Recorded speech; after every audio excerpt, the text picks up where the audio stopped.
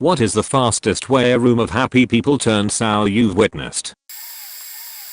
Bad snowstorm started about 4 AM a few years ago. My co-workers and I were texting each other thinking no way would they make us come into our job today. We are non-essential workers. We're all home waiting for the email to go out regarding whether or not our boss would give us the day off. Email finally goes out around 7:30 AM saying that we would have a shorter day but everyone must show up for work by 9. So I layered up, cleaned off my car, shoveled out of my parking spot and headed to work on very precarious roads. I got to work on time and was greeted by my co-workers who were all pretty happy just to not have gotten into an accident on the way over. All of the clients and meetings had been cancelled so there was a party-like atmosphere. Just as we were talking about playing charades, we get another email from the boss saying because road conditions were so bad they were closing the agency after all and everyone had to go home. This was 20 minutes after we had all gotten there. I have never seen 20+ people all scream "Are you faking kidding me" at the same time before. It was absurd and everyone was pissed. In Portugal during the World Cup. Get there early to find a street bar in the center with a big screen. Place is soon packed. England start really well and everyone is singing and laughing. All of a sudden the bar up the road erupts into massive cheers. Lots of people go out into the road to see. Apparently someone just dropped an entire tray of drinks. We all laugh and go back to watching the game. 10 seconds later England score. Our bar erupts and we spill into the street. The bar up the road is deadly silent now. Weird point, the game starts again and the bar up the road starts shouting again. Nothing in the game. What's going on? People look up the road again. Can't quite work it out point, then a really bad tackle goes in and the penny finally drops. Our bar's TV is the only one using satellite and all the other bars have cable. Our feed is about 20 seconds behind everywhere else. Every exciting moment is audible about 20 seconds before we get to see it point. I've never seen a bar empty so fast in all my life. When I was a kid, there were about 6 ace families in our area who were a good group of friends. Regular holidays together, kids all close friends too, and in the same classes at school etc. point. The backstory was that one of the families kept noticing money going missing from a drawer in the master bedroom. They had an older son who was getting the blame, but was denying it point. Fast forward a few weeks and it's their younger kid's birthday, and everyone is at their house. Usual script was the kids' party would be late afternoon, then in the evening the kids would end up playing games in some bedroom as the adults had a few drinks. Kids were happy because we got to stay up late with all our friends. Parents got to have a few guilt-free drinks. This night was going as normal until we are all shuffled out and home earlier than usual. We got the full story the next day. Once the kids were out of the way, the owners of the house had turned on their TV and pressed play on a video. On screen there was CCTV of the bedroom where the money had been going missing. Clearly in the video you could see the wife of one of the other couples sitting in that very room, going into the drawer and taking money. Apparently they switched off the video, said what you saw is exactly what it looked like, and asked that couple to leave. Everyone else left shortly after. This story took place my freshman year of high school. I was in an extremely small 5th period theater course with maybe about 10 or 15 other people in it. We were a very well-behaved class that acted more like a family than anything else. It was fun. However, one day we got a substitute teacher who I'll call D. D was old. She had short white hair, permanent scowl, and always wore a jacket that looked like a duster. That particular day she was angry, and you could tell. She had a difficult time with the computer playing the movie, so she was yelling, fussing, and blaming her ignorance on us. In our class we had several tech-savvy people, but she refused all help because we were too risky. Eventually she gets it to work, giving us the chance to ignore her. Around 10 minutes into the film someone realized she hasn't said anything in a while, so they look over and see her eyes opened, still, and unresponsive. They turn to the rest of the class, who are still focused on the movie, and alerts them. Everyone begins to freak out. People are taking flash pictures of her, waving, etc. everything to get her to respond. Eventually she woke up, yelled at us, then went back to sleep with her eyes open once more. It was the freakiest situation ever, but the good news is that I never saw that sub working for my school again. I wasn't there, but when the Metallica concert in New Delhi was cancelled, 30,000 fans were already at the venue, super excited and waiting for 3+ hours for the concert to begin. India is not exactly a hot destination for big musicians, so when Metallica came over for their first concert in India ever, people flew in from all over the country to attend. Metallica is pretty popular in India as well. I hear angry fans rushed the stage and broke equipment after the cancellation was announced. Edit. For those asking why it was cancelled, while the said 30,000 fans were waiting, said 3+ hours, some of the security barricades at the stage gave way and couldn't be fixed. So the organizers cited safety issues and just cancelled the whole thing. I think the organizers were arrested for breach of trust, because the whole thing sounds shady, to be honest. Also, not all 30,000 fans broke stuff. Video of the raging. Edit 2. In response, the comments saying the place getting trash validated the safety concerns and cancellation. I disagree. 1. The crowd was angry at the organizers and started raging after they cancelled. They were more than happy to see Metallica, and I don't think they would have started attacking the band or something while they performed. 2. The organizers are at fault for not investing in better safety measures like stronger barricades, limiting tickets to a manageable audience size, or getting a bigger venue. This is not the first concert in time and there are many established techniques to manage safety. I'm not supporting the vandalism, but think the safety concerns and subsequent cancellation were not the crowd's fault. A little backstory. I was about 6 or 7 at the time. My dad was addicted to coke and meth, and was using both daily. He really hated me because I'm autistic, and would constantly say hurtful things / hit me, etc. Sometimes he would do mean things to me, and then would go to play with my little brother and he would tell him to shun me as an extra punishment. I would sometimes go days without talking to my family members, as ordered from my dad. Anyways, this was a day where he was being particularly awful in the car on our way to Best Buy.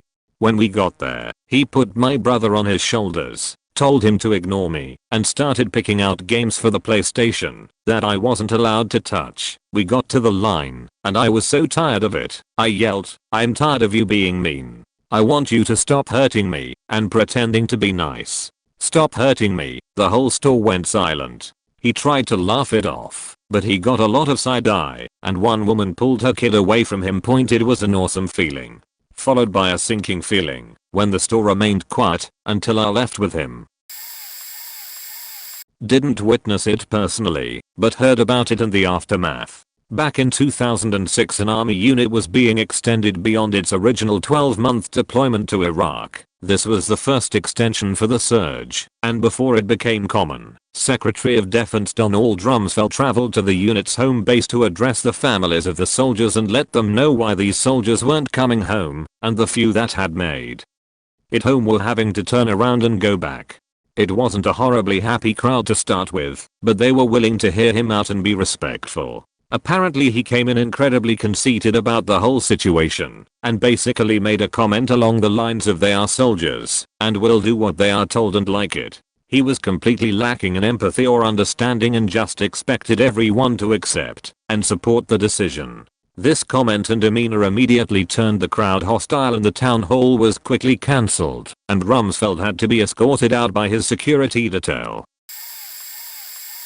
I worked as a contractor at a tech company, hoping to get hired on as a full-timer. There is only one day left on my contract and the VP of engineering calls me in. Oh, good. She tells me that she was really happy with my work and thanks for putting in so much effort to make it work. And good luck in the future. Bye. So I was quite disappointed. Then they had a big company meeting, and as I was heading to the conference room, the VP stopped me and said, "Hey, sorry, this is for full-timers only." Okay, well, not only was I disappointed, but I felt like some rejected outsider too, after 2 months there. So I'm sitting at my desk as my now friend coworkers go into the conference room. 10 minutes later, they all walk out, loudly talking, and I ask my buddy what's going on. The company ran out of money and is bankrupt. Going out of business as of today. So all my coworkers are suddenly unemployed and very unhappy. I, on the other hand, horribly, feel great. Not because they all lost their jobs, but that I know that I wasn't rejected for a full-time job because my work sucked or they didn't like me. I felt grateful to have even had the contract at that point. Then we all went across the street to a bar and spent the rest of the afternoon there. It's amazing to see people in the morning working hard to hit deadlines and goals, trying to solve some technical issues. Then in the afternoon, just say fuck it, who cares now, and go drinking.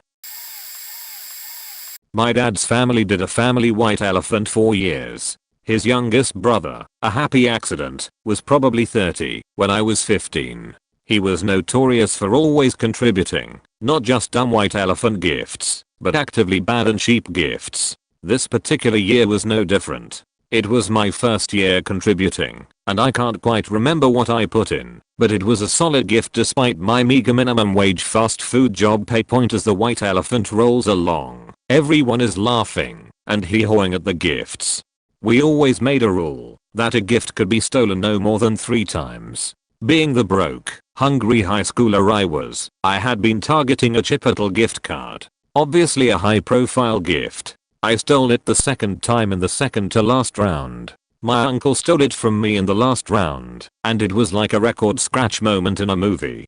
Since it was a whole family affair, it was typical custom that the older folks take the bad gifts, and especially a fork spore, to take a good gift when you contributed a bad gift point. That is literally the only time I've seen my dad and 2 of my other uncles ever yell at someone else in their family point. Pretty sure that was a last family white elephant point. Edit. I'm making fork spore a thing.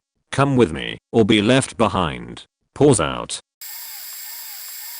You just reminded me of a coworker I had at a previous job. He always spoke at top volume, never shut up, and believed every conspiracy theory under the sun. Weather is made by a machine, the moon is hollow, you name it, we got to hear about it. For some reason the boss liked him, possibly because they both smoked pot, and he and a few others got away with murder, while the rest of us worked our ass off. One morning he didn't show up for work. It was the best morning ever. Everybody was happy. We were so happy we realized we'd forgotten what it was like to be happy. We had conversations at a normal volume. We talked about normal things. We laughed. It was glorious. Shortly before lunchtime, he showed up. The mood died instantly. Have you ever heard someone stop mid-laugh and silence fall across the room? It was like that, but the silence lasted for about half a second before he was bellowing out his reason for being late. In a way, it was almost worse than if he'd been on time, because it really opened our eyes to how much happier we could be with him gone. I was a manager at a movie theater. When Endgame came out, it was absolute hell. I'm talking 24-hour showings, with showtimes starting as often as we could squeeze in, constantly surrounded by teenage employees who were struggling with hordes of people. It was a big-name theater, one of the fancier ones, that had restaurants and bars built into the theater. We often got special recipes for limited time. Only food and drinks for the restaurant, to make based off of movies that we were showing. Hot wings for Lion King, special drinks for Fantastic Beasts, etc. One of the brilliant minds up at corporate decided to name a drink Stark's Demise. We had to put up dozens of signs with a very obvious spoiler to a very popular movie well before the movie even started showing, because corporate required us to, and we were subject to random visits at any time by corporate. We had many complaints and had to give out lots of free sheet to make up for it before corporate mailed us stickers with a new drink name to cover the signs, because apparently they got enough customer complaints that they finally realized it was a bad idea in the first place. A couple of friends and myself were having a low-key get-together in high school. We were all drinking and having a good time playing beer pong and whatnot. Next thing we know, we hear a loud as bang outside. The proximity of the sound and direction was right where all of our cars were parked. We all went out there to check and see what happened. My car had its tire blown up and mirror ripped off. My buddy's car parked next to mine also had the mirror ripped off. So now a bunch of underage kids who had been drinking had to apprehensively call the police to file a report. While the cops are on their way, we discover a cell phone that belonged to the girl's ex-boyfriend, whose house we were at. My car looked very similar to the guy's, who she had been hooking up with, so that's why my vehicle received the bulk of the damage. I had absolutely nothing to do with their love triangle. The cops show up and were super rude to me. I casually cursed a couple of times just being upset. Yeah, no, since my car's tire just blew up and mirror got ripped off for no reason. The cop said if I kept cursing he was going to write me a ticket. Had to deal with all of this while pretty inebriated. Everyone was pretty upset by the whole thing. TLDR, casual underage drinking ruined by jealous ex-boyfriend.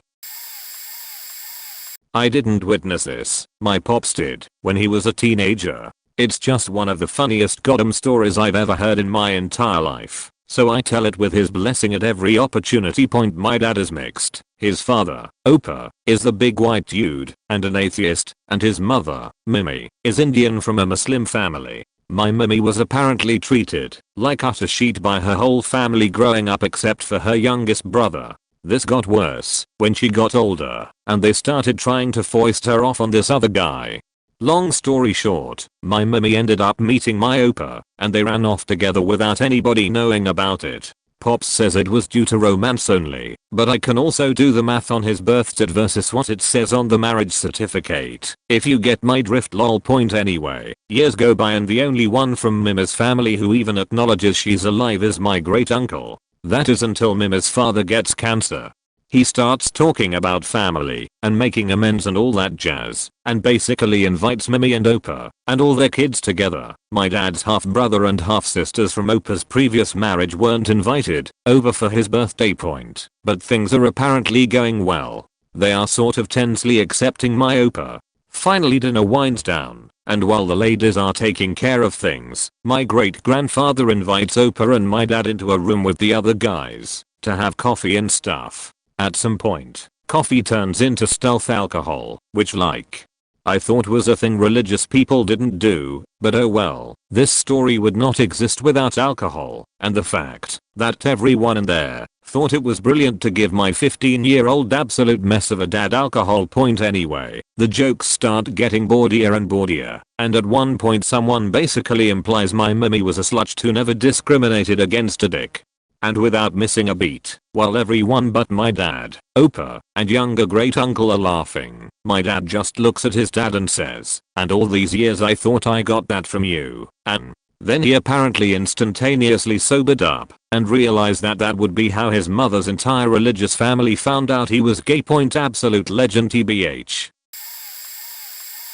In college a few of my pals and I tried to start a fraternity just for laughs. We had a friend who was very junior in a local hotel's catering/sales dept, and she got us a good price for something of a formal. We were told we'd be sharing the bar with a wedding party. All of us young and none of us familiar with wedding receptions, we assumed she meant private room, same time as a wedding reception. We bought this giant plastic lawn chicken and wrapped it in aluminum foil as a wedding gift. When we got to the hotel it was explained that the wedding was dry, and she meant if we went to the hotel bar, there would likely also be wedding guests there. Duh. Of course. So a handful of us, stupid haircuts and punky clothes, went into the reception to present the bride with our plastic lawn chicken and explain the funny, to us, near mix-up and wish them well. She was very confused, thought a gang of hooligans was crashing her wedding. Then she unwrapped the chicken at our urging and freaked out, screaming for her daddy that we were crashing/ruining her wedding. Dad and uncles came over. The more we explained the worse it got. Tempers flared, some grabbing and shoving. They threatened to call the police. We stopped talking, agreed to leave, and let her keep the plastic lawn chicken. This was about 1995. I wonder if she still tells that story. I worked for a big company. My whole office was an experimental operation and we were hired as hourly workers. Not temps, exactly, but I can't remember the exact designation. 3-year contracts. Further, we were contracted out to clients with the vast majority of us on contracts with extra hours, so we billed and got paid. Anyway, the company decided the experiment was a wild success and the exec in charge told us in a meeting that we were all getting big raises. Over a month later, we had an off-site meeting for all of us, a couple hundred in total. We were then told that we'd be transitioned to regular employees and salaried at a rate of whatever we were paid currently for 42 hours, like 2 hours, meaning no more big ot for us, while the company could still bill lot from the clients. The regular designation meant nothing other than number 3-year mark to worry about. Benefits were unchanged. About 95% of us ended up losing money, a fact we all realized immediately. While sitting there. There was a lot of noise in the auditorium. It got really rowdy. Exit. Typus. Mobile. Edit 2. This meeting led to the mass exodus of people seeking better pay, including myself. It was a shit show for over a year, and they lost a couple clients. However, they continued to hire at a feverish pace, with the noobs having lower and lower skills, and then even getting paid less, like 2/3 the norm. They could do this because economic conditions strongly favored employers. Eventually, about a year or so after I left, and economic conditions improved, the situation became unsustainable as people started to revolt, and they were forced to give actual raises. Still crap pay but not terrible. In college I took a PE class. Since the first day there was a guy, he looked to be in his late 30s to early 40s, that would complain about the rules/syllabus of the class. Nobody liked sitting with him before class, because he would begin to rant about some mundane thing that happened in his writing class, or whatever it was he chose to be angry about that day, and he'd go on to say all these college kids don't know how good they have it. I was usually the one sitting with him, because I didn't want him to feel left out, and I figured, if he let it out on me, he would leave the others alone. That class was really shy, because this guy was overly competitive/opinionated, so nobody really wanted to pass/take the ball to/ from him. One day he didn't show up, and the chemistry in the class was so amazing. Everybody was happy and encouraging. Sportsmanship and fun ruled the court. People were talking and laughing until the end of class, where almost everybody left in a group to the lockers, and even after that they still hung out by the gym. The next day, he didn't show up, and the chemistry started to build to even higher heights than the day before. Suddenly, he arrived. He was about 15 minutes late and the atmosphere completely disappeared. Everything got awkward and people weren't playing, they were just participating. No more shouting or laughing, no good try or great shot. It was just quiet. It really made me realize the impact a person can have with a sour attitude. I always wish the teacher would have a talk with the guy, but what would they say? I saw the guy once more during winter term, but never again after that. My brother and I were the ones who were happy, then devastated. My brother and I were in the basement. Our house is small, so his room is in the basement, playing video games. I was about 9 at the time, and he was 13 or 14. He would never let me play, so I was watching, and continuously asking to play. Then my grandma, whom I live with, and whom I've lived with since I was 6, comes down. She has this somber look on her face and she asked my brother to pause the game. This part of the story I will remember for the rest of my life. Gee, hey Kev, could you pause the game? Yeah. Sure. My brother then pauses the game. My grandma sits down on the bed that my brother and I were already sitting on. Me, what's up? Gee, it's mommy. She's passed. My brother started crying. I cried silently in shock. The three of us sat there in a hug crying for what seemed like forever. I didn't go to school for 2 weeks, and when I did I wouldn't talk to anyone. Background: my mother was a drug addict that smoked and had been in rehab for about a year. TLDR. Sibling video game bonding turns to tragic news being broken. Final year of BronyCon. Closing ceremonies. Everyone was excited for a big finish performance on stage during the closing ceremonies as the final send-off to the big event. As well, we always had the policy to clear out a room prior to the next event. That way we don't get room campers that will sit in a room and play on their Switch all day until the one panel they want to attend comes up. Well, the convention center security overrode us on literally the highest attended event we've ever had, forcing us to not clear the room. Not even any time to argue it, as they delivered the call to us about 5 minutes before the prior event ended. This news was delivered to the audience that was preparing to head out, and to the huge line of people waiting in the next room over, watching on remote monitors. Okay everyone, we've got a lot of people to fit in here. I need you all just to scoot on over just a bit. Thanks." That one innocuous statement turned into a goddamn riot in the next room over when the people that had been waiting in line for an hour realized that the room wasn't going to be cleared and that they probably weren't going to fit into the room that was already nearly full. There were literally groups of people that tried to attack our security team and cause absolute pandemonium. It's the effect of what happens when you have your highest attendance ever in your smallest space you've had in 6 years. So much happened that we wish we could have done better, but by the time it all came together and we realized what was going on, it was too late to change anything, and we had to do the best with what we had. My college graduation ceremony. Commencement speaker was supposed to be a famous sculptor who was an alumnus and was known for being stoic and extremely hardworking, and was expected to give a speech about working hard and being focused.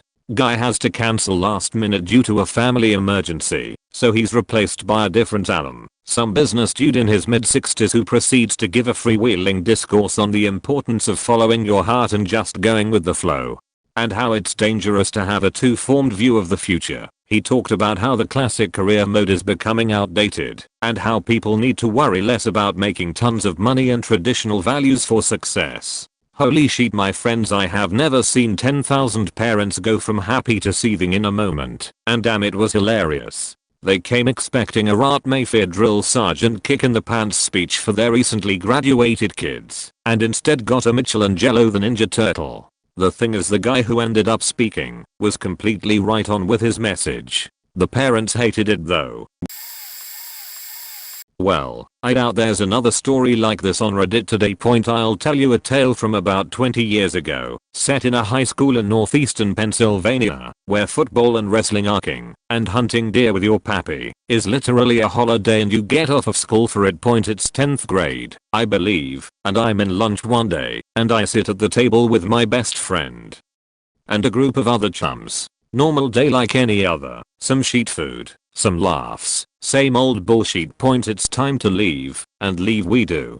The throngs of school children perform the mass exodus, jarring and pushing each other into the cramped hallway probably designed to accommodate half the current population of the lunchroom. My best friend, well, he was a little off, to put it mildly. Almost undoubtedly autistic. He was an odd duck. Very funny kid though, and although he had plenty of antisocial behaviors, people generally loved him, and the off-the-wall shit he would do and say. At times, he was a space cadet, that is, he was so in his own head he barely seemed to register what went on around him.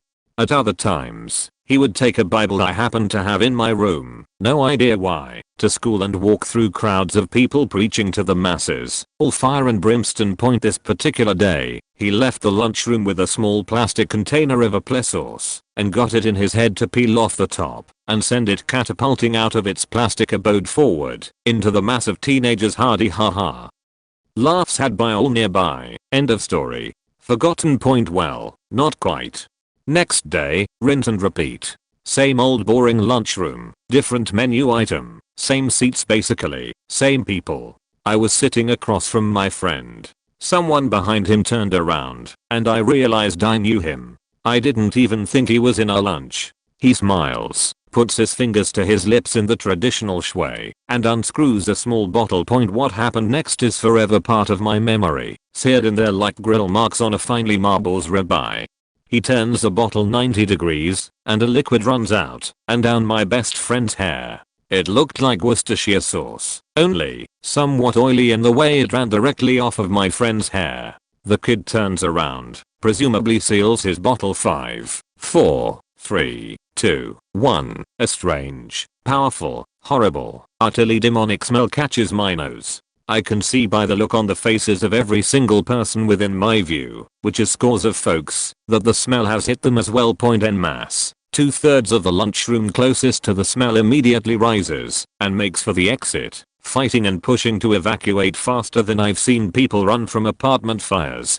My brain struggled to comprehend what I already knew deep in my heart. The smell was connected somehow to that mystical bottle that guy had, the one I solely had witnessed. However, my body, full of base desires and aversions, moved with the herd out into the hall, far away from the source of that smell. The person who got most, if not all, of the sloppy catapult load of applesauce was a kid we knew. Hell, he was friends with a good friend of ours, however that friend had a different lunchtime. The kid he hit rode his BMX bike, got into fights, did drugs, and failed classes.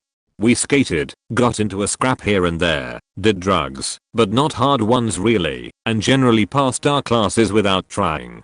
I'm not sure how, but that guy managed to find out exactly who applesauced his ass, and probably spent a good while figuring out exactly how to pay him back. As I exited the hallway, I saw a bottle on the ground on the left hand side of the hall. I picked it up and kept walking until I felt I was in a safe location to read it. Buckler. I had never heard of this concoction before, myself, not being a hunter, had no earthly reason to come in contact with a liquid so powerful, so destructive, so vile. I threw the bottle away. I got home and found out that it is buck urine, collected through sheds with metal slats in them and concentrated. Apparently, only a drop or two was necessary to attract ear, being so powerful a stench. Roughly half a bottle was poured onto my friend. Roughly 150 to 200 people decided at once to stand up and make for the nearest door, with the remainder of souls not far after, I'm positive. My friend left school that day to go home and get cleaned up. I have no idea how they handled it before his mother showed up, how she handled it in the car, how he handled it at all. I never spoke to him about it, and he never spoke of it either. I warned him, but it all happened so fast. Both he and the dude who did it considered it even Steven after that point, and so that was the day I learned about buck urine, its amazing capabilities, and what to use when someone incurred my wrath, requiring revenge to become necessary. The stuff can total a car. No one could tolerate being in that car, like that scene-filled episode with Bo. The perfect place for this story. It was the second week of 4th grade, and I for one was still angry that summer was over. I imagine many of my classmates were too. For some odd reason, kids started having dentist appointments throughout the day and got pulled out of school by their parents. It was odd because why are all these appointments today, and b, we usually knew about them beforehand. Given that it wasn't my business, I didn't think about it too hard. It was towards the end of the day. There were maybe 5 kids left in my class when one of the administrators came in. We still didn't know what was up. Then they said we'd have Wednesday off. Hooray. No school tomorrow. We were happy. I was thrilled. Then they told us that 2 planes had flown into the Twin Towers. There were some other planes that flew into other buildings, but those weren't just a few miles away, so I didn't think about those as much. My mom picked me up from school. My mom never picked me up from school directly. I'd have an after school program or something. When I was in the Navy, a refueling tanker aircraft crashed on our runway and caused a big fire. A few weeks, about a month later, we had a maintenance division emergency meeting. Everyone was urgently needed to perform an emergency FOD walk down on a neighboring landing strip. Got as foreign object debris / damage, literally anything on the runway that could be sucked into an engine, from the tiniest screws to tools, to small animals sometimes. This guy in our squadron with no social awareness made the joke, "What, did we have another plane crash?" We did. Training squadron op for enemy G crashed. Pilot ejected after impact and either died or was seriously injured. The FOD walk down was to clear the runway of all the pieces of the now destroyed aircraft, so the remaining aircraft didn't all have to divert to another airfield. I never followed up on it, but that room got real quiet and real dark, and that sailor had to have an ethics meeting with the chief's mess, which was basically a gangland beatdown. 1. TLDR. Step Aunt Fac's whole family, Stay Up family reunion for the shrubberies, at the local Baptist church no less. My aunt, blood uncle's wife, forbade my blood cousin, said aunt's stepchild, from attending. Cousin Shrubbery showed up anyway, because it is her family too, and she was 18 at the time. Pretty much everyone is happy to see Cousin Shrubbery and starts taking pictures with her, and has a great time, except Aunt Not Blood. When she sees cousin she goes absolutely apeshit. Screams, "No. You are not welcome here. Get out. Why are you all talking to her?" She was told not to be here. All my cousins are fairly close with each other. 6 of us are all within a 4-year age spread. Several of us come together and tell aunt that cousin is welcome and that she needs to chill the fuck out before she has a stroke. Aunt tries to bull past us to get in cousin's face to tell her to go away. One of our group plants their feet and shoulder checks aunt. That went over well. Aunt Not Blood starts wailing about how her shoulder is damn near broken now and how dare we, and carrying on. Then calls the cops to report my cousin trespassing on church property and claimed assault against cousin. Footland point. The whole room looks on in disgust and I don't think anyone said more than hi. Oh hey, I gotta talk to that person over there now. Bye to her for the rest of the day. My granny, rest her soul, I was there at her last Christmas before she passed at the age of 93. Anyway, me and my cousin were the only in the family that had showed up for Christmas, which once was the family hub for Christmas. Well, after we eat dinner with her and are talking and she's telling us stories of a better time the door rings and it's our other cousin, the pastor, and his congregation just basically stopping in at the end of the evening so they can say they had been there. So I myself am furious as well as cause, but granny seemed happy, so I stayed cool. So they are being all preachy and holier than thou when granny decides to start telling dick jokes. I lose it laughing as well as cause we have never heard granny talk like this and she was just battering the room with dick jokes. Well, all the proper Christians decided instead of letting granny enjoy herself that they would start talking and preaching about that being improper and whatever. So now I'm boiling mad and stand up to confront them when she yells out, "Merry faking Christmas, happy faking New Year, now get the fuck out of my house." The people who really love and care about me were already here and we were having the best Christmas I've ever had before you guys came in. Granny got bad sick and died a few months after this, but that will always be my favorite Christmas story. She also fetched it at a funeral once and cleared out the room. It was so disgusting and I knew who did it, but she was cool, calm, and collected. She also cooked a ham with the plastic still on it and me and cuz ate it anyway and told her it was the best ham ever. Today, when my son somehow fell through a vent into the basement. We just moved into my boyfriend's childhood home while we rent ours out and it is very old. One second he was there, the next he wasn't. I heard a loud bang and went to get him because I thought he just knocked his chair over. He wasn't there. I heard him crying but couldn't see him. Then I realized the vent was lifted. I said, oh my god, he fell through the vent, and we bolted. Me, my boyfriend, his brother, and our friend. Years ago his dad was apparently supposed to fix those. All this time his mom thought there was wood underneath the piece of soft material he had under the vent. Turns out no. My son is fine. He must have grabbed a pipe and broke his fall somehow, slid down his back and landed on this little ledge down there, then scooted off onto a pile of dirt. Our friend said he was standing when he looked down there and he was standing walking towards us when we got down there as well. We're all extremely lucky. He's a little over a year, 14 months. Mom and dad guilt is real though. We were right there, just talking in the dining room, and he was in the corner in the living room. We feel sick still. My only thought was I have a dead child. My son is dead, so yeah. Scary faking day. Kinda blowing steam off by writing this, so sorry. The last holiday I worked, all the salespeople were told they could leave by 2 p.m. so long as all their orders were put in. In the warehouse, we didn't care as long as the order could be thrown into testing and can be shipped out the next day. All was quiet in shipping until 1:50 p.m. when 2 salesfolk put giant orders in. We were scrambling in the warehouse to find all the parts. Some had to be removed from in-situ storage cabinets requiring special tools that the one guy had who was not in that day, have them tested. Unfortunately, a few pieces required testing that lasted 2 hours. Then cleaned, packed, and ready for shipping. Everyone scrambled. Sales came to the warehouse to apologize, but I wasn't having it and something didn't sit right. I kept pressing, then found out that they actually had the order ready by 10 a.m. but totally forgot to submit it. I excused myself, walked outside the warehouse door, let out a string of unsavory words at the top of my lungs, came back inside, apologized for excusing myself, and said we will get the order out.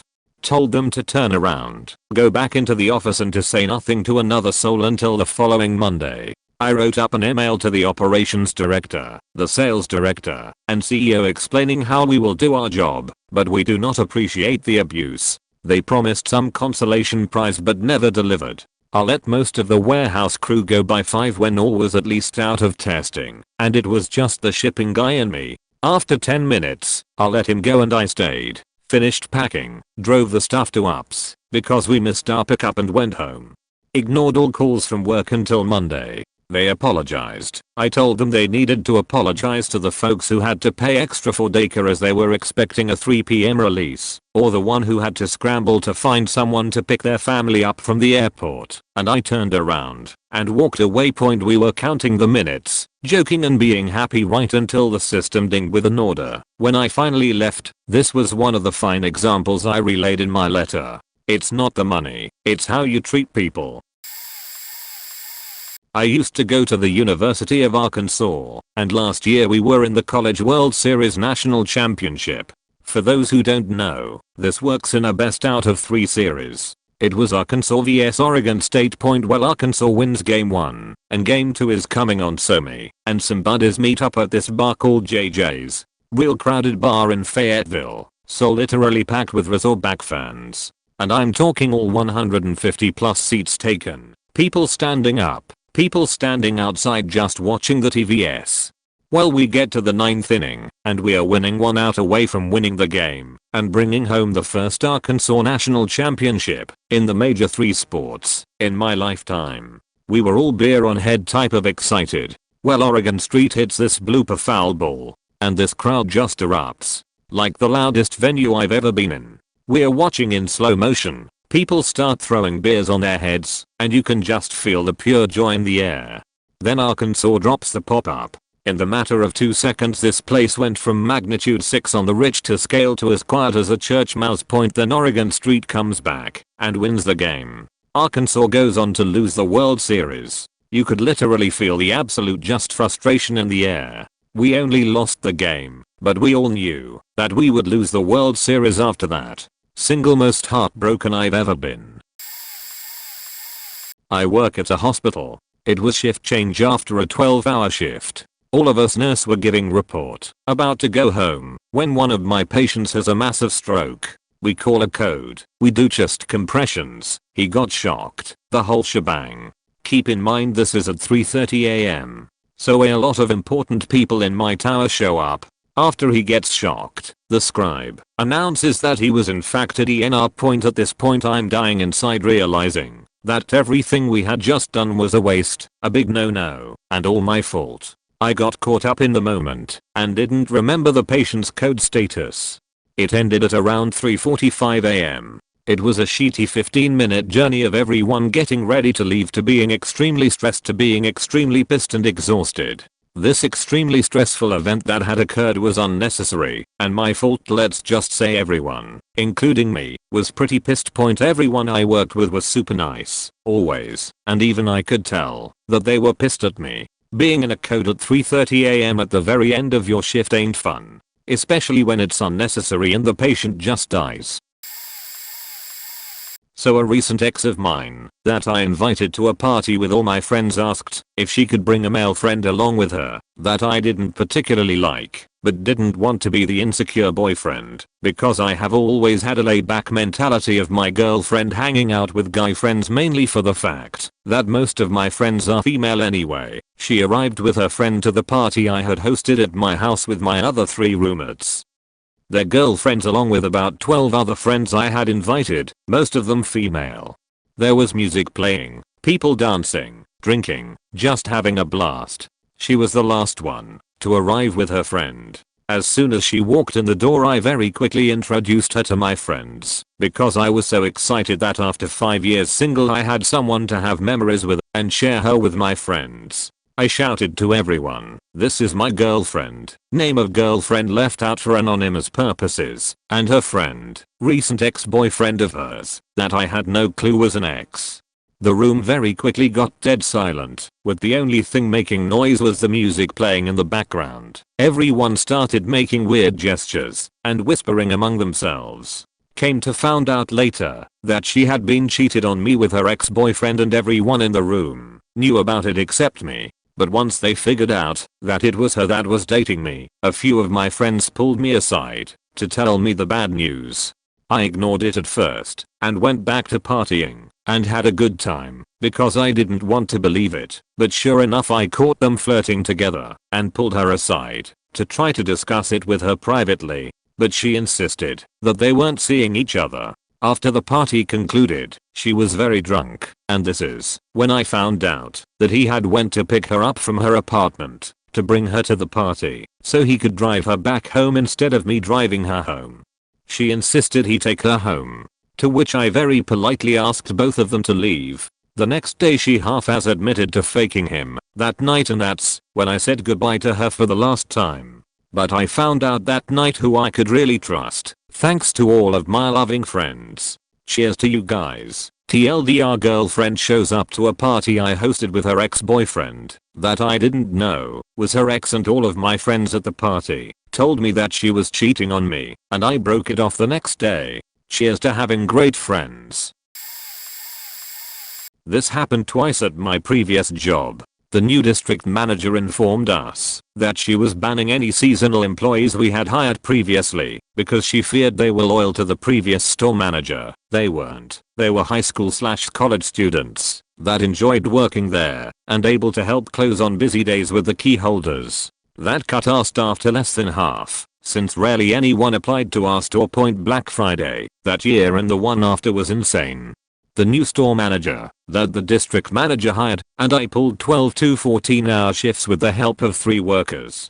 The following Monday for both years we were chewed out by the district manager, and we just shot it back in her face that it was her idea to not let us hire dependable workers and refused to give us any extra hours. When we did try to hire new people point the last year the store was open, the store manager fired her babysitter after the babysitter was caught stealing from her. The first couple of weeks the manager was bringing her daughter, 5 years old, to work on the day she had her. Manager kept insisting she was looking for a new babysitter and was going to get her ex-husband to help pay for the new sitter. Well, that never happened. Point manager decided to tell us after the 4th week of no new sitter she wouldn't be hiring one and just bringing her daughter to work from now on. This wouldn't have been a problem, but the manager never brought things for her daughter to do and used up most of our office supplies to entertain the kid. That day she told us was when we all just stopped trying and just did the bare minimum until the store closed at the end of the year last year when the mall decided to remodel.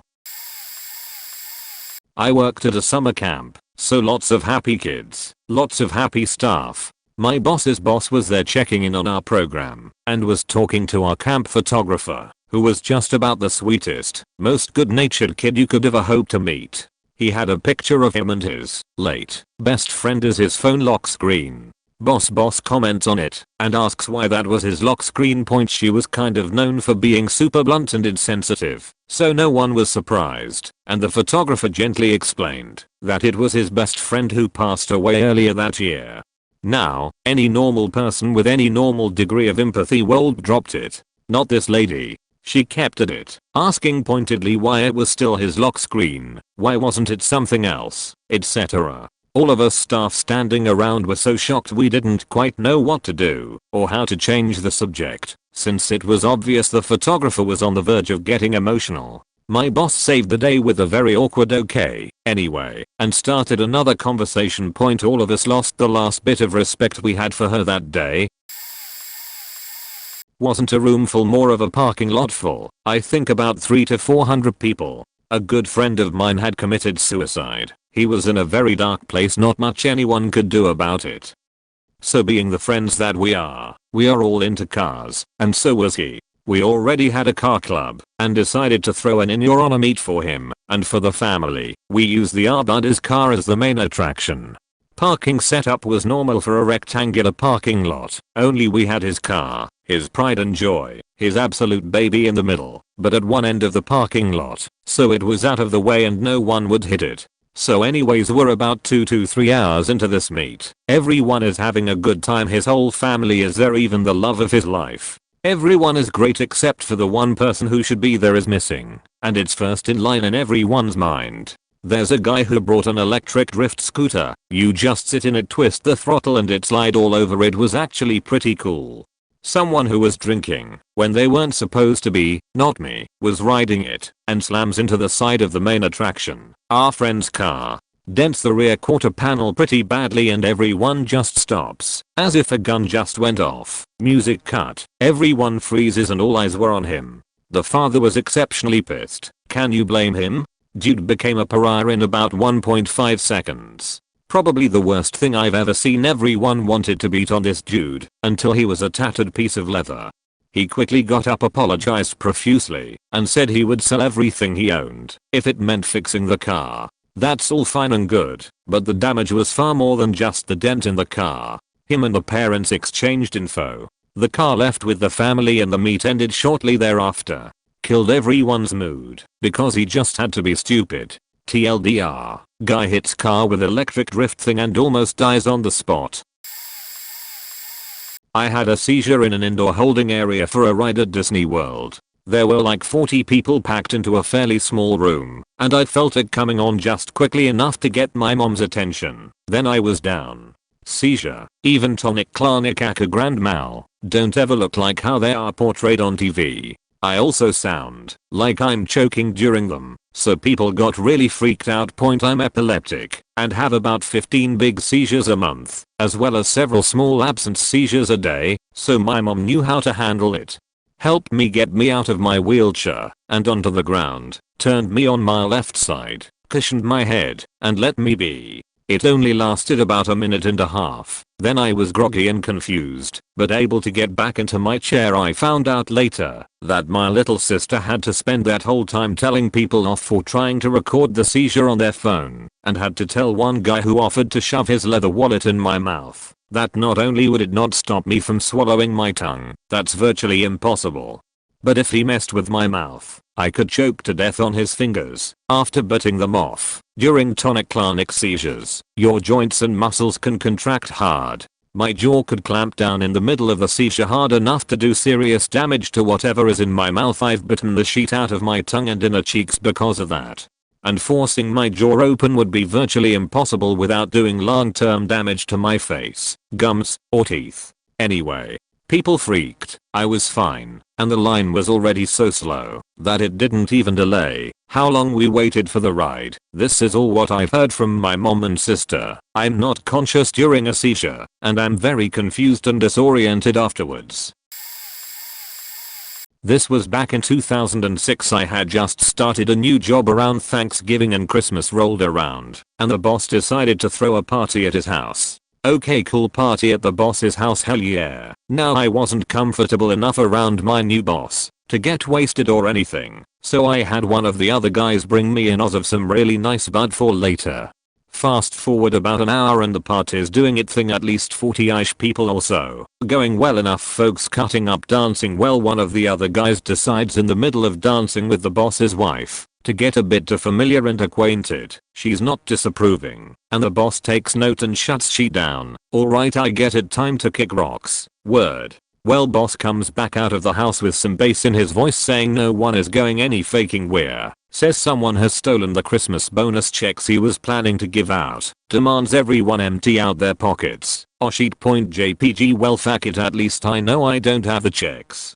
Boss makes his round my way. I start flipping pockets. Keys, wallet, cash, phone. Fuck it, slam fat sack on the table. He looks at bag, back at me, back at bag, then looks me dead in the eyes and says, well, you ain't got the checks. He shuffles around some more guys when his wife comes from inside the house with the checks in hand. Boss passes out envelopes and gets to the guy filling up. His wife hands him an envelope and then fired his as guy was at least top 5 in the company, been with him for a good while. Fuck it, let's go home now. Just shy of 30 years ago, I was a teenager and the trainee chef at Friendly's restaurant, which is an ice cream shop and diner. Not quite a sit-down restaurant, and not fast food. Somewhere in between. From the grill, I had a clear view of the entire restaurant. Because I was the trainee, this wasn't a typically jam-packed part of the day, but the restaurant was about half full. In one booth, about half the restaurant away from where I was standing, was a young couple and an absolute brat of a child in a wooden booster seat. Both parents had their heads down as this kid was a monster, throwing food, acting up, etc. It's what constantly grabbed everyone's attention, including mine. Then I saw him push his way out of the seat, and he stood on both sides of the armrests, like he was a gymnast. I stopped a passing by waitress and told her to look, which she did. This kid started shifting his weight back and forth, left and right until the inevitable happened. Everyone but his own two parents saw it happen, but everyone heard it. Down this kid came, tumbling awkwardly, and whack, his head smacked the tiled cement floor. In that moment, a few patrons gasped, but because I had basically watched it happen, just as the kid took that exceptionally large breath of air, so he could scream bloody murder, it happened to be quiet for just a brief moment in time. It was in that brief moment that I, for some unknown, smartest reason, told the waitress I was standing next to, "Ugh, I'll get the mop." Every customer in the store heard exactly what I said and immediately glanced and/or glared my way. While this kid was a monster, I became public enemy number one, and it was undeniable. I had to go into the back room, and don't recall how long it took for me to return. The following is a story about the only time I legitimately thought there was going to be a mutiny. Point back, when I was in the Coast Guard, there was this one time we had just finished a really nasty 2-week patrol. I'm talking nasty, choppy, 20-foot seas for just ever. And we weren't going downs well, where the waves would carry us forward all nice like. Oh no. We were going up swell, which meant anybody trying to get rack time got to experience an anti-gravity chamber. The cutter was only 87 feet long. For frame of reference, I'm giving you all this backstory so you understand. We get up to the harbor, and everyone musters up in the pilot house to do our standard entering port pre-brief. Boilerplate, as usual. Everyone knows their roles. We are going to stop at the fuel pier, then head in for a glorious week of solid land. Early liberty, a day off at the captain's discretion. It was a well-earned reprieve point as we are about to break and take up stations. The nearby sector hits us up on the radio. We find out that one of our sister ships, the one who was going out after us, had some kind of mechanical issue, and the other sister ship was unable to get underway because they were doing engine room replacement stuff. So the plan changed. We were going in, fueling up, and stopping at the pier just long enough to restock the galley and acquire changes of clothes, then heading back out for at least another week. In front of us all, the captain agrees with no reservation in his voice, sounding almost eager to please. I can only imagine he was picturing what great bullets this would make for his OER. No mention of crew fatigue, mitigating factors, or exercising his right to refuse. Oh no, not good old Captain Semper Paratus as we finalize the new plan. The room going from happy to sour is an understatement. Like I said at the start, it is the only time I legitimately thought there might be a mutiny. Maybe not soured, but shocked and utterly silent. Point I was about 20. Me and my brother threw a party in our parents' house, about 20 or so friends attending. Point. So we have this one guy at the party that's a bit of an outsider, only knowing my brother directly and me, and a couple others a little. He likes to talk a lot, and says a lot of weird shit, absurd jokes and the lot, not used to be drinking, and turns worse with the impulsive stupid things he says when drunk. A lot of somewhat funny things had been said when he suddenly turns to one of my friends that he have never met before and says, "Eric, I'm going to rap your sister." Yeah, stupid thing to say, especially to someone you don't know. This guy didn't even know if my friend had a sister or not. It was just an completely impulsive comment that made no sense. Point it gets worse. Point the thing was that my friend had a sister. She had tragically died just 2 weeks prior to the party from cancer at the age of 8, less than a year after being diagnosed. Point yeah.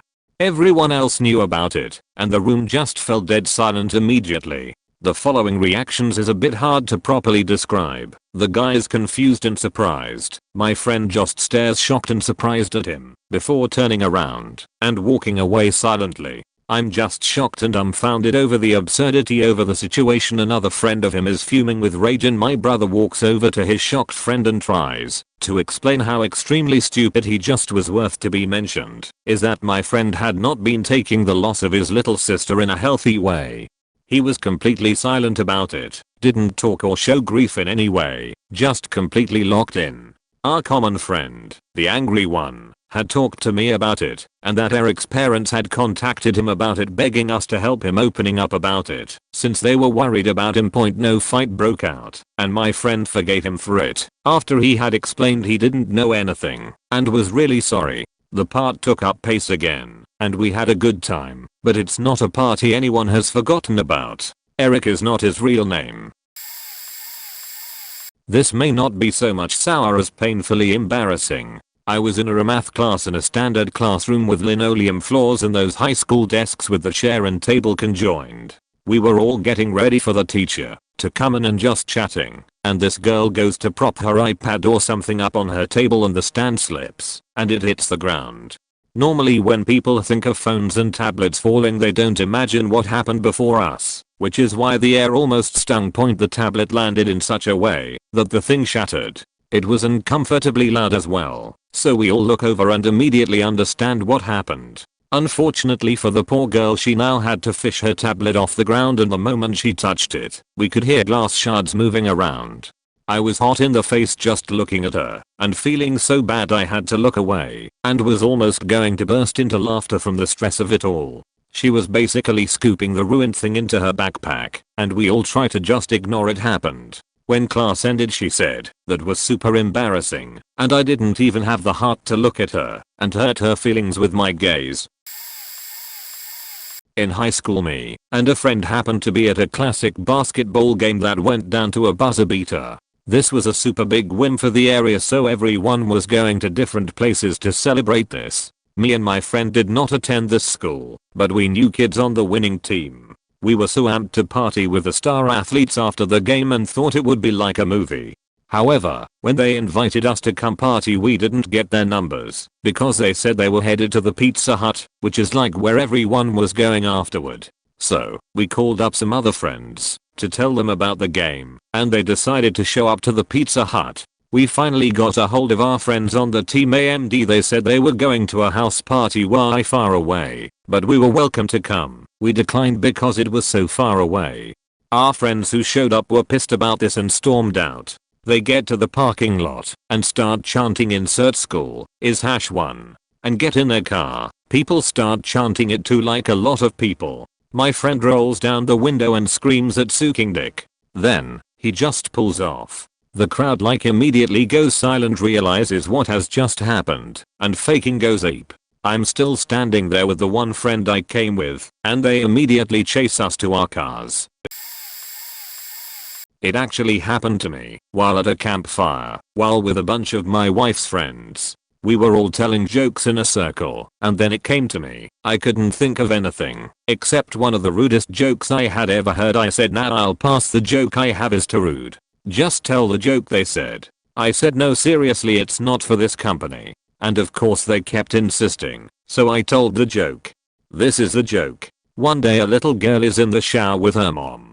During the shower she looks at her mom's chest and says, "What are those? And when will I get them?" The mom smiles, looks down at her daughter and said, "When you're around 12, 13 you will start to grow what are known as boobs." The next day mom had to leave early, so the little girl had to have a shower with her dad. Being that it was the first time in the shower with her dad, she notices that he has something between his legs that she doesn't have, so being inquisitive she says to her dad, "What's that? And when will I get one of those?" Her father smiles at her and says, "It's called a business, and you'll get one about 5-10 minutes after your mom leaves." You could literally hear the crickets. I was 18. Met girlfriend's sister's boyfriend and his mates and their girlfriends, who were all a few years older than me. We all worked at the same company, but didn't mix because of the age gap, but were all brought together for my girlfriend's birthday dinner. I was obviously a bit out of my depth with these cool guys, and sat there quiet most of the night. We got onto a discussion about shit going on at work, and I thought, wow, I heard something that was funny and may get me in in with the cool gang. So I cleared my throat and said I heard one of the guys who works in Department X apparently had a blowjob off of whoever in the elevators a couple of months ago. I heard his girlfriend almost killed him, but he keeps getting these blowjobs on the sly. Stony silence. I rapidly found out that my girlfriend's sister's boyfriend's best mate, who was at the table with us, was the recipient of the said blowjobs, and his girlfriend was sitting next to him. The party broke up and everybody left.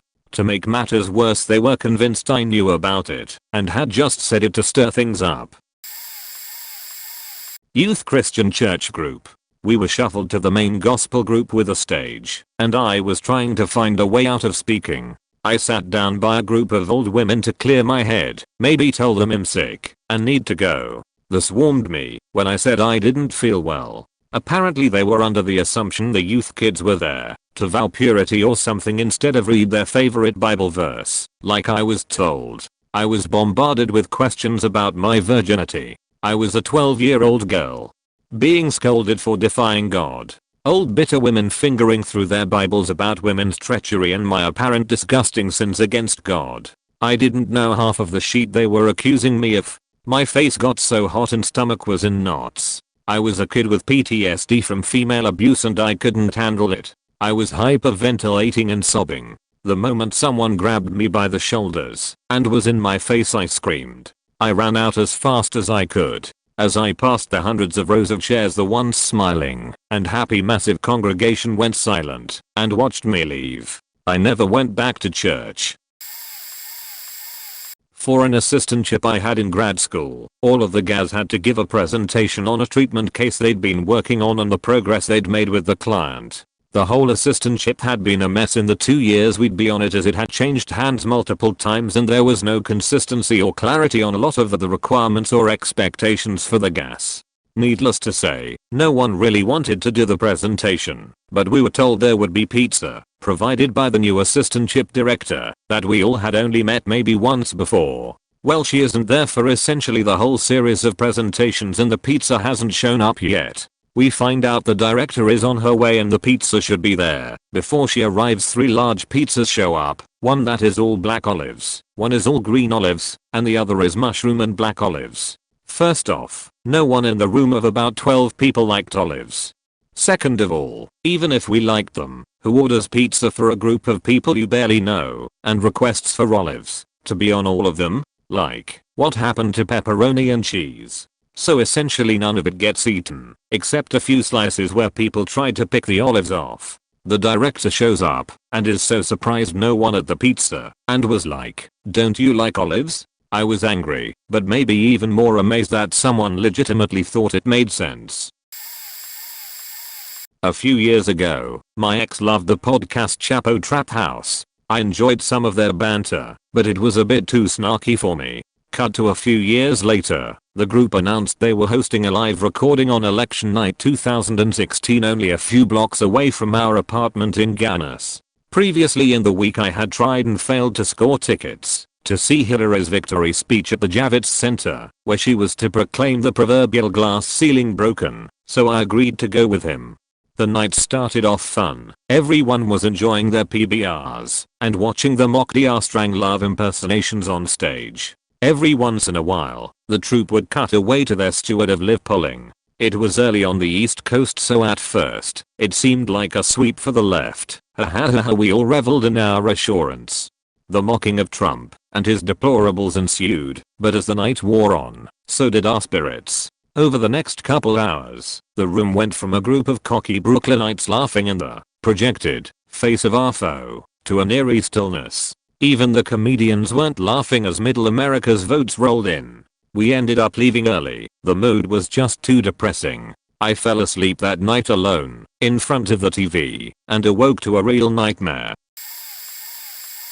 Worked on a team where myself and my coworkers were very fond of our team lead and manager. We were one of the happiest, youngest, and most productive teams in our region. Our manager would set up team events every so often where, to celebrate our success, we would go out and do something social, like Top Golf, or Dave & Buster's, or go to a nice restaurant. Some recent changes to how we are supposed to work had bummed some of us out, changes that this manager had fought against on our behalf, but we were still generally very happy and universally excited for the team event. We had a fancy breakfast at a homey restaurant before heading out to a board game bar. We had all started our games, were eating, drinking, and being merry and so on. When my old manager stood up, got everyone's attention, and announced that he was going to move to another location, swapping positions with another manager in the region. Also, the team leads were swapping at the same time. We congratulated them on their new positions, but everyone was visibly disheartened. Now several months later, it's clear that most of the team from that time started looking at new jobs and positions around that time. I was working for a company that had two sides on the West Coast and East Coast. The West Coast side was pretty much just management and upper staff, while us East Coast workers were the entry level and underpaid grunts. About 2/3 of the way into production, our managers tell us the owner/founder of the company was coming to visit and give us a pep talk. We all gathered into the main room and the boss pretty much just roasted us for 2 hours. He told us how we sucked because we hadn't been in the industry very long, or as long as him. He told us inspirational stories about when he used to work on big time TV shows and he slept at the office all production just because of how dedicated he was. He also told us he was bringing in someone that was going to fix us, and the guy had worked on nosediving productions and saved them. Up until then everything seemed to be going great and we were on schedule, so this all came as a shock. The boss then told us in a chipper way to get back to work. I've never seen a room so full of silence and anger before. People straight up left for the day and called in sick for the week because they didn't want to be there around the owner. My team of 25 people was in a meeting room, October 2018, with a manager many levels higher up than us. He told us right there that we all would lose our jobs steadily within 6 months as they are moving the branch to a different city 250 kilometers away. And all of us was given the opportunity to move there with the same job and same salary. Not even our team leader or her boss and her boss knew about this. Everyone was instantly furious. Our team leader slammed the table with a "what the fuck" response was, "But I'm giving you all the opportunity to move to X." No, they would not pay for the move or fix a place to live. After that people started leaving the room. Angry OFC and the fun workplace and team spirit was killed. People was job hunting instead of working, and everything just turned to shit. I was asked to stay the whole 6 months, consultant, so I got a salary either way. By the end there was 3 people still working there the last month, and 1 was internally moved. 1 was fired as he started a bunch of drama for management. Can't blame him, but he couldn't win it, and I was put on paid leave until further notice. After a 3 months at home, as they planned to keep me for an upcoming assignment, I found a different job and handed in my resignment 2 months until I could leave. They got furious and started throwing me at a bunch of shit jobs. If I refused, I would get fired with no pay. But I was honest with the people that got me in and they understood and declined me. And so it continued until I could start my current job that I enjoy much more. It was an eventually I'd say. It was Christmas time, and I was about 15. I don't come from a home of riches by any means, but my parents always go all out for Christmas. It was the first year when my brother and I would both be receiving monetary gifts, instead of consoles, or the newest game, etc. I was personally super excited as I had been able to select 2 food chains to receive $100 gift cards towards. At the time, I was big into skating, and I'd skate all day around the city and neighborhoods. I chose Subway for while I was skating, and Chili's because I wanted to start dating, so it seemed like a good choice. That same year was my dad's 2nd year of literally making it rain on my brother and I. He would wait until we were done with presents and shell out, imagine strip club style from a devout Christian, $500 for us both, all in $20 bills. He enjoys it, we enjoy the shit out of it, and it brings us closer together as it's all just really silly and wholesome. At the time, my parents were doing renovations they had been saving for/working towards, ongoing for at least 8 months. They had contracted one of our newlywed cousin's husband to do all the work. Jack now, keeping it in the family and showing them that we trust them in our home. Welp, rewind to Christmas morning. Our presents are all done, being torn to shreds, and the battlefield had finally calmed down. We knew, as per the year before, what to expect next. However, what came after was not what any of us expected. Everything was gone. all the gift cards, all the money we were to be doused in. This year my dad planned on giving us more than $500 as we had both sacrificed gifts for money as we were striving for independence, and a few of my mother's priceless pieces of jewelry, which we didn't know about until a few days after this discovery. My mother was decimated. She doesn't work much, because our dad has always been the breadwinner. Nothing insane, he just made enough to get by, and then a little extra. This year, however, had been different. 2 jobs after almost a decade of not working. One at a garden, where her bookwork was vastly underappreciated. She basically fixed their entire history of fiscal gains and losses, and working as a bookkeeper at a realty org. All of us were silent as my mom just absolutely let go of the last 19 years of raising my brother and I, crying like a faking baby. It had crushed her. It was, in fact, the cousin that had stolen everything. He never even had a chance to deny it, as we caught him using the Chili's card literally an hour before we found out it had been stolen.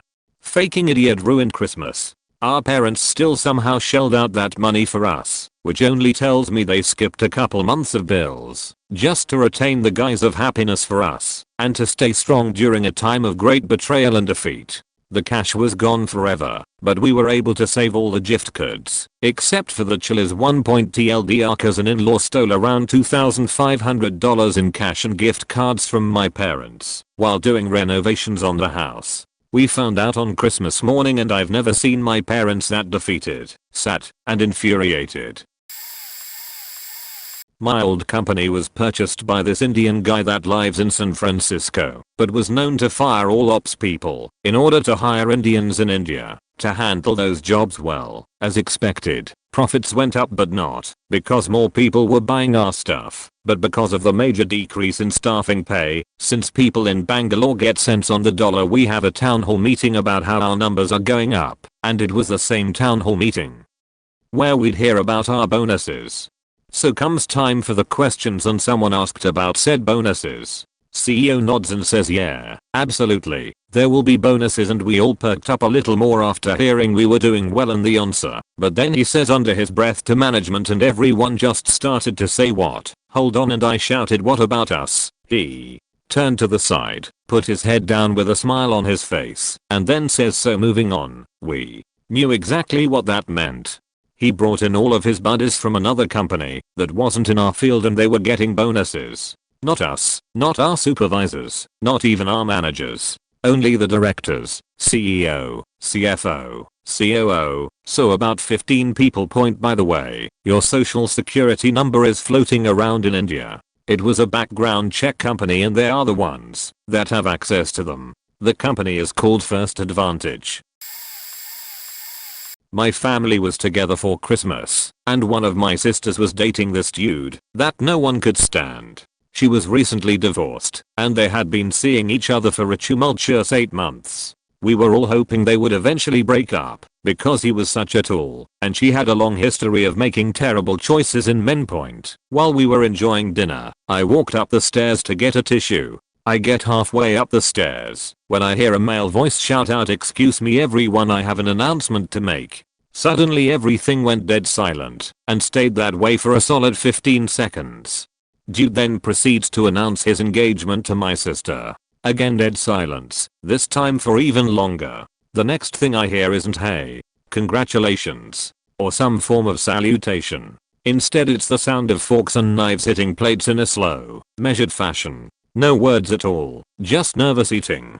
I walk back down the stairs, mortified on many levels, and congratulated them. After another awkward pause, everyone else slowly follows suit, albeit begrudgingly. Best of intentions aside, dude inadvertently took a sheet all over our Christmas. One by one family members finished eating and started finding excuses about why they had to suddenly leave early. The sense of shock and disgust was completely palpable. I felt sorry for the guy. That's a tough thing to take in at a moment like that. To this day I've never seen a room collectively behave in such a manner. It really was something out of a movie, completely cinematic. John Hughes couldn't have done it better. Postscript, they did wind up getting married, then divorced 5 dysfunctional, sheet-filled years later. The divorce proceedings were epic. During Christmas a couple years back, everyone was gathered at my grandmother's house for celebrations. We have a big family, so it's rare we're all in one place. Folks were dancing and exchanging gifts, complimenting one another on food, and sharing memories of Christmas past. Now my grandmother had mistletoe hanging in the middle of the dining room, and if you passed under it, you had to kiss the other person. This was mostly a fun excuse to give my grandmother a kiss from her grandkids or aunts and nephews, uncles and nieces. Well, everything is going swimmingly until two of my cousins pass under it. My male cousin, 25, goes to give my female cousin, 17, a peck on the cheek, and she says, "Don't you touch me." To ignore. You could kind of see the mood start changing as she left the room. We insulated my grandmother from hearing any of this, because she is very old and stress makes her ill, but it was revealed privately only moments after that 10 years prior, my male cousin frequently molested her in the garage at family get-togethers. He had apparently had some sort of legal punishment, but it wasn't very severe as he was 14 and the two families involved tried to keep this from being a huge family scandal, and she was too young to know everything was getting swept under the rug. He hasn't been seen at family gatherings since, and she's gotten more love and support from all the family members who knew nothing about it before. I felt so terrible for not seeing this, that I resolved to be a better friend to her, and though we weren't all that close beforehand, she and my girlfriend are now very good friends. But that night, it was complete holiday joy turned to misery in a snap. I was at a Christmas party with my close friends from high school during our winter break from college. One girl actually invited a friend from school who she admitted to liking a couple nights before, when we were hanging out. We'll call her Sarah and him Joe. This was our first time meeting Joe. It was at the point of the night where we were all pretty drunk and starting to crash, but we were all still in a good mood. Sarah was sitting on the couch next to Joe, and on the other side was our other good friend. We'll call her Nina. To put it shortly, I look up, and Nina is making out with Joe right next to Sarah. Sarah freaks out and storms upstairs. Nina realizes what happened and starts crying because she hurt Sarah's feelings. Now they're both crying and we are all trying to calm them down. Eventually Nina falls asleep. Sarah calms down a little and we get our sober friend to drive us to Steak and Shake at 3 AM. We went back to Nina's house and spent the night, but then we all left the next morning before she woke up. Nina and Joe have been dating for almost a year now. Let's see how this year's Christmas party goes. TLDR, my one friend drunkenly made out with my other friend's crush right in front of her and everyone else at the party.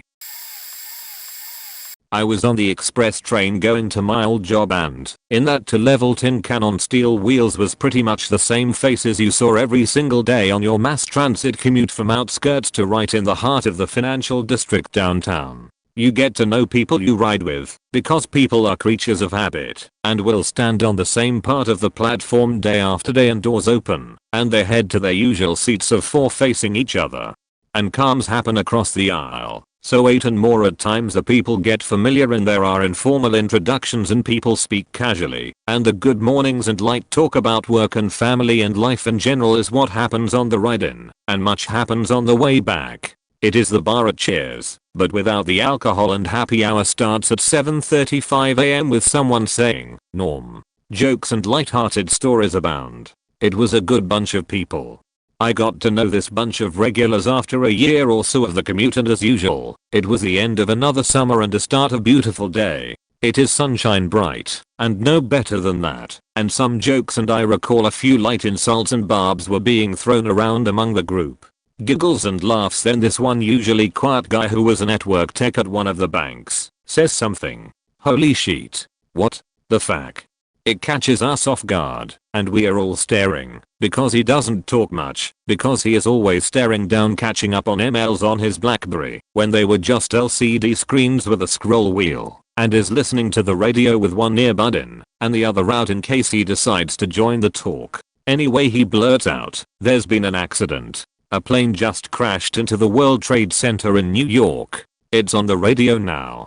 We are 2 stops from the main terminus downtown where we all get off, and people near us are overhearing what he is saying, and he is parroting the news report, and there is a weird quiet that starts to spread on the upper deck of the train. The mood went from happy to hospital emergency room tense and quiet. We say our goodbyes and get off and head our respective ways, and the train station is barely buzzing about the plane crash that happened because none of the greater population knew about it yet.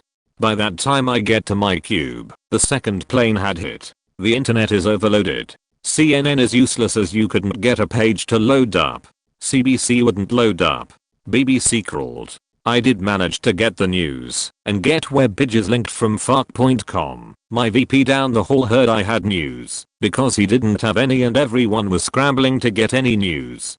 He was a part of a group who would call the shots in case of emergency, and he called the CEO, who was watching the big TV near his office, and he conference called a bunch of EVPs from my cube telling me to click through pages. We got the evacuation order about 10 minutes later because we were in one of the tallest towers in the city, and by 10:45 am I was back trying to catch a train out of that place. The train ride was deathly quiet, and for 10:30 am departure, it was sardine packed.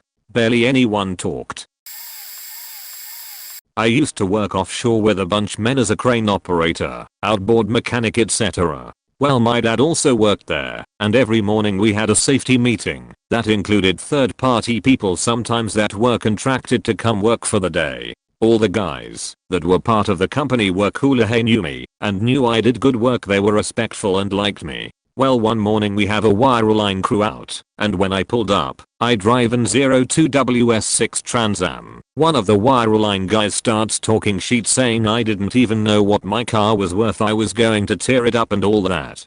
Well, no one liked that. We get in the safety meeting, and he tells me to make him coffee. No. Why would I make you coffee? Everyone knows how to use a Keurig. Well, he snaps back that it should be part of the secretary's job to make guests coffee. The whole room stared at him and wasn't putting up with his shit. Chuck, one of the head operators, let him know very clearly that he was there to work, not be a guest. Then the whole job was awkward because I was the crane operator and helping sail the barge out. I was in the first grade. There was a pair of twins who had a number of health problems. We'll call them Anna and Jenny. After coming back from winter break, only Anna returned. Us being innocently curious 6-7-year-olds questioned her after days and weeks of asking where Jenny had gone. We finally got an answer during recess. In the most calm, nonchalant way she explained that her sister had passed away during open heart surgery. No tears. No trace of grief. Nothing. She went right back to skipping rope. Some kids kept trying to interrogate her. Those who believed her began to cry. Others just kept playing point, though many of us didn't believe her for various reasons. One being we really didn't understand the concept of death. Perhaps Anna didn't understand or believe it herself. Point on Valentine's Day, we were in class having free time on the classroom rug while eating our Valentine's Day candy. We were laughing, smiling, joking, being stupid 6-7-year-olds. Everything was great. Then, her parents came through the classroom door to pick her up for what I believe was a doctor's appointment. They walked in, stood before us, right in the center of the room as they waited for her to pack her things. While doing so, they greeted us, and we bombarded them with innocent nosy questions about what/why/where they were going. Again, keep in mind we were all sitting on the rug super excited, loud, and talking over each other. One girl got up and walked towards them as the room fell silent. She looked the mother dead in the eyes and said, "Anna has been lying and saying that Jenny died. We don't believe her. Is it true that Jenny died?" Midway through her question, Anna's mother fell to her knees and began to sob uncontrollably. A lot of us didn't understand. We were all blank-faced, staring at Anna, then her parents, then at our teacher, and then at each other over and over again. The unbearable silence and sobbing went on for what seemed for forever, until our teacher and Anna's father escorted her and her mother outside. Our teacher along with the tar gave us a long talk about personal questions and death, and also called the girl's parents. But she wasn't in trouble, of course. We spent the last hour of school in almost complete silence. Although there was a bit of snickering here and there, it was still awkward. We didn't see Anna again after that Valentine's Day. We later found out that she had not only gotten pulled out of the class, but from school and district as well. They had moved away. Maybe it had already been planned. Maybe that incident was the last straw. We'll never know. Had a crazy scenario in my old job once. The company was going through restructuring, and they weren't kind about it. Little info. CEO that loved talking openly about his many vineyards in France, kept talking about budget cuts, overpaid management, etc. Anyway, the work was language based, meaning 90% of all employees had a mother tongue other than English. The company was based in England. Well, in one meeting, one boss came down to have a presentation about the restructuring of permanent employees.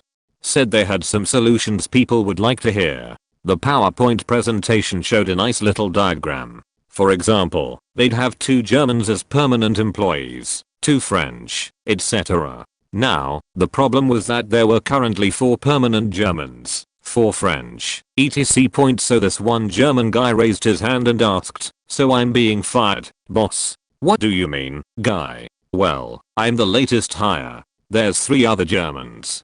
So 2 of us are getting fired, and I guess one of them is me, boss. Well, I think we should talk about that later." Turns out this was the case for quite a few languages and people. People in that meeting weren't happy. Edit. I should add that the way the company fired these people for redundancy was illegal. They literally started hiring for some of the same roles a couple of weeks afterwards, when they realized they actually needed the permanent staff after all. I wasn't one of them, but I told people to sue the company. Nobody did. They just wanted to move on. Was working for a company. The workers were really fed up with the schedules that were being handed out by the schedulers. They really were all over the map, and while things might have looked good to the schedulers seeing it on paper, the reality was really rough. Anyhow, during a meeting the managers announced day in the shoes of, and explained that they were going to have days where people would come spend a day in the shoes of their coworkers. All the workers cheered at this, assuming this mean they were going to have the schedulers come and sit in with the workers and see how bad the scheduling was being done. The mood quickly turned when the management explained that they intended to have the workers come in on days where they had no clients, normally a day off for the worker, and sit with the schedulers. Edit. The job and crap schedules would often require a worker be in the building for 15 hours in one day, with a large majority of that time being face to face with clients. Then a real possibility you would get to go home for 8 hours and then be right back at it the next day. A bunch of my family rented a huge beach house together for a week. It was my brother, his wife and 2 kids, me and 3 of my kids, my son's best friend, 2 aunts, my younger brother, his girlfriend, his best friend and my mom and her husband, so 16 of us total. My mom is bipolar and a drug addict. Sometimes she takes her meds and stays clean and is herself, who we all love. When she starts using, she stops her meds and becomes a raging, abusive asshole. At this time she had been clean and stable for quite a while, or else no one would have agreed to letting her come. Vacation was going great. Lots of beach days, fishing days, boardwalk nights, game nights, reminiscing, etc. The second to last day she fell off the wagon. We were all eating breakfast, laughing and joking, when we heard her start screeching at her husband. Like off the wall, losing her mind, flipping the fuck out. In unison, we all just got up, grabbed our beach bags and walked out. No one said anything, we all just had the same reaction. We went down to the beach and continued where we left off, enjoying our vacation. She came down to the beach later and asked where everyone went and why we all left so early. I once saw a crowd of thousands go from happy to sour while I was in the middle of it. Springsteen at Hyde Park for Hard Rock Calling had just brought out Sir Paul McCartney to play some Beatles songs. Crowd utterly amped, now not just for Bruce but also McCartney and Beatles songs. Springsteen even made a comment about no big deal, but been waiting 50 years. And then they turned the power off less than 2 full songs in. Because Bojo had all sorts of noise restrictions, and the people running the event didn't want to risk getting fined.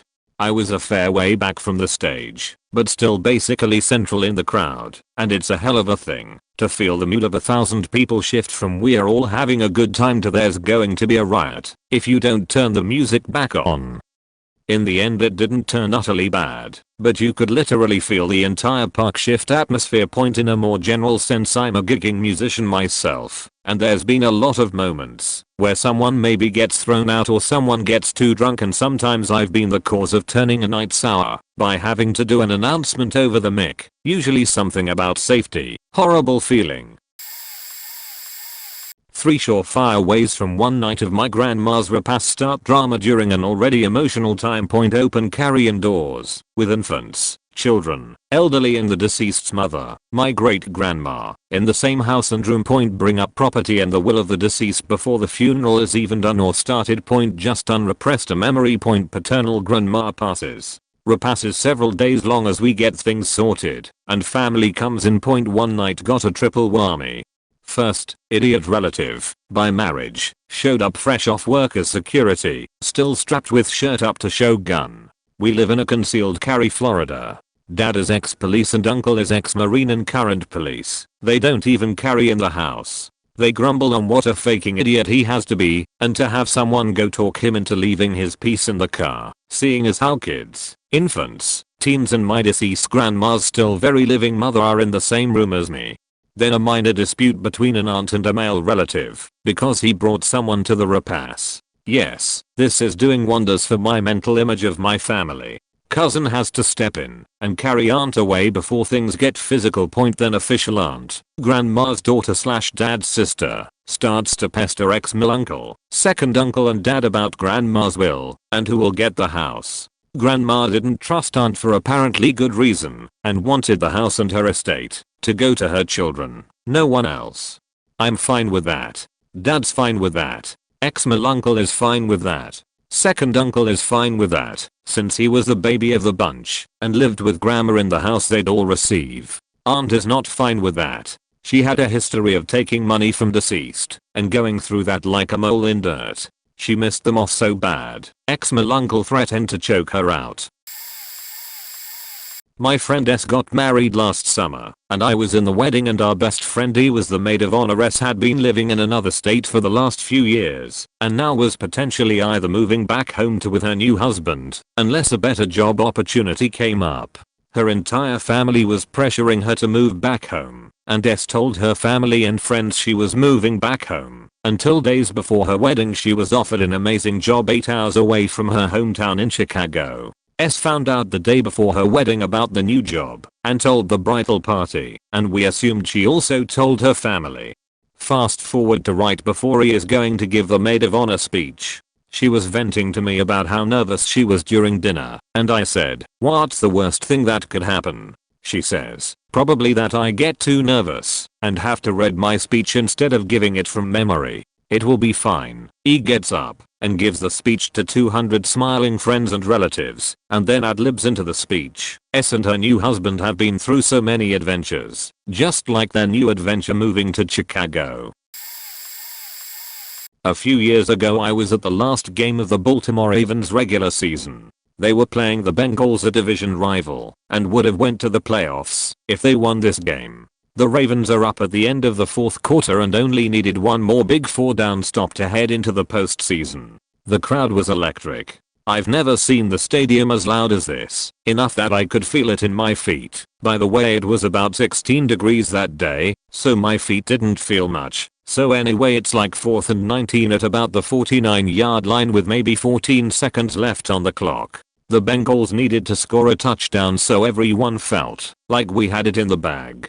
Crowds erupting as Andy Dalton corks back and delivers a pass to one of his receivers, which then breaks the tackle of 2 D-backs and then proceeds to walk into the end zone. The crowd was silent. I mean silent. Like in the matter of an actual second, it went from a complete roar of emotion to absolute silence. You could hear the mice snacking on the fallen popcorn. Silent. Then everyone began to walk out quietly with their heads down, as if we weren't going completely apeshit less than a minute ago. That's when I realized the significance of watching live sports.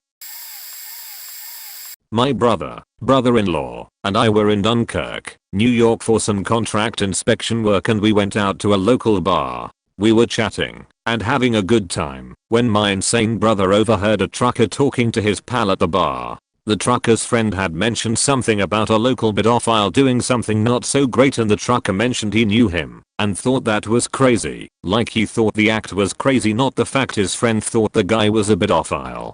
Well, my brother thought that was the trucker sticking up for the pedophile and said in a very not so nice tone, pedophiles are the scum of the earth and that guy is your friend. Now, everyone just went uncomfortably quiet very fast and looked over at the two of them. They proceeded to have a loud argument with my brother, slurring all sorts of anti-pedophile shit at the trucker.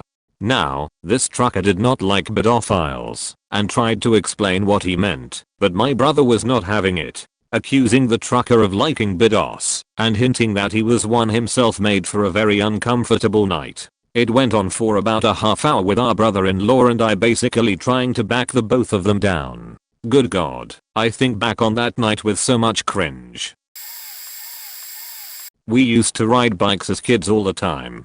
It was out in a little neighborhood in the country. We were supposed to stay in our neighborhood, but always went down the busy road to see friends in other neighborhoods. One night at around sunset, my buddy was out, and either he didn't see the car didn't see him, I don't really remember, but the side mirror of a car dinked off my buddy's head.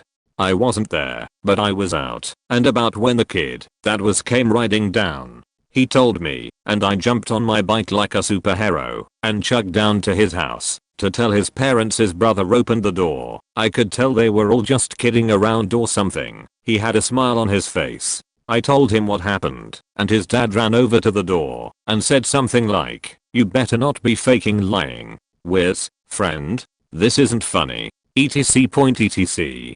While I'm desperately, by now, trying to explain to him that he needs to stop being mad at me and do something, I'm thinking, fuck, I'm just a kid. Do some adult shit, man. It's time for an adult. And has just thinking in playing a joke. I've never played a joke like that in my life. He eventually apologized, and anytime I've seen him over the last 20 years, has always had a nod and a smile for me. But that's the first thing that popped in my head when I saw this. Was on a military exercise that ran terribly. Not enough food, fuel, ammo, etc. A lot of training that was too grandiose for the time limit we had. Guys pulling guard shifts for 6 to 7 hours because people were getting pulled in 50 million directions. HQ was pretty much off the hook, so all of the infantry/combat arms companies got stuck doing every job you could think of. Even the NBBQ had not enough food for us, and the HQ staff ate before we did. Everyone was on edge and just waiting to pop smoke and go home. Canadian Army training in the States. Next thing we know, we are told there were not enough flights, and it was 50/50 of either you stay for 3 extra days or go home. Pandemonium ensues. Glow stick wars. Guys kicking over or stuffing themselves in Porto Johns. Guys ripped apart a deer that died nearby. Platoon commanders leading their troops in singing off-color songs very loudly. Some dudes parading around with a gong show. Get it? Pretty sure a tent was burnt down and none of the hires dared stop it. I was a junior NCO at the time, and my guys and myself were content on sitting in the tent lines, smoking, trading snacks, playing music on some mini speakers, and watching the end of the world. The closest thing I've ever seen to a mutiny. I was once in school on a morning in February 2018. Where I live in the south coast of England, it rarely if ever snows. However, in the middle of this huge ass German test, the window I was sat next to suddenly caught my attention. It was snowing hard. Within minutes the snow was about 2 inches thick on the ground, and it only got deeper. My school gathered all pupils together in the main hall and announced that the school would be under temporary closure. My school is a grammar school, so people come from as far away as 80 miles by train every morning for my school, and never have I seen so many public transport riders moaning, "Are you bloody serious?" in my life, as the trains were cancelled too, and parents had to come and collect their kids. Yeah, I know, us Brits tend to overreact. Nevertheless, I was happy, as I lived a mere 20-minute walk away, and off I toddled into what was unbeknownst to me an 8-day school holiday, only a week after the actual school half-term holiday. This storm was called the Beast from the East. If you wish to verify this story, it affected most of England, Wales, and Scotland, and I believe was the worst snowstorm that my country had seen in a number of years. I got to go home for 8 days and play with my brand new puppy that I had got less than a week earlier, so all was well. I was in a bar in South London in 2004 watching England v France in a 2004 Euro football match. France were much better than us back then and somehow we'd managed to hold them off in a 1-0 lead for the whole 90 minutes of the match. Everyone was so elated. Drink was flowing. The crowds were all cheering. Strangers were now friends, the mood was electric and everyone was really happy, which is a rarity in Croydon. Then Zinedine Zidane scored for France in the first minute of extra time and then got a penalty by diving and scored a second goal in the third minute of extra time.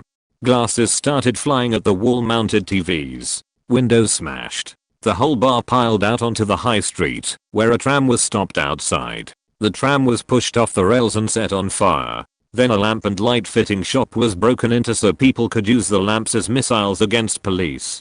There was a full-on riot that night.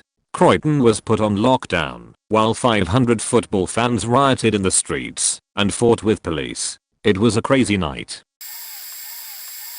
Not me personally, but my dad. When he told me about I was glad I wasn't there to see it for myself. He was attending a colleague's wedding. As the bride was finished dancing with her man, her father, well into his 80s, came up to her to kiss her and congratulate her. It was all very sweet. The ceremony was flawless and both bride and groom were on cloud 9 with happiness as well. Right as the bride's father moves up to kiss her, he keels over and passes away in front of the crowd and his daughter. The EMTs were unable to revive him.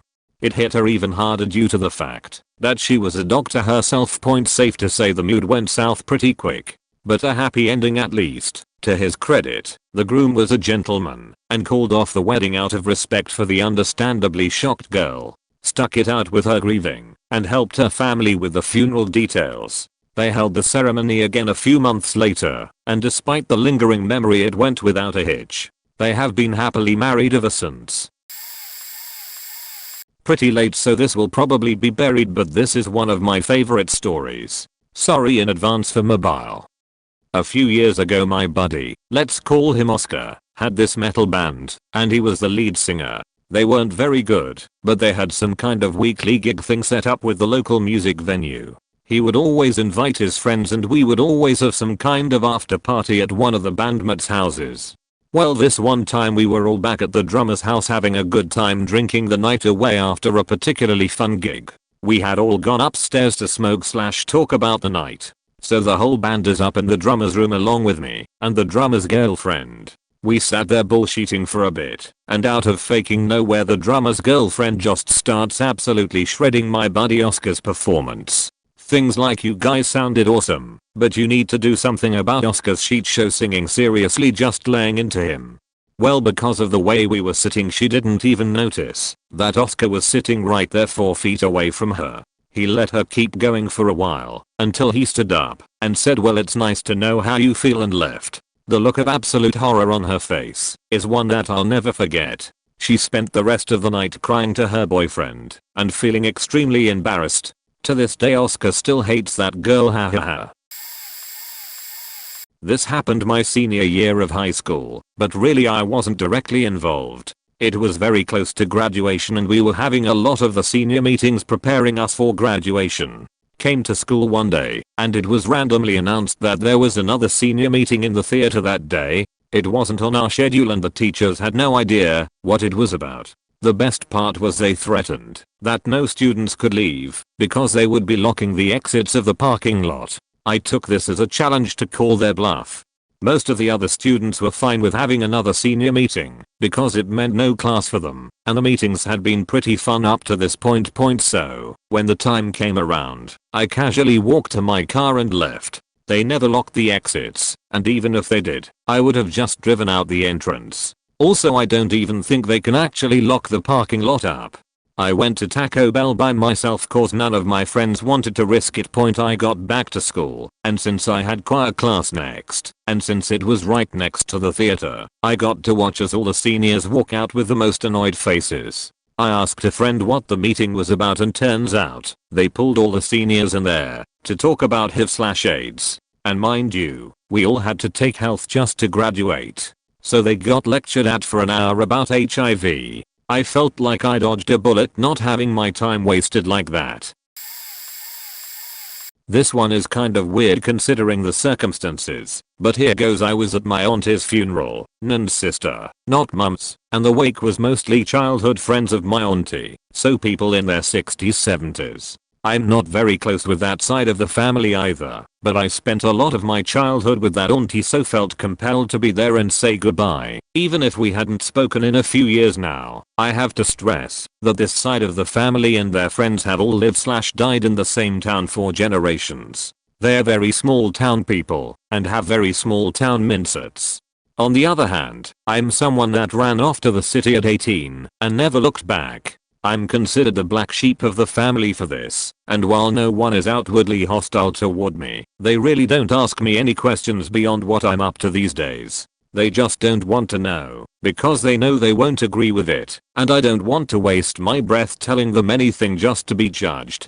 So, we are at that point of the wake, where everyone has told some funny stories and it's feeling more like a celebration of my auntie's life than a day to mourn her death. My mum and I have kept to ourselves, but are enjoying the general atmosphere, and hearing old drunk people ramble on about their teen ventures with my auntie honestly was a great moment. Then my auntie's friends start to question my mum and what she does and if she has a boyfriend, etc. Then they move on to me, and immediately my mum's side of the family start to answer questions for me in very vague terms, but one of my auntie's friends isn't having it and says let the boy speak for himself. So I do. I'm gay, have a boyfriend, I live in the city, I don't want kids, I'm not religious. No, I'm not a mechanic like every other man on that side of the family, etc. Watching these seniors baffled faces fluctuate between confusion and disgust, as if I was some alien creature describing how I eat babies for fun, was fairly entertaining, but with each question, the room got tenser, and by the time they were done asking me things, which went on far too long considering the reaction, no one was smiling. No one was laughing. I left 30 minutes later. I'll always remember that as the day I killed the mood at a funeral.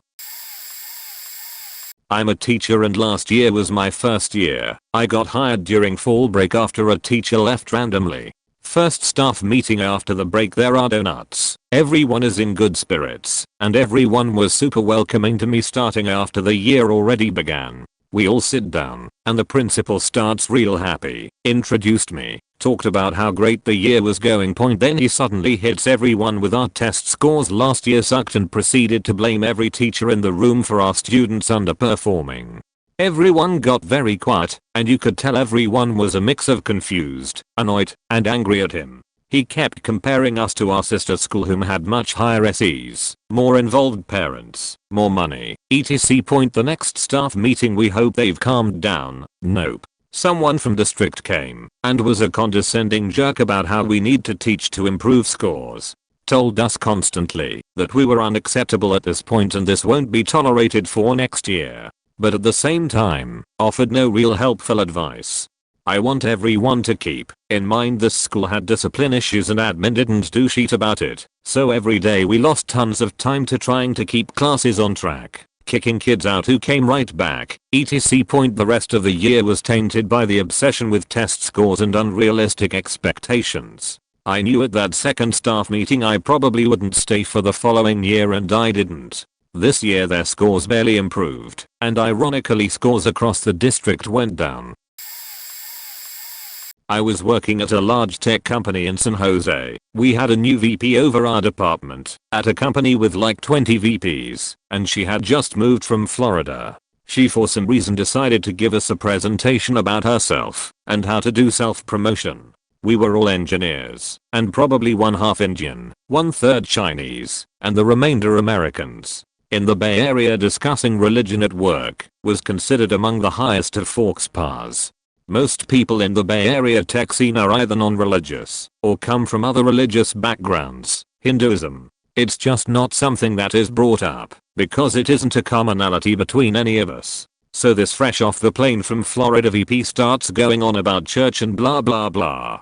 The entire large conference room with probably 150 people in it suddenly turned off to her entire presentation. After it ended and we were back in our area, there was a lot of talk of what the hell was that. Whatever her goal was for that meeting, She basically self-sabotaged. Years ago, after a massive Thanksgiving dinner at a large gathering of family and friends, we all settled in to watch a movie. I popped Eddie Murphy Raw into the VCR because, well, Eddie Murphy's a funny guy, right? I had not seen it, but why would his stand-up not be as funny as his movies, especially to a room full of young children, impressionable teens and God-fearing grandmas, right? I had no idea. You should have seen the faces fall, and the jaws hit the floor.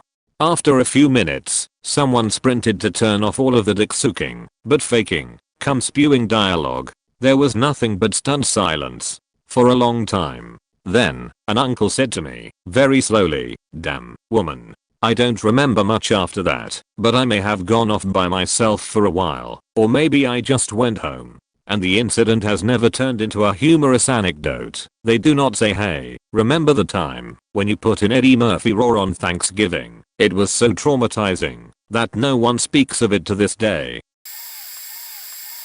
Oh man. A few years ago at Thanksgiving, the whole extended family on my dad's side got together to celebrate. It was bound to be a good time. But as they say, there's one in every family. Ours is my youngest cousin, who is maybe 20 at the time. He has some pretty serious substance abuse issues that have made the rest of the family wary about inviting him places. However, this Thanksgiving he was fresh out of rehab. So everyone arrives, and he's in a back bedroom playing games.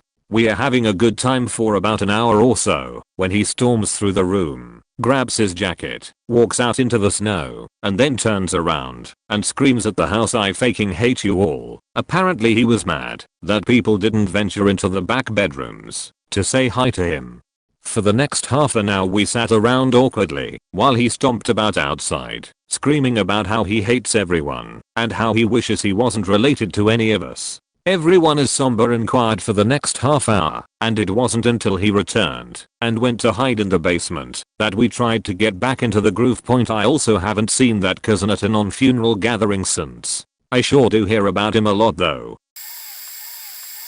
Few years ago we had a boss who thought it was great fun to keep the Christmas party a secret until the last minute.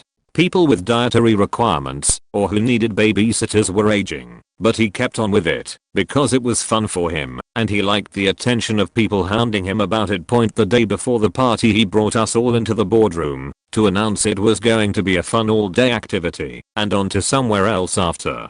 But so he could keep up his game we got no further details other than a location to arrive at in the morning. So next day arrives, as do we, and we discover he's arranged a day with a team building movie making company for us to spend the whole day, 9 am 5:30 pm, making pretend ads for real products. We worked in a marketing agency, making ads 9 am 5:30 pm every day anyway. Not only that, but there was no meal. He'd hired out a nightclub for us, but we had to leave after the day activity, kill several hours in town before it was open to us, and arrange our own dinner 3 weeks before Christmas, so you can imagine how busy everywhere was.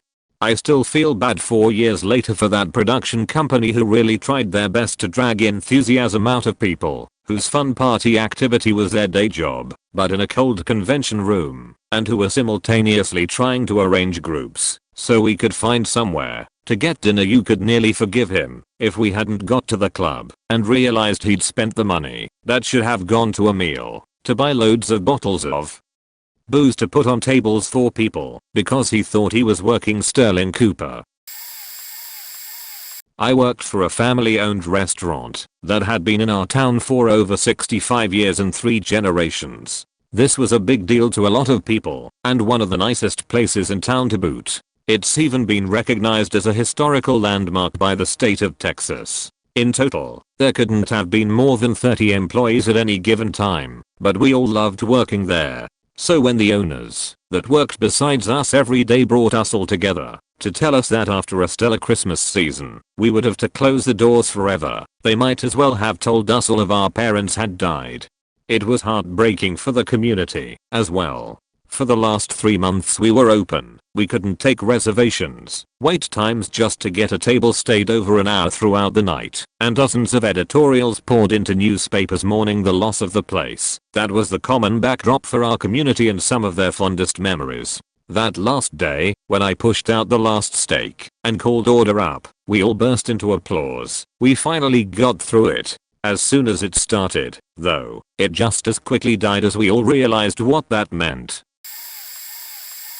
When I started working in a new unit, 2 months later a new MD started working there. She seemed okay at first, nice and talkative. Then, when she had to organize and care for the patients alone, because the other docs were at a convention, she started losing it. She was overwhelmed with her regular work, nothing extraordinary. Whenever she got in the room, no matter if we had to work on our stuff and had to do 3 things at once, she would start conversation, even if none of us looked at her, because we were focused.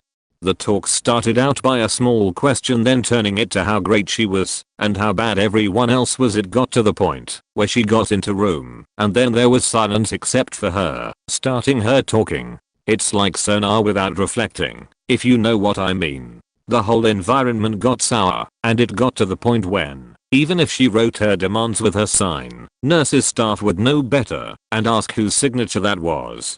Clearly hers, and everyone knew she would say it's not hers. When she finally left, the environment was back to normal. I was at Sundance watching the premiere of an amazing movie, Berlin Syndrome. This is a super suspenseful / thriller type movie. The director is there, the cast is there, I can assume there are people ready to buy this movie and distribute it, etc. We finally get to the most intense part of the movie, where this woman is trapped in a house and this murderer is chasing after her, and, movie freezes. Audience is dead silent watching the frozen screen. The movie sputters for a second, then skips to a part about 5 minutes after that climax that gives away a huge part of the plot, and you can hear the audience groan collectively. The movie freezes again, and then you see the director hauling us up the stairs towards the projector room. I mean, she was absolutely flying up the huge theater stairs. Before she can bust into the projection room, the movie skips to the last 5 minutes and spoils everything as we see all the resolutions of the film. During the Q&A after the film, an audience member stood up and started screaming, "Sundance should be ashamed." A little late, but better late than never. I was at my grandparents' house eating with them and having a great time. I was a really distant and quiet kid, so I felt really happy I was getting to know them well. However, when I brought up a story my mom told about my uncle, the mood quickly changed for the worse. They quickly began to defend him, as if his life depended on it. It was so weird to see them switch that quick. They began to bash on my mother in front of me and even made some comments about myself. The story I told wasn't even that bad of a story. My uncle had just put ants in my mom's hair when they were kids. I had no idea what made it so bad. Kids do mean and stupid stuff to each other all the time. We've all done it. What makes this situation so bad? Another time my brother was the unfortunate victim. To bring up a story about my uncle, we were in the car driving from Florida to home and sharing stories about how me and my brother used to get into fights. The mood was pleasant at this point. We were all laughing at how silly our little fights were. Then they just lost it and began screaming like maniacs. All he said was that he and I used to fight like my mom and my uncle did. The result was a odd cacophony out of nowhere full of excuses and accusations on how our mother was terrible at raising us. My brother ended up crying and covering his ears cause the situation was way too much for him to take. I was begging him to uncover them cause it just made our grandparents break down. Worst point, when we got home we told our mom and dad everything. My grandfather sent my mother a letter full of choice words concerning the incident and other petty things. Funny enough, we live 30 minutes away from them. When she received it, he begged her to just throw it away and not even read it. She complied, but I would have given anything to keep it and show it to her every time she tries to defend their actions. Turns out my grandparents have an extreme like for my uncle and practically worshipped him since he was born. Apparently he got special treatment since he was the oldest boy, and anytime anyone says anything about him they go insane and talk about how good he is. I still really don't understand it. Doesn't help that my uncle was a huge jerk and in general an unfeeling, religiously pompous snobby as whole. He's gotten much better from what my family has told me. Even today I notice him changing for the better. I won't lie, he's a pretty funny and cool guy. It doesn't help that whenever we talk about him with our grandparents they sing his praises like their life depends on it. My mom is still very loyal and kind to these old-fashioned shats, and it makes me sick whenever I see her trying to defend their actions. She's such a great mother and deserves so much more than their inconsiderate prunes as parents. The good side to this is that she raised my brother and me as equals the best she could to avoid the strained relationship her and her brother had growing up. They are close now, but I can't help but feel a bit of resentment towards him for how my grandparents put him on a throne. As for my grandparents, I'm still bitter about their meltdown that happened 5 years ago. I haven't officially forgiven them for what they've done. They haven't asked for it, and I doubt they will. We still see them every month or week and have good company. But I think I will hold just a little resentment in my heart for how they affected my mother's childhood and her confidence. I'm working on being less bitter, but it's hard. Wasn't there but go to hear this story from a friend. I used to work at a restaurant during college. A few close friends of mine still work there, and I was visiting them over the holiday weekend. The Saturday after Thanksgiving the restaurant hosts what is called Breakfast with Santa. It's reservation only 7 AM to 10 AM where the restaurant hires a Santa and it's all kid friendly with activities and stuff. The restaurant refuses to do auto-grad for this event which makes volunteers willing to work this mayhem of a shift low. This year they tried to boost numbers with promise of a free breakfast. The restaurant has been going through a lot lately with some bad managers and a suddenly really high turnover rate. Used to be impossible to get a job there and now it's like they are hiring 10 new servers a week. TLDR morale is really low and most servers who have worked there a long time are over it. So they eventually crew up for Breakfast with Santa, including one of my friends who does it every year and usually loves it. This year though it was just not good. No one really made any money and it was a huge waste of energy. At the end they are cleaning up and getting ready to turn it over to the lunch crew. Even though it was tough shift most people are in pretty good spirits and just shooting the sheet. Finally they start inquiring about breakfast. The GM looks them dead in the eye and says I never promised breakfast for anyone. Let me also mention the restaurant is a mess. 100 plus kids just blew through here and the restaurant is due to open for lunch in less than half an hour. Everyone, and I mean everyone, just stopped working and sat down. They refused to clean anymore until they were fed as promised. The GM tried to bully them into cleaning, but eventually conceded and bought them all some chicken biscuits from a fast food place around the corner. 3 people just walked out at that point. It was pretty depressing end to an already depressing morning. Worked in telemarketing sales for a pretty big advertising company. Every year we would get bonuses around Christmas time based off of your level of sales for the year. They gathered us in for our end of year meeting where the bonus structure is usually announced and told us that instead of adding our bonuses onto a paycheck they would be given to us on prepaid Amex or Visa cards. Didn't sound right. Immediately there is a protest, but not yet a riot. They managed to quell everyone by reassuring us that this was just a contract thing the company had signed with the credit card company and that bonuses were still coming in full. For the next month we were given excuse after excuse as to why the cards had not arrived and the money not added to our checks. Finally, one day we get an email to come to the conference room for good news. They gather us together, party level atmosphere in the conference room, finally getting our money. Then the district manager steps up and tells everyone that the cards were delivered to another building across the city and that she's not willing to send anyone to pick them up. So we'll have to wait for e-delivery. I'd never seen anything like it. It was the riot we all knew was coming. Chairs thrown, walkouts, screaming at managers, overturned desks, the whole 9 yards. It got so bad that they had to shut it down for the day and a number of my coworkers didn't come back. A class action lawsuit was filed not long after that in regards to not only the bonuses, but chargebacks that the company had been taking out of our checks when sales went down. I quit not long after that and got my settlement check, but I still hope that place has been burned to the ground. TLDR company didn't pay end of year bonuses. Excuses made. Riot ensues. The reveal of Artifact at T7. Imagine you have a stadium full of people who love the video game Dota, and you're announcing a spin-off game for it, and you are a company known for pioneering loot boxes. You make a trailer for this spin-off game and everyone is excited for it despite no gameplay, but then at the end of the trailer it changes. You put the phrase trading card game at the end of it. The entire crowd sighs and goes AWW in disappointment. The excitement chart was nearly topping out for that entire trailer near 100, then the room went straight to 0 in the final seconds.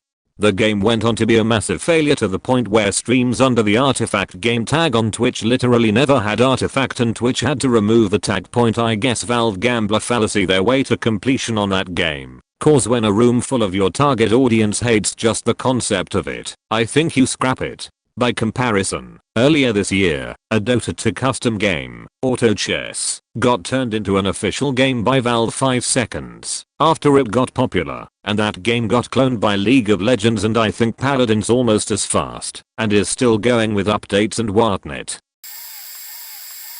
55,000 people at a festival. It was the Lowlands Festival in the Netherlands, 2011 edition. The sister festival of Lowlands is Pukkelpop, in Belgium. They are held at the same time, and have a massive lineup overlap. Somehow there's mutual respect, even though many people have never been to both festivals. The first day of the festival, the weather was bright and sunny. Everyone was having a great time when all of a sudden there was a massive flash and thunder. We didn't understand where it came from, there being no clouds. Weirded out by this, we just carried on having fun when the news trickled in of horrible weather at the Pukkelpop festival, killing 5 people. The atmosphere never returned to what it was supposed to be. The solidarity between festival people was strong enough for us to feel like we shouldn't be having fun. Also, you could tell that as soon as there was a cloud in the sky, precautions were done. Festivals are, even, safer since then, so I guess that's the upside of it all, but it was the saddest thing that completely changed the attitude of a huge crowd of people. This just happened Saturday. Our group of friends were grabbing beers at a pub, relaxing, catching up, etc. One friend suggested we play Never Have I Ever. We are going around with mostly benign statements, but starting to target each other. We've been friends a long time, and having a good laugh. Our friend Matt is on the verge of losing. Stan decides to go for the jugular, and says never have I ever had a DUI, knowing full well that Matt got one almost 7 years ago. We're all laughing knowing he's beat when his girlfriend of several years who he lives with and plans to propose to says, "You got a DUI." Air went instantly out of the room. I swear you could hear a pin drop at our table. Girlfriend is pissed. Matt goes red in the face while we are trying to figure out if this is somehow a joke. The girlfriend is a lovely person, but not very easygoing, and immediately rushes off to the bathroom. Took some serious social work from the ladies in our group and shots at the bar to get the night back on track. Nearly got whiplash from the situation though. So, okay. I live in Rochester, New York, the imaging capital of the world, a city whose fate has been interminably intertwined with one company, Kodak. The last few decades have not been kind to Kodak nor Rochester. Big Yellow really got caught flat-footed when the digital revolution hit, and this former boomtown, much like many other Rust Belt cities, has seen its glory fade pretty precipitously as this once mighty hub of creativity and art dimmed, and the many jobs that once fueled it fled overseas. We are not as great as we used to be, but residents are still fiercely dedicated to this city. Anyway. Last year, I caught the national tour of a hot Broadway show as it rolled through town. The show was great, the audience was receptive, and the 2,500 seat theater was filled to capacity. At the end of the show, the cast came out, took their applause, and were met with a rapturous standing ovation. As the applause finally waned, the male lead started to speak to the crowd, which is kind of unusual. He started talking about how that night was special. That day was World AIDS Day, an annual day of remembrance for friends and family of people lost to the disease, a disease that hit the Broadway community particularly hard. He asked that, if the audience could be so kind, please stop at the merch table in the lobby. They were selling this beautiful coffee table book that documented the production of the play, and that all the proceeds were going directly to an AIDS-related charity. He continued, saying how lovely the book was, the photography is incredible, the anecdotes are funny and sweet, and the quality of the book is top notch. Then he said it, the photos just look so beautiful, it's printed on high quality Fuji photography paper, the Crowd immediately started grumbling, a few boos rang out, and you could even hear a hiss or two. Someone in the front row was kind enough to tell him about his faux pas. That poor man just looked like he wanted to crawl into a hole. Picture this, Saturday morning 0300. We've been at work since 1600 Friday afternoon. It's been rough, but we've done it. We fixed the jets, we did our forms, we did our digital forms. The airmen, read, younger mechanics, are turning in tools, returning tools to the tool room personnel, who make sure they're all present and accounted for. There are 15 to 20 of us, all in the break room, including the production superintendent, shift boss. It's a 4-day weekend after this, so we are making sure everything is double checked, and we've triple checked after that to be sure nothing is dragging us back to work this weekend.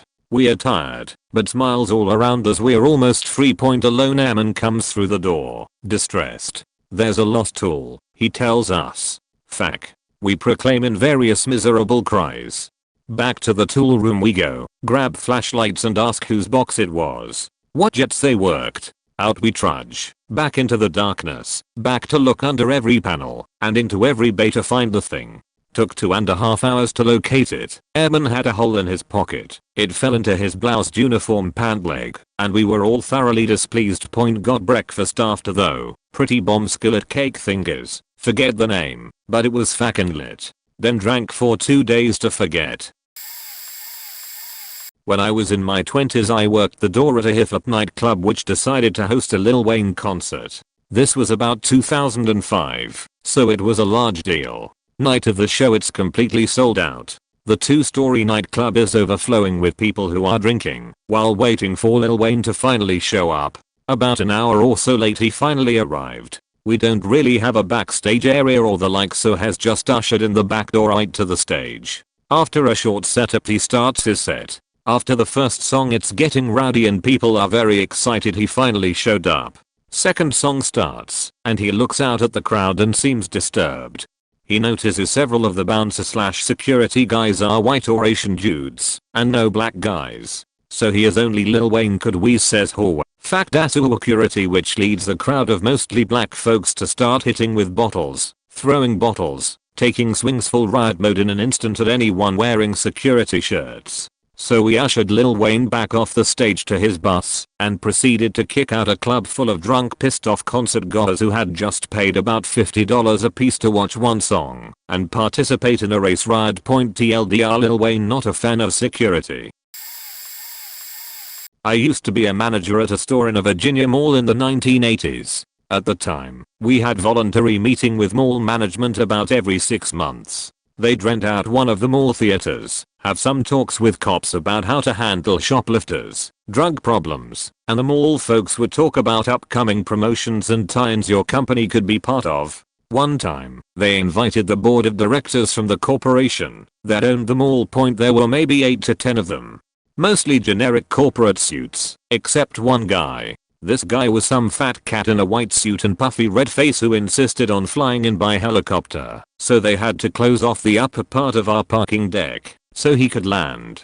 Definitely old money. South Point. He's quiet during a can until one woman asked about a recent policy where the mall cops were asking people for proof of receipts to prove they had shopped with the last hour. Supposedly it was to prevent loitering and gangs, but they were targeting black youth. A few of us had black employees who had been stopped and escorted out because the cops didn't listen. They worked there. The woman who asked was Black Point. Before anyone sane could respond to her, the fat guy stood up and started yelling, "The small AHS private property. You are lucky we even let colored people in HYAH." I saw the rest of the board bristle in panic. They tried to quiet him down, but he just kept ranting and going about ungrateful colored folk, and I'm surprised the audience did not storm the stage in a riot. The moderator, the head of mall PR, was too shocked to do anything but cover her mouth and duck off stage. The audience, made up of all variety of skin colors, started booing and screaming. People started walking out in protest. We never had a meeting again. Back on the opening night for Star Wars: The Force Awakens, our small town theater was absolutely packed with people. Most people, myself included, had waited in line for several hours to see this revival of Star Wars cinema. Well, the movie finally begins to play, and a few cheers could be heard. This did not last long, as instead of the classic "a long time ago, in a galaxy far far away" popping up on screen, we see people fighting over items in a store in slow motion. Faking Krampus started playing.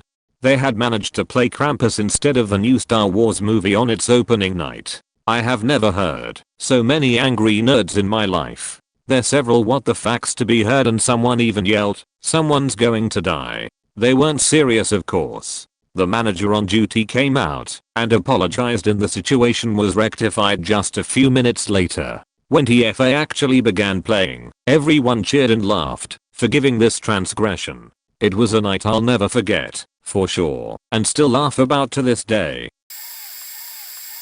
Staff meeting a few years back at the spa/salon I work at. Everyone had been complaining about some changes the owner had made to the retail commission structure, and this meeting they were supposed to unveil the brand new commission structure that was supposed to be so much better, plus free pizza 10 minutes, and they bring in this rep from this company that sells sales boosting consultancy and lays out this plan that is absolutely worse. Way worse.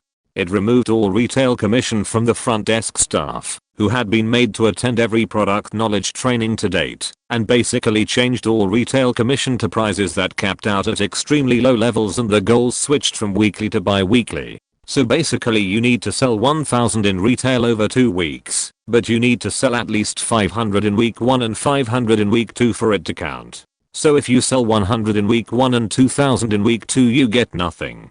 Everyone was pissed. The reps started getting visibly mad when people brought up valid issues with the new strategy, like she couldn't possibly fathom that we can do basic faking math. It was glaringly obvious that this new structure was made to benefit the owners heavily at the expense of the rest of the staff. The staff now had to sell way more consistently to get a fraction of what they did previously, and they were being told this was an absolute gift, and they were being ungrateful for not seeing it that way. No one ate the pizza when it showed up. We did a party at my townhouse in college. Several of them, actually, but this only happened once. One guy in our friend group had some issues. He's probably got some legitimate mental illnesses. All I know for sure is that he was a toxic person. He also didn't like drinking. We were legal age. He just, well, had a complicated relationship with it or something. So around 10 PM, the booze had come out, and he said he was gonna get going. This wasn't really his scene.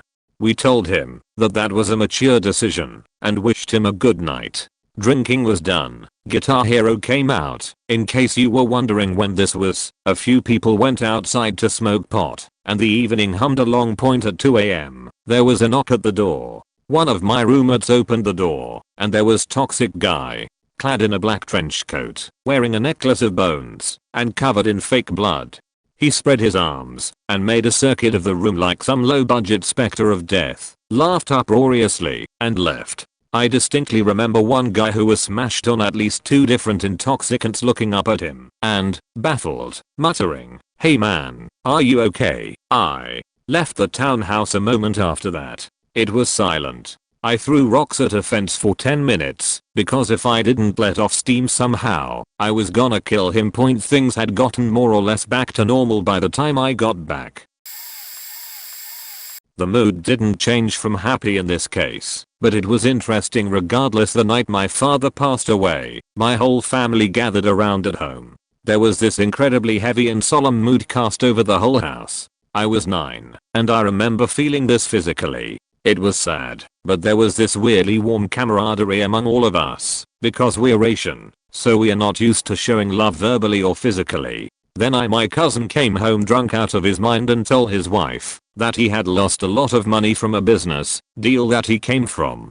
All of a sudden, the quiet mood turned into chaos, with my cousin's wife yelling at him, and the rest of the family trying to help figure things out. There were a lot of yelling and screaming, contrasting the eerie silence from just a minute ago. My cousin was obviously not coherent. I just felt bad for the guy. I remember watching the adults and thought, how funny the human condition changes at an inflection point that had nothing to do with the original event. It was as if the family needed something to channel their emotion to instead of letting grief consume them. Weird night.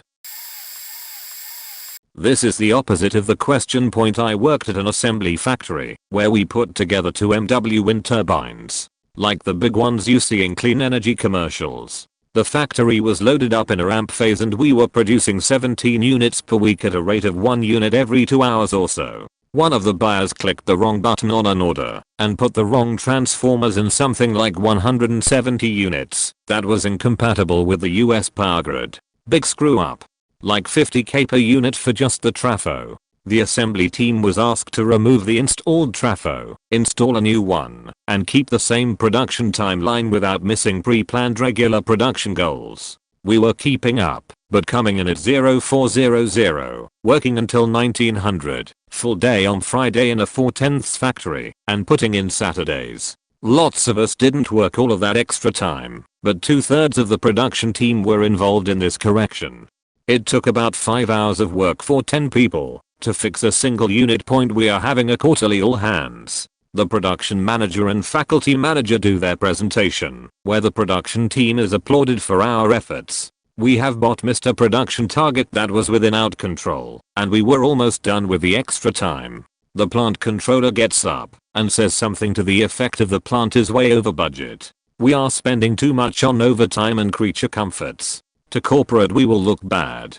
Case in point, we had spent $20,000 on food the last quarter, which equated to 10,000 breakfast burritos at the local favorite spot. At this point the poor fellow pauses to let the gravity of his statement sink into a bunch of guys who had literally been busting their butts to fix something someone in the office royally screws up.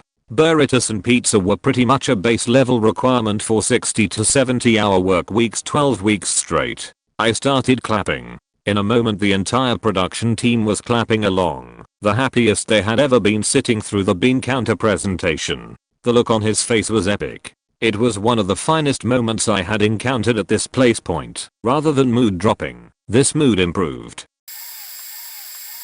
I was CEO, female, of a company with 25 employees. We were early stage but doing well, over $1 million in sales, and our entire staff were like family, great people, and we all worked great together and loved what we did. We had issues with our venture capital firm. They were ******************************************************************************************************************** very difficult head guy there signed to our company had mental and emotional health issues. Totally unstable, but we were already deep in with them so didn't have a lot of wiggle room. They owed us a check for $500,000 to start our next phase, which we were all very excited about. All seemed well on our last board call, and my lawyer and CFO were present. They told me to come into their office to get it the next day. The next morning I left my office with everyone excited for me to come back with a check, walking out to claps and cheers from my team.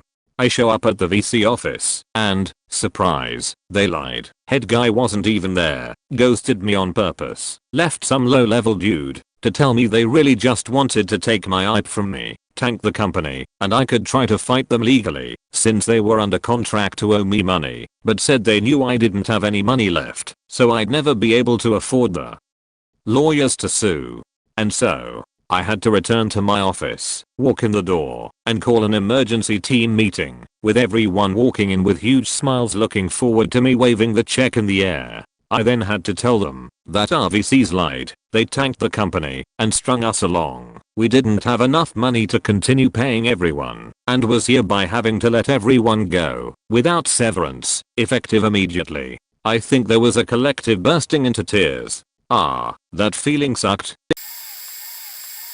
He set up into 2-week increments for each section of construction we were doing. Essentially we had to build a house on site, from start to finish. There were about 3 weeks left in the course and our instructor told us that we had to do our finals at the end of the week, since it was the last week of class. We were nowhere near done with the house, and he was just going to bring all the tests to the job site. Point we all knew he was wrong in that there were 3 weeks left of class, but no one said anything because, fuck it, right? Well, that Friday a new student showed up to check out the site before his 2-week section began for flat work. Since it was technically a 2-week class, you could join whenever you wanted to, and this kid was needing some quick credits.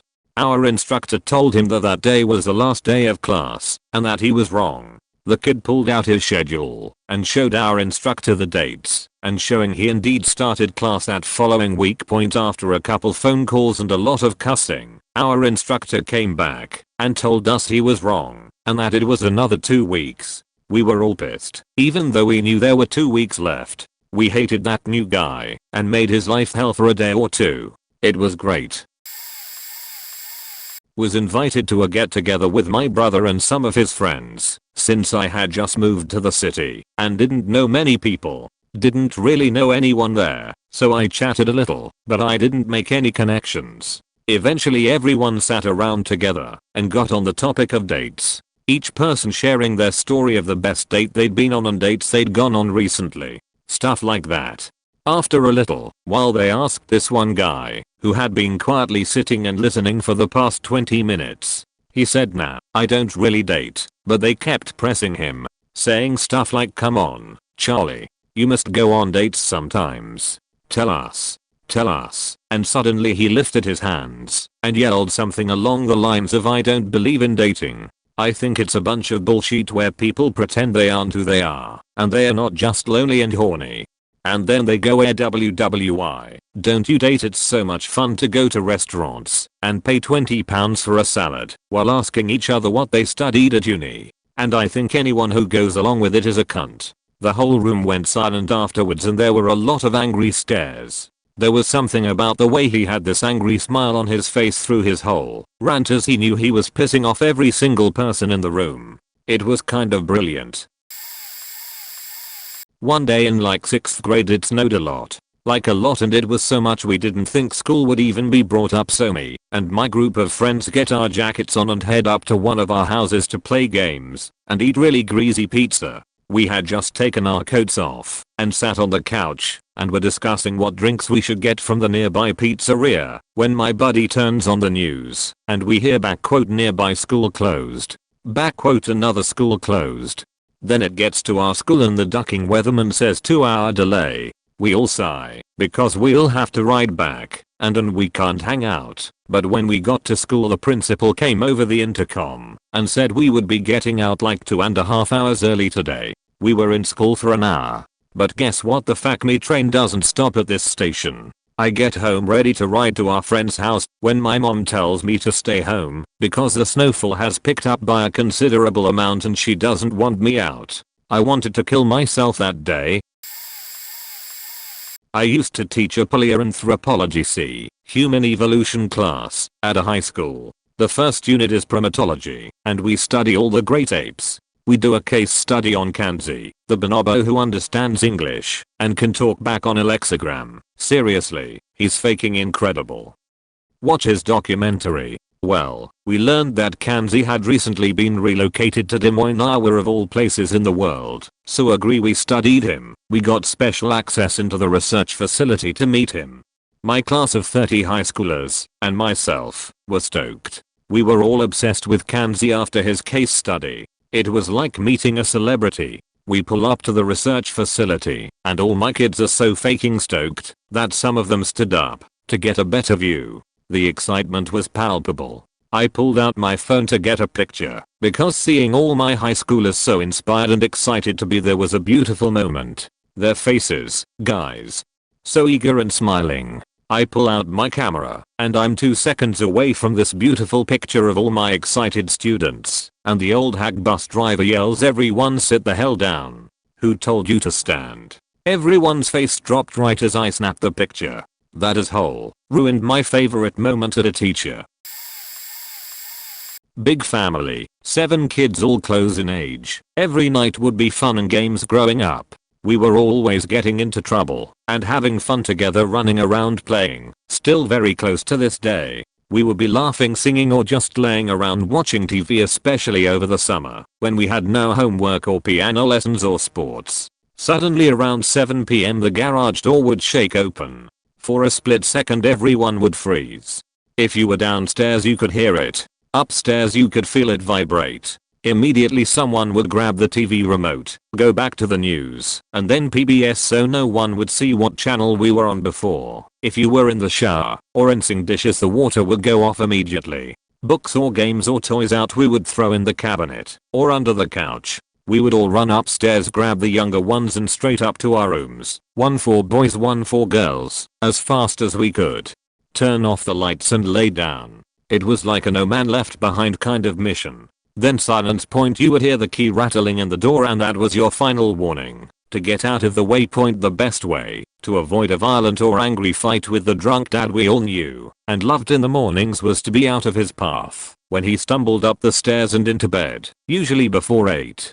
Most nights he made it up the stairs without running into anyone, but as we got older, we all got braver and felt like we shouldn't have to hide. Unfortunately, the oldest 4 of us learned the lesson to avoid him the hard way at least once or twice. Shoved down a flight of stairs, tackled and pushed through the drywall, marble countertop flipped, chased through the neighborhood with a belt, etc. But the youngest 3 watched and learned from our mistakes. I used to work at this really high-end salon, and every time they threw any kind of event it was a huge deal. They would cater the whole thing and the stylists would dress up really fancy. I didn't because I was kind of a nobody there, and I was literally trying to quit earlier in the day this all happened, but I couldn't find my boss anywhere. She was Maya all day. Anyway, a few years ago they told us all that we would be having Secret Santa on Christmas Eve, and they said once we exchanged gifts we would have the holiday party after. They told everyone it was mandatory to go to the party. So the end of the day comes, and there's no party being set up like usual. Everyone is gossiping about what could be happening, or if they are possibly shuttling, is somewhere else for the holiday party. The owner of the company, this was a big salon. The owner lived in LA, and was this fancy dude who looked like Bret Michaels, but more plastic surgery. You never saw this guy. Even the people who had been there for years and years only met him once or twice. Yeah, so the owner shows up and starts setting up chairs in a circle in the middle of the salon, and all the other employees start getting really excited because they said the only time he shows up is for something really big and exciting. Eventually we were all herded like cattle to the center and told to sit down and wait. So we are all sitting there like idiots with our Secret Santa gifts in our laps, ready to exchange gifts when the owner abruptly silenced everybody and asks for our attention.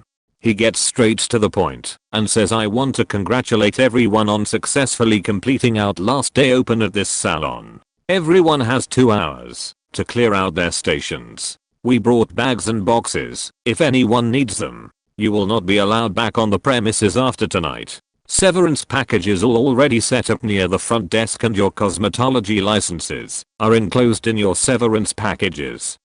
So long story short, we all got fired 2 days before Christmas.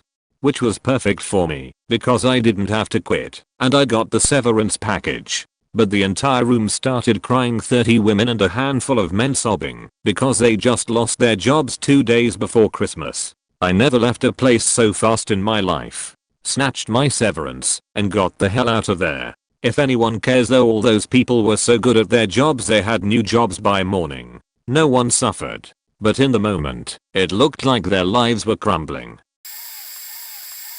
For Halloween I dressed up as a skeleton. I had a mask and a classy skeleton suit to go with it. I was very excited. The mask was a bit small and had holes for the nose and eye sockets. In the picture, the person modeling the mask had painted those parts of his face black, including his chin, neck, and ears. So I headed to Walmart and picked up some black face paint before Halloween. Now I'm a part of a broadcasting student org at uni, and we all dress up for our Halloween shows.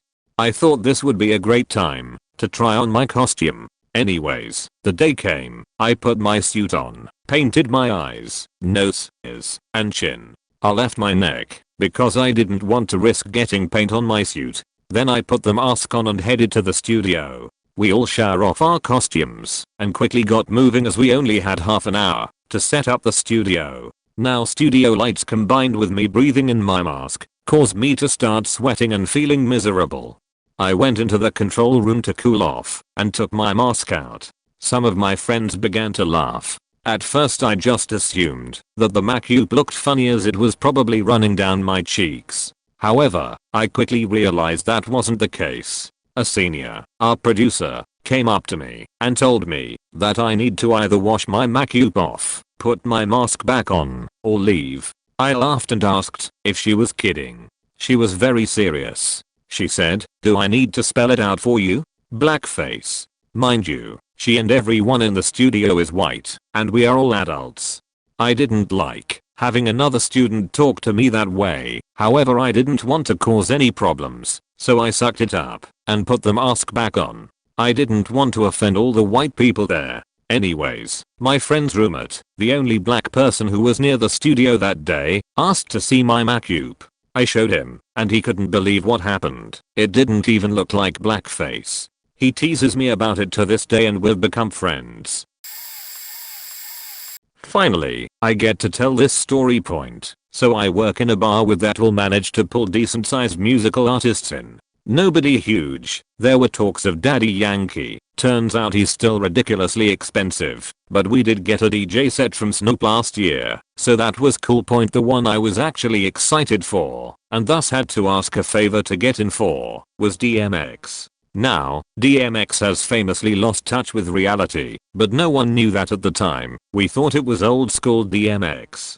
He was supposed to play from 10 to 12, and I convinced my best friend to come with. We came dressed to the nines at about 9:30. 2 hours pass. We have some drinks, no sign of DMX, and there is an enormous restless crowd. Now, my general manager is no stranger to keeping the show going, and he's throwing up as many local acts as he can scrounge up, mostly DJs and hometown rappers. The drink's expensive, the floor and tables packed to the gills, and all employees, save me, are busting their ass to keep up.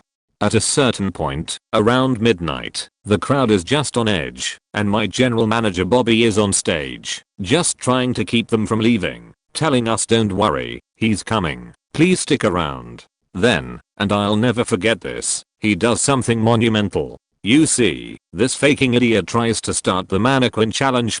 This bus crowd, who can sense that the main draw isn't coming, is suddenly told to be quiet and stand still for the camera. The crowd is not having it. The boos commence, and he is still up there just taking it, and the next words out of his mouth are, "Come on guys, grow up." Imagine that. Imagine being intoxicated, irate, and being told to grow up. Suddenly, you can call that room sour. I start dragging my friend and I towards the door. The buzz of the room, passing all these folks, is that our bar faking sucks, and they got bait and switched. We were part of steady stream of people leaving. I'm passing the security guy at the door, a friend of mine, and he looks upset. I ask why. He said I'm getting a lot of shit for telling people that there are no refunds. He still shakes his head and refuses to talk about the rest of the night. When I mention it, Bobby, for fact's sake, give me back my $10. Flashback to me being about 3 or 4. My older brother, who was 12 or 13, was being taken to a church youth mountain biking trip for team building with Jesus or something. My father, brother, and myself are riding to the camp retreat spot in my dad's big van with my brother's bike, equipped W/tactical water bottle holster in the back.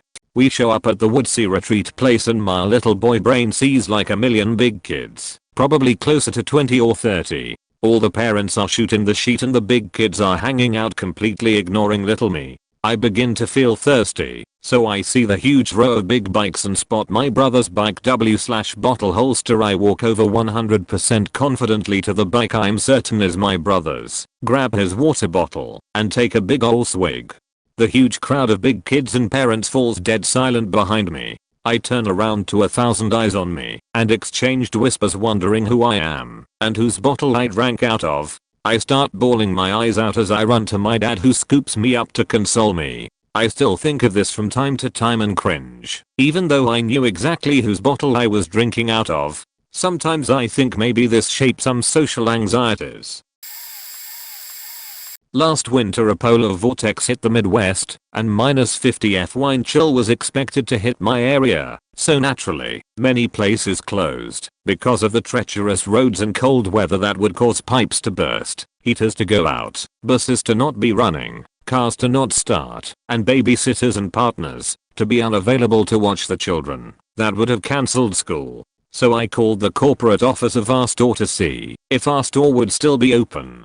They emailed back that they would be open, but hey, don't be down, we could wear jeans instead of dress pants. because genes will solve all of the above things that definitely happened. Also, I had to call the corporate office to turn the heat up because they control our heat remotely and thought that the 68F would keep the store warm enough even in -50F wind chill. Point lordy me.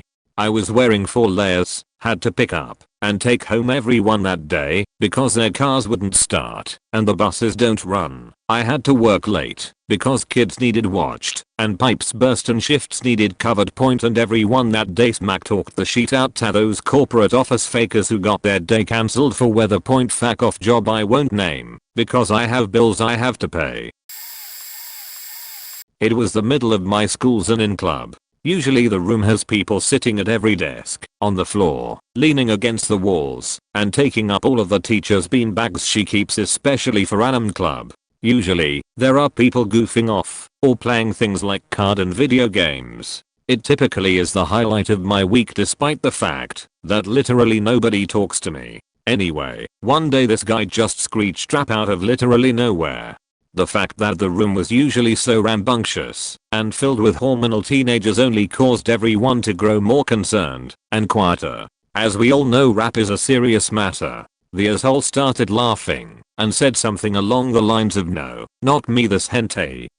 Everyone wanted to hurt him and the teacher kicked him out of the club for 2 weeks. Moral of the story: don't scream any form of the word rap in a school or public space of any kind unless you are actually being rapped or witnessing someone attempt it. 25 years ago, as a college student, I got a job working for a school district. They hired me as a seasonal painter. My job was to paint. Basically, they dropped off a huge pallet of paint buckets and brushes and rollers and said, "For your summer break, paint all the hallways and offices." It was a huge school, but I had about 3 months for summer break. Since I didn't want to work during the school year, I busted ass and worked as long as I could. I was working 12 to 16 hours a day and making $10 an hour. This was 1995 and that was decent money for a college student. My first paycheck seemed a bit short. The other college students also said this seemed short, even though they were working a ton of overtime too. I knew my boss. He worked with my grandmother at another school district. This was his first year at this job. Anyway, our boss says there must be some mistake and not to worry. He goes to the office, comes back, and says I talked to the accountant. Head up front and she'll tell you what's up. Then, we are gonna talk. The other college students and I go to the office actually expecting to get overtime checks. The accountant explains that as seasonal workers for a government program, we are not entitled to overtime. We just get our hourly wage instead of time and a half. We were dumbfounded. I go find my boss, and before I can say anything, he says, "I know they're faking you over. So here's the deal. I'm going to take care of your time cards. You're all working 18-hour days. Knock off when you get your sheet done, but I'll clock you out at 1 AM every night. Here's the only catch. You fuck me on the work and this stops." I put in my full days, and then some. And he clocked me out at 1 AM every day. I was the only student who didn't take advantage or get lazy, partially because he was friends with my grandparents and I didn't want them to think I was a slacker. In any case, my boss loved me, held up his end of the bargain, and then he gave me an awesome gift. 2 weeks before I had to go back to college, I finished painting the school. He told me to take the last 2 weeks off. I told him I wanted the money. He kept me clocked in for 20 hours per day for those last 14 days. The district even questioned him about it. He called me and said, "If anyone calls, tell them today was your last day and that you wanted to stay as long as you had to in order to get the painting done before summer was over." The district superintendent called me and asked, not a secretary. The big kahuna called. I told him what my boss said. Even bigger surprise. The superintendent was so impressed by my dedication that he approved my seasonal employment for the following summer and gave me a $2 raise. In the summer after my sophomore year, I went back and painted another school in the district. Same rules applied. As soon as I was done, boss man let me go for the rest of the summer. Summer after junior year was the same deal. No raise though, and, so you all know, he wasn't a pushover. He wanted perfection. He held you accountable, and he made sure your work didn't make his standards look like shit. But if you made him look good and got the job done, he was more than happy to make sure you were awarded. That being said, my boss died 2 years after my last summer there. I still think about him a lot. He taught me a lot in those 3 years, in addition to being a badass painter. Dan, thank you for the opportunity and the extra income. Wherever you are, I hope you're surrounded by naked ladies, barrels of beer, and all the salams you can smoke. We were celebrating our friend's death almost 4 years ago. He killed himself, but we felt it was respectful to recount our great times with him at his grave instead of mourning. We were laughing, reuniting friendships, singing, just being huge talks. There was so much love and happiness in remembrance for a friend that cared more about his friends than his own self, though it was his demise, too. However, the girl that egged him to kill himself joined us with one of the dudes she cheated on my friend with. Before he died, she'd cheat and he'd find out. Then she'd send self-harm photos as well as threaten suicide to keep him docile. She convinced him to get meth with her despite his pleas. She hit him, manipulated him, negged him, and force-fed him prescribed pills of hers that have a side effect of suicidal thoughts to certain people until the day he shot himself. She was barred from his funeral, so she sat across the street and laughed that he killed himself. So, when she showed up with that boyfriend, boy did she get the silent treatment. If she didn't get the silent treatment, TBH half of us would dug her grave, while the other half beat her to a bloody pulp. But we wanted to avoid legal trouble. Since this story may have raised questions in regards to the murderer, the ex. I should mention that the father of my deceased friend grabbed a lawyer to bring this to trial. I'm sure you guys know about the national trial in which a girl exchanged texts with her boyfriend to kill himself. My friend's story is similar to that, as she was an assistant as well as an abuser. I've lost touch with the father long ago, but he was working his ass off to make sure his son didn't die in vain.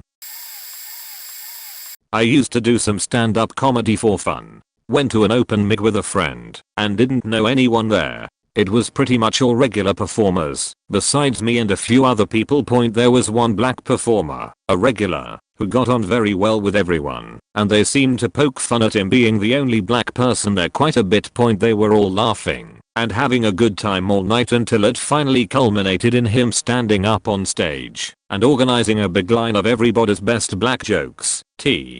Oh, be honest, I wasn't really paying much attention at that point because I didn't find the whole thing all that funny, but they were all having a good time, so what's the harm in that? I decided that maybe I should join in on the fun, so I got up and waited for the laughter from the previous joke to die down. Then I told my joke. What did the black kid get on his sat? Barbecue sauce. But there was no uproarious laughter after my cheap punk line, no brimming smiles shining through the candlelit restaurant. Surely my joke wasn't that awful, I thought. This is the caliber of humor here tonight. I gave a confused look over to the black man, who spoke in a stern and disapproving voice. We already told that one. I have never been more embarrassed in my life. I work at Walmart as an unloader and Artemis, in the most euphemistic way I can think of, undisciplined. We do our jobs, and we do them to the best of our ability, but some days it's obvious that we are just not in it. One fateful day, we had 2 of the store's managers stand with us at our team meeting. The first manager to speak addressed how we'd been falling behind the bell curve, and that we needed to pick up some slack. Now, he said this in such a way that we were inclined to comply. Then he turned the floor over to the other manager, whom we'll call Finger. When Finger was given his turn to speak, his speech can be summed up as that copy my homework meme. It was largely the same as the other managers, but in typical Finger fashion, he was able to turn a motivational pop talk into an ultimatum. He went on to say that our poor productivity was hurting our my share, Walmart's term for profit sharing, that he was disappointed in all of us for supposedly pissing away our free money, and even ended the speech with, "If you really don't like the idea of making money, just let me know." I heard whispers from everyone after we dispersed to our tasks that Finger indirectly shot himself in the foot by making us feel worse than when we walked in to yell, "Doctor, that manager spoke his mind." Well, not in a room, at a pool. I was at a surprise party waiting for the dude getting surprised to show up with like 8 other people. There were 3 other parties around us just chilling and having a good time. and this drugged out crazy as motherfucker just pops out of the bushes and makes a beeline to this Hispanic family with little kids in the pool next to us and asks them if they can geo back to Mexico. The entire faking pool just goes silent for like 10 whole seconds. Getting no answer, the dude started calling them racial slurs and shit and just repeating his request for them to go home. Then he looks at my group, sees like 2 white people and runs up to within 6 inches of them and starts asking if they agree with him. Luckily a lady from management across the pool yelled at him for like 2 minutes and told him to fuck off. And then the surprise party guy showed up and we were still so upset from what happened we missed the cue. So fuck you racist as acid tripping random beach. You ruined like 4 parties simultaneously. Last summer I was out at the bars one weekend while visiting my hometown, which is also a major college town. I'm standing to the side talking to my friends when a girl taps me on the shoulder and initiates conversation with me. She's with a group of 5 other people, 2 guys and 3 other girls. She tells me that they're all studying to become doctors and are currently doing a residency of some sort in a poor rural county about an hour south. They're all very nice people, are completely new to the area, just trying to make friends. Shortly after introducing myself to all of them, like an idiot, I carelessly blurt out, "Oh, are you all actually going to be doctors, like as in legit medical school, or are you all in do school?" Their smiling faces immediately took on expressions of shock and then turned into hurtful frowns. One of the guys quickly interjects and says, "Whoa wait, why does that matter? Do school is legit med school and we are going to be doctors." I try to backpedal on my words and tell them I didn't mean it like that, and they're always smarter than me regardless. At this point I've completely turned a couple of them off. One girl is just giving me a death stare the whole time and never says another word. One of the guys eventually says they are just giving me a hard time back, but further affirms they are indeed going to be real doctors. One of the girls straight up tells me to never phrase my question like that again, and how rude I was. In the end I made myself look like a douche, faked up getting the girl's number who was initially attracted to me, and awkwardly transitioned back to my circle of friends. I could tell they were really nice people, and I still remember the look of sheer hurt and disgust in that one girl's eyes. Back at TNC there was this one girl who one time got really mad at someone because they were being, I was at an girls unit at the time, and admitted there for treatment, both mental and physical, but anyway, so when the girl that felt upset / angry, she would do a go to her room, slam the door really hard, yell before doing so, and cry, kick her roommate out. B. During dinner time try to run because of the problem she has. C. Flip the tables and hit staff causing and shut down. Or D. Would try to hurt herself over some reason. G. Like one time I ask her why she doesn't eat tomato and all of a sudden she starts to get upset. And also the time I ask why she wears dresses and she said religious reasons and started to go ballistic on me. And then have the whole unit on precaution mode and not leave the unit even though most of us were not involved, and the usually the quickest way to do all of above, but the more faster way to do it was A, B, C, D, because depending if you're at school, we have an university funded school there by the University of Texas, then C, D would work because you have sharp objects and it is plausible to do it if you are on the unit and want total shutdown but can't get out of the unit. Do C, D, a would be a quick one, and if it lands on Friday night, when movie night happens, then you can have shut down over the weekend. And if you want to do the extra mile by causing chaos, then do E, destroy all of your roommate's personal very beloved belongings and let the chaos begin. So if outside and want to sour up the whole unit, then DB, if you want to ruin every single night every week for the whole unit. But yeah, here's a quick rundown of everything with an bonus on the unit and want to piss someone off. E, destroy your roommate's personal and beloved stuff. F, steal a book that's very beloved and never get it back. G, intentionally trigger someone for some weird reason on the unit and want to ruin the whole night. C, cause all of the chaos and hit and staff to shut it down. D, tried to kill yourself / injured yourself with an sharp object / medication and more. Kick out your roommate, scream, cry, slam the door in your room off the unit, and want to ruin an day or an weekend. B, run the fuck away. from the place as fast as you can before you get tired. Organizing and riot, that was going to happen to staff I not being good when the whole unit has to be in order for the trip, so yeah, hope you enjoy this explanation. See ya. I've told this before, but here goes. Build-A-Bear had a special promotion they called Pay Your Age Day. So, if you were buying a bear for your 2-year-old, it only cost $2. Obviously a lot of people showed up. I brought my boy at least 30 minutes before the store opened, and there was already a line. By the time the store opened, the line was very long. Parents and such with little kids, to get the deal. The problem was how long it took to actually get your bear. Since we were there so early, we got in right away. We chose his shell and then waited in line to get it stuffed. There were about 10 kids ahead of us in that line, and each stuffing takes a few minimums because they stuff it. Make sure it's the right amount of stuffing you want. They put a heart in it so your child can make a wish, etc. etc. This took us about an hour. By the time we paid, we had been in the store over an hour. We were the lucky ones. The people who had been waiting with their kids outside the store to get in were getting angry. I don't blame them for getting frustrated. If you can keep your 3 and 4-year-olds entertained in a mall hallway for that long, you're amazing. Across all of their stores the same thing played out. They ended up temporarily closing stores just to stop the carnage. People were yelling, and tempers were at the boiling point. So happy I got my kid his martial dog from Paw Patrol. I didn't think I had one, but I actually do. I was at WrestleMania 30 when Brock Lesnar broke The Undertaker's undefeated streak. WrestleMania is unique because it tends to draw both a much more internationally diverse crowd of wrestling fans, as well as concentrate a bunch of fans familiar with the history of the business. Not only that, but The Undertaker was visibly older and his schedule had been cut back to basically one performance a year.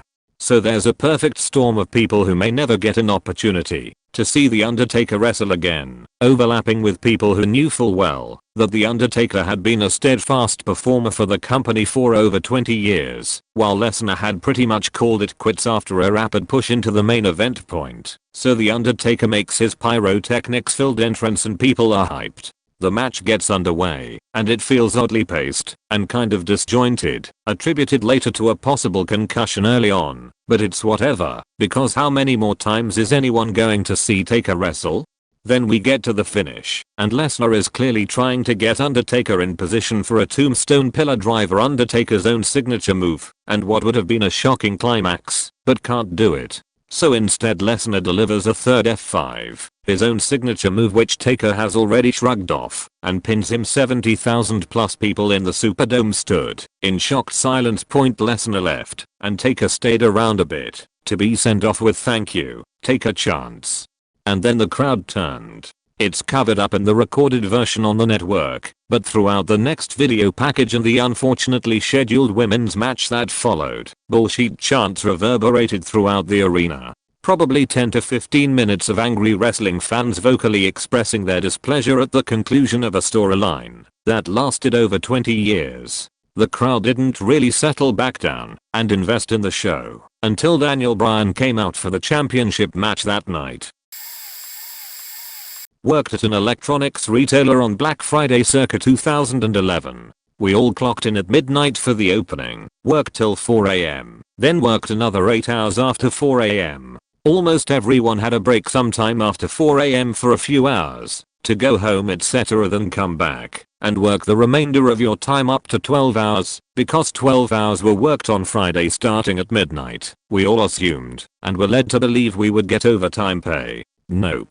We officially found out in a meeting the next day when they wanted to clarify some concerns with time cards. Because our workday starts at 4 AM, the computer clocked everyone out and back in at 4 AM. As a result, the first 4 hours from midnight to 4 AM were not on the same workday, so no one got overtime. Needless to say, the response was less than enthusiastic, and the justification we got was this is all totally legal. All the successful managers and sales staff were gone, including myself. Within 3 to 4 weeks I think there was a legal case against them. A few years later and there was restitution. But by that point I had transitioned into my career field and moved on. Edit. Sometimes for clarity. Thanksgiving dinner at my aunt's hotel dining room. family, extended family, further extended family. Like 40 or 50 people. Big dining room. My dad fetched it. Went from everyone stuffed and content. Having a good time. Laughing. Then, brap it cleaved out of his colon and through the chair. My mother and sister fell first. Oh no, Bill. Why? The question came, is everything okay? We were not. My sister gagged and stumbled away. My father began to laugh. He had a habit of waving his arm back and forth, so his finger smacked against his torso. The oxygen was pushed upward to the ceiling. The noxious gases dropped down low and refused to allow the breathable air to return. My cousins ran, and I brought up the rear. I knew what was happening. The stench. Oh, the stench. It's unforgettable. Unforgivable. We were so close. Almost out of the dining room. We could make it to freedom, get outside and breathe again. Then the penny dropped with a cry of get out my way. The penny. My Uncle Dick in his electric wheelchair. Manuscript took his ability to walk, but the thatched cloud took his compassion. He floored it, running over us kids like a train pushing cattle off of the tracks. My aunt's 4 dogs began to howl. Whether it was the noise bothering their ears or the death cloud affecting their noses, I cannot say. But between the howls of the dogs I heard the howls of laughter from my father. My mother was beside herself. The stench took the color from her hair. She dyes it to this day.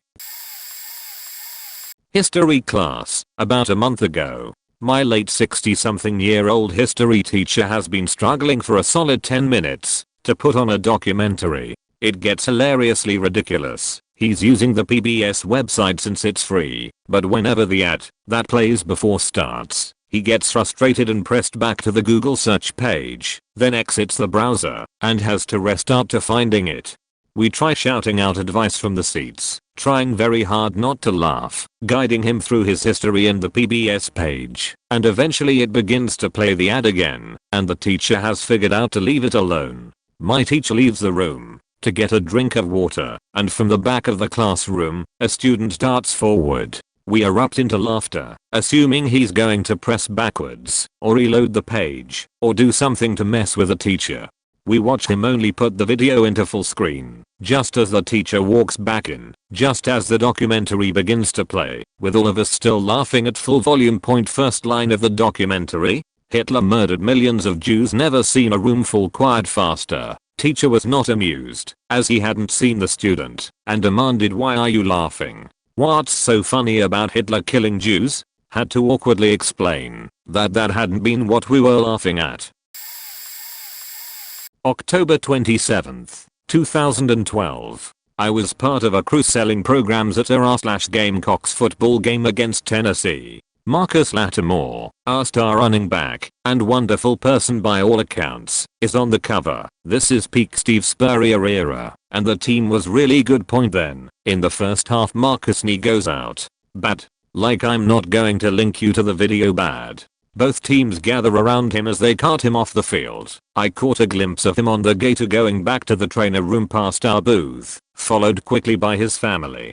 USC won the game, but that whole day had the wind out of the sails for all 80,000 in the stadium and everyone watching at home. Even that night in the 5 Points Bar District, the vibe was just as down as if we'd lost by 90. Marcus did get drafted by the 49ers in the 4th round. He was a surefire first round pick before the injuries. He never played it down for them, just a year and a half of workouts and rehab before he decided it wasn't going to happen. Today, he's back with the Gamecocks in a player development role. I was in Oakland seeing my first comedy tour. Cat Williams was well known at the time. His role in Friday After Next and his comedy specials were extremely popular, and he at the time was probably the most famous black comedian around. It was a good night. His openers greasing up the crowd. John Witherspoon even made an appearance, the father role in the Friday series. It was shaping up to be a great night. Well, it was time for Cat to hit the stage and his appearance was delayed. No big deal. I think it was only for a few minutes. When he eventually got on stage, he made a couple pretty low-level jokes and said thanks for coming, have a good night. He had been on stage for all of 5 minutes, not even. Walks off. Now if you know Oakland, this isn't a town to fuck around in. People were pissed and booing loudly. He eventually came back, and all hell broke loose. He started threatening people in the audience. Awkward mediocre freestyling ensued from Cat, like he was on stage at a battle rap contest. He was so serious. His bodyguards eventually took him off stage and a rapper by the name of Too Short came on stage and basically said it was Oakland's fault for giving Cat that good drugs. He even performed a few songs to try and iron out the crowd, which to this day I'm still confused about. Like he was not supposed to be on that stage, and I say that because he was wearing a button down and slacks. Not your typical Bay Area hippie rapper attire. At the time I was with my ex, and I was getting concerned for what the next course of action was when I heard someone in the crowd say I'm about to start shooting at this fool so needlessly to say we left shortly after hearing that point. Cocaine's a hell of a drug. I worked at this one company for about 6 years before I felt it was time to move on. My position was rather unique, and this company didn't have much of a plan for my replacement until I privately told them I'm gonna leave, so I gave them a 2-month notice to help them transition. We were all professional about it. They didn't fuck me over at all. All of that went smoothly, at least, for me it did. Barely anyone in the company, aside from those who needed to, knew I was leaving. Conversely, while I was helping a consulting firm get up to speed on my processes, I had no idea the higher-ups had picked another full-time employee to act as my replacement, someone who had very little experience in my field to begin with, not to mention having 0 meetings with me about it, leaving them naively confident and me generally pissed off. This all came to a head in a conference room about a week before I left with a dozen senior people. Literally every one of them hired after me, though. First, everyone in the room including me learned that this other person would transition to do what I was doing. Bunch of congratulations from the team and the managers announcing the change to everybody. Then, one person asked, so, does that mean other person will be working alongside Dr. Maxwell Edison? All eyes on me. Actually, that, me pointing to other guy, meaning his transition to my position, is a surprise to me. Oh, and I'm leaving next week. I know I'm tooting my horn here a bit, but I did a lot of that job and they all knew it. All the senior folks put their heads down to consider the weight of that statement, and the managers plus other guys slowly pondered the fact that none of them had adequately communicated any of this to anyone, including me, in other guys' case, so close to my departure. That sound of a pin hitting the floor, that was the last of my facts for that job falling away. I was watching game 1 of the NBA Finals, Raptors vs Warriors, at Newmarket's outdoor city commons. The town set up a blow-up screen that had the game projected onto it. It was a great environment. Conventionally Newmarket is a hockey town, but there was a bunch of people wearing basketball gear to cheer on Toronto's first appearance in the NBA Finals. If there's one thing I've learned about Canadians organizing sport events, like the 2010 Vancouver Olympics, it's that we always have to fuck it up. Sometime into the 4th quarter, the projector turned off, and the screen started to slowly deflate. Obviously, people were at first confused, then really faking pissed that the organizers turned off the game in the last quarter. The atmosphere went from loud, cheerful, and positive, we were winning, to everyone just flat out pissed. It was approximately 11 PM at the time, so there were some ideas thrown out that they were trying to put the kids back to bed for a school night. Everyone else either drove back home or ran to the nearest pub real quick. I ran to a pub after. It was fun and much louder, and we won, and eventually the series. But walking back to my car, I noticed they put game back up in the town center. So really, my guess is that some idiot tripped over the cord or blew a fuse. Either way, good faking job Newmarket. So I'm in 8th grade, right? Small town Iowa. We have been doing a Civil War reenactment the past 3 months for history class. I was voted in as General Grant, and I was ecstatic. At the end of the year we were promised a gun and cannon show, and the side of the war that won would get to sit in front, and all the kids with low homework grades could still come. In the losing side, the kids doing poorly had to stay inside and study. Total dick move lol. Well, the day finally comes for the gun and cannon show. We all go out to this yard. My grade was about 100 people maximum, and these veterans shot some guns, show us cannons, doing a flag show, we eat hardtack, etc. Suddenly this elderly man starts running towards us. He seems pissed. He gets in another girl in my grade's face and starts choking and screaming at her. Her father was a science teacher, so he runs at the old dude and pushes him down. Next thing you know, everyone's freaking out. The old man is screaming, "We are a war, get down. We are under attack." Well, another girl runs up and is like, "Holy shit, this is my grandpa, he has dementia." But essentially this group of laughing, goofing around, smelling 113-year-olds went so dead silent when all this went out. I legit thought the dude was going to start shooting. I was so confused. I went to a comedy night at Junglers in Camden, London, and the front tables was taken up with a large group of couples on a group date from some website. They enjoyed a political comedian and listened intently. They then talked and giggled amongst themselves so much during the next set that the comic stopped mid-joke and walked off saying she couldn't be faked anymore. The next comedian was a bit of a lad's lad who was met with similar indifference, loud chatter and a few heckles from the group. Instead of walking off, he said something like, "Looks like I'm going in," and started telling the most vile, disgusting and rude jokes I've ever heard. I have a pretty thick skin, and I was having trouble with some of the filth coming out of his mouth. The whole group sat there dumbstruck and horrified, listening to his barrage directed squarely at them for a few jokes, and then got up and left without saying another word. There was a standing ovation moments later. TLDR, group of tigs at a comedy night were happy and making everyone else sour. Comedians started telling vile jokes, they turned sour, and we were all happy. Real roller coaster or emotions. After writing this out, I realize it's actually the exact opposite, but I like the story, so I'll tell it anyway. There was a situation at my wedding that had the entire place frantic and upset. The reception was probably about half over. The speeches and food were all wrapped up, and the DJ was just getting into the first few songs when someone realized the card box was missing. I'm not sure who noticed first, but word quickly spread to many of the guests, including the wedding coordinator, wedding party, parents of the bride, and my parents, etc. No one had any clue where it was. After a while, the maid of honor finally pulled me aside and told me the situation. She said that my wife's parents were talking to security now. Honestly, I was so caught up in the actual party I don't think the seriousness of the situation actually registered, and I just continued dancing / taking shots, as one does. We all agreed we shouldn't tell my wife though, don't want to ruin the night for her.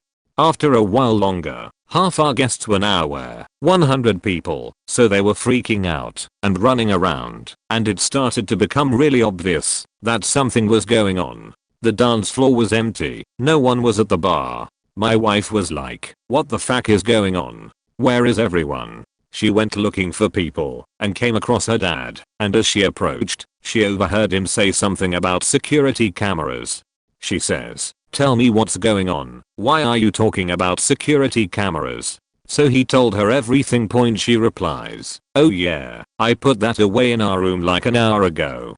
Didn't want someone to walk away it. We had 100 people running around for like 30 minutes because we were too scared to ask the one person who knew where it was. I saw like 10 people just collapse in the nearest chair in overwhelming relief." I was attending a New Year's Eve party years ago. I was a +1 for a friend who was sometimes a fuck buddy who didn't want to get, shall we say, swooped upon at midnight. So I was pretending to be her boyfriend for the evening. She did the same for me at social function, where I didn't wish to be bothered by that relationship interrogation BS. There was food, drinking, and good music throughout, and people were generally having a good time. Until about 11:40 something, people were happy and enjoying themselves. I don't know how it came about specifically until a few hours later. I just know I was having a conversation when a guy, let's call him Joe, started beating the shit out of another guy, let's call him Tom. Tom decided that it was a good time for him to tell Joe and those surrounding them that he was an open pedophile, something with which I did not know was a thing. This conversation became violent, and they started shouting the whole thing. Apparently Tom likes girls between the ages of 8 to 15, and that he's never touched one. However, he is sexually attracted to them. This was the weirdest coming out situation I've ever seen, because it's a closet I think someone should open with a psychologist or therapist. Suffice it to say, shit got weird real quick. and my friend grabbed my arm, and we GTFO real quick before shit got real. The last thing my friend heard about the situation that night, Tom got stabbed, and Joe went to prison. It's been almost a decade since then, and last I heard about Tom from my friend, he's currently married with 2 daughters, and I don't want to imagine what's going on. However, there are detailed police reports as to the subject matter that was discussed before the stabbing that night, and supposedly his wife is aware. I don't want to know. At this point,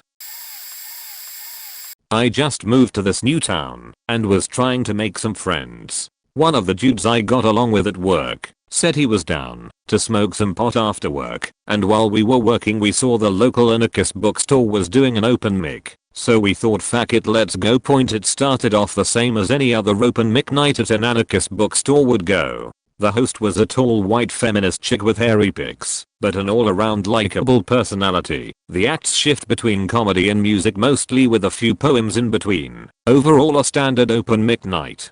But then about an hour in, the host runs back up to the stage and is visibly giddy with excitement to introduce her next guest. She goes on to tell us that she has recently started taking sex therapy and think her therapist has some amazing insight she wants him to share with all of us. The confused audience point. The man who took the stage was your average kindly old liberal with a scholarly looking white beard. He looked at a confused audience and told us he wasn't quite sure what he was going to talk about. He just wanted to tell us a little about his life and how he became a sex therapist.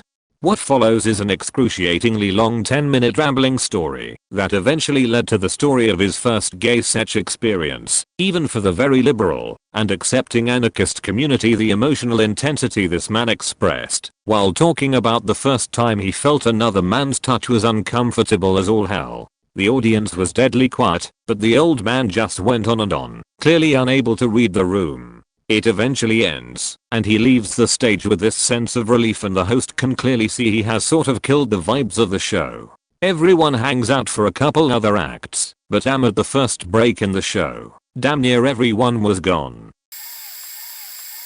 At my previous job, in the IT industry, when it was announced that for continued employment, that you're now required to have 2 specific certifications. A networking certification and a hardware certification. Not like most companies that will require it to be hired or will give you a small pay bump for having the certifications. No, you will straight up be fired if you do not have these 2 certifications by the end of next month.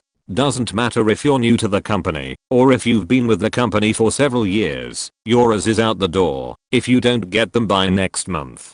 Being a full-time college student and full-time worker, Myers did not have any disposable time. Where was I going to find the time to study for and get 2 entire certifications? If I wasn't at work, Myers was either at school or doing homework. I had not a single second to myself. Let's just say they lost a good amount of good workers, myself included, who was with the company for a couple of years. I will say by the time I had left the company, nobody still had gotten their certifications yet, and it was a few weeks overdue, and apparently many people after me left as well.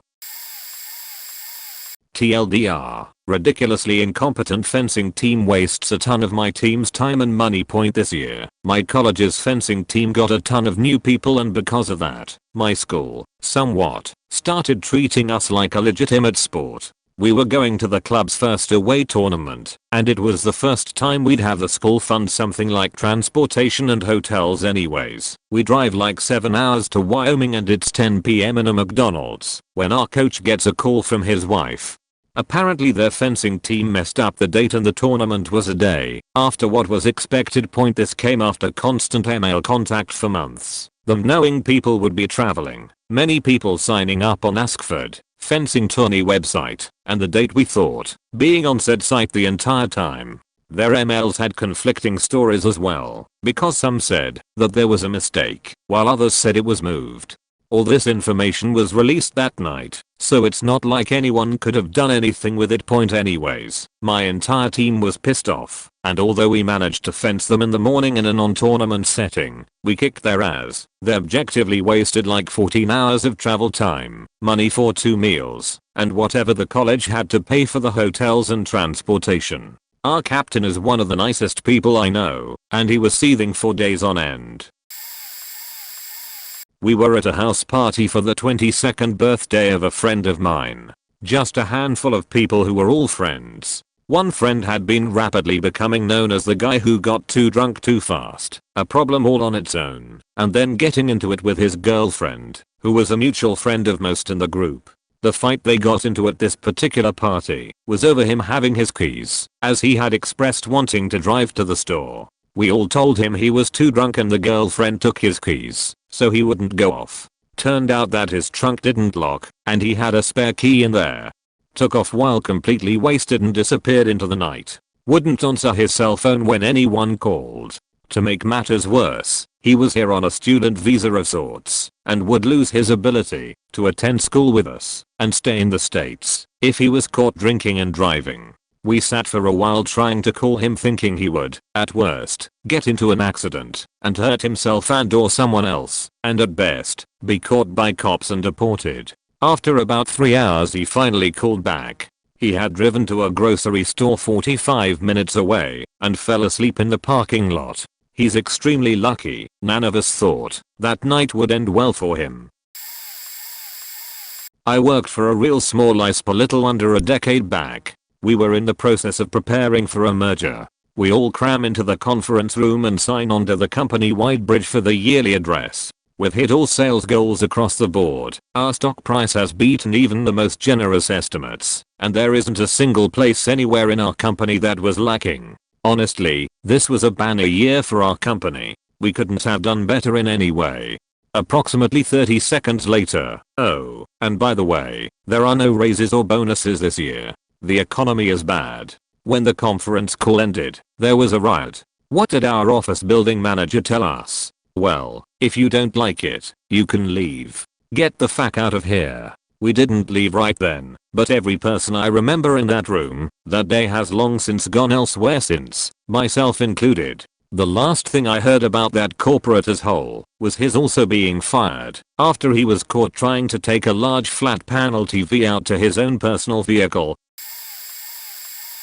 To preface, months before, our boss pulled us each aside one by one and asked what's our purpose here. Because we're a top-ranked company known for customer service and employee care, everyone says stuff along the lines of to provide a good experience, have fun, share our knowledge, establish relationships with our customers, and make every day better than the last. Real positive, uplifting stuff that was based on a legit positive attitude that was buzzing between us all. The company hired a bunch of like-minded creative people. It was hard not to feel jazzed when you walked through the door. So our boss collects all of this data and decides he wants to make a point out of it for some reason. During our annual all-staff meeting he stands in front of us, all full of coffee and donuts, and laughing and buzzing, and he addresses the answers he got with the smile of a used car salesman and the gestures of a Warnabe CEO. Everyone here said something positive. It's great you all believe in us, believe in the company. But not a one of you told me our purpose here was to make money. You could feel the room deflate. He was trying to make a point about pushing for sales underneath the good vibes and not forgetting the practical needs of the store, but he really shouldn't have gone in that direction. Never have I seen an entire room turn against one person so fast. He still hasn't shaken off the damage he did to his credibility that day, and it happened close to 10 years ago. I happened to be in Kharkiv, Ukraine when they co-hosted the Euro Cup with Poland. Ukraine was matched against England at one point, and because ticket sales to locals were limited the game was shown on a large outdoor screen on Svobody, Freedom Square, one of the largest city centers in Europe. The square was completely packed with Ukrainians and Hollanders there to cheer on the Ukrainian team, even though a loss was inevitable. Well, much to everyone's surprise, Ukraine really held their own against England. The crowd went really wild when they managed to score a point ahead of the English team. As that ball went in that goal, the whole square erupted into chaos with the sudden realization that Ukraine could steal England's spot in the next round. Then goalie reached behind him 2 feet into the goal and threw the ball back out. Nobody cared at first. The point was posted on the scoreboard, and the square went wild for several minutes. Eventually, people began to notice that there was something wrong with the way the screen was replaying the shot over and over again intermingled with referees conferring. Suddenly, the point was removed from the scoreboard. Point I have never seen so many people go from incredibly jubilant to so angry so quickly. I'm surprised there wasn't a riot on that square, and that the jumbo screen wasn't torn down and destroyed. The game took a distinguishable shift after that. The Ukrainian team seemed to give up to the inevitable, that the referees had been paid off. The Ukrainian people had worked so hard preparing third citizen buildings for that Euro Cup. It was so disappointing to see them get cheated out of the tournament like that. A couple years later, Russia invaded and ruined a lot of the hard work in areas like Donetsk, where they had just constructed a new airport. They were very proud of it, and it was one of the first things to be destroyed. All of the Holland games were played in Ukraine, and mostly in Kharkiv, that Euro Cup. They were so lovely and nice, and easy to spot, because they always wore orange. Company party, booze provided. Happy drunk shop guys started a friendly arm wrestling competition. One guy took it too seriously, and went up against basically a human refrigerator. He was served a huge plate of humble pie. Instead of shutting up and sulking off to a corner, he tries to fight this huge guy who just grabs him and holds him. Calmly, no malice. Just trying to keep the situation under control. The freaking CEO steps over to break it up, and this guy starts threatening everyone. The CEO, the big guy, people laughing at him. He starts drunk calling his buddies to come and rough people up. Nobody came, of course. He was ushered out of the building. This was a Thursday. He comes in on Friday, like nothing freaking happened. Well, let's just say he was gone before lunch. Anyway, the party went from nice fun with cowhawkers to all sorts of awkward really quick. And it was years before we had another party. And somebody got fired at that one too, but that's a tale for another time. Me and 3 other cowhawkers had a quiet day, mostly talking and catching up, and connecting with the hero and even the CEO who came to visit, and made sure we were all good. Then all of a sudden we get 2 hours of constant rush, customer complaint on top of customer complaint, people who forgot their wallets and couldn't pay, refunds, people who called us, and the guy from corporate stupid, because we wouldn't do something against our policy and health code. Then our higher up was so done with that one he sent the customer off with what we had ready and left the guy banging on the door for a few minutes and eventually caused him to just outright leave before he got too fumed, told us he'd account for all the BS in our bonus, and brought the whole mood down, and we ended up closing an hour late, short money on our deposit, and still not completely cleaned and ready for opening, but we were just trying to get out. We had double the expected money for that day and we weren't ready for any of it.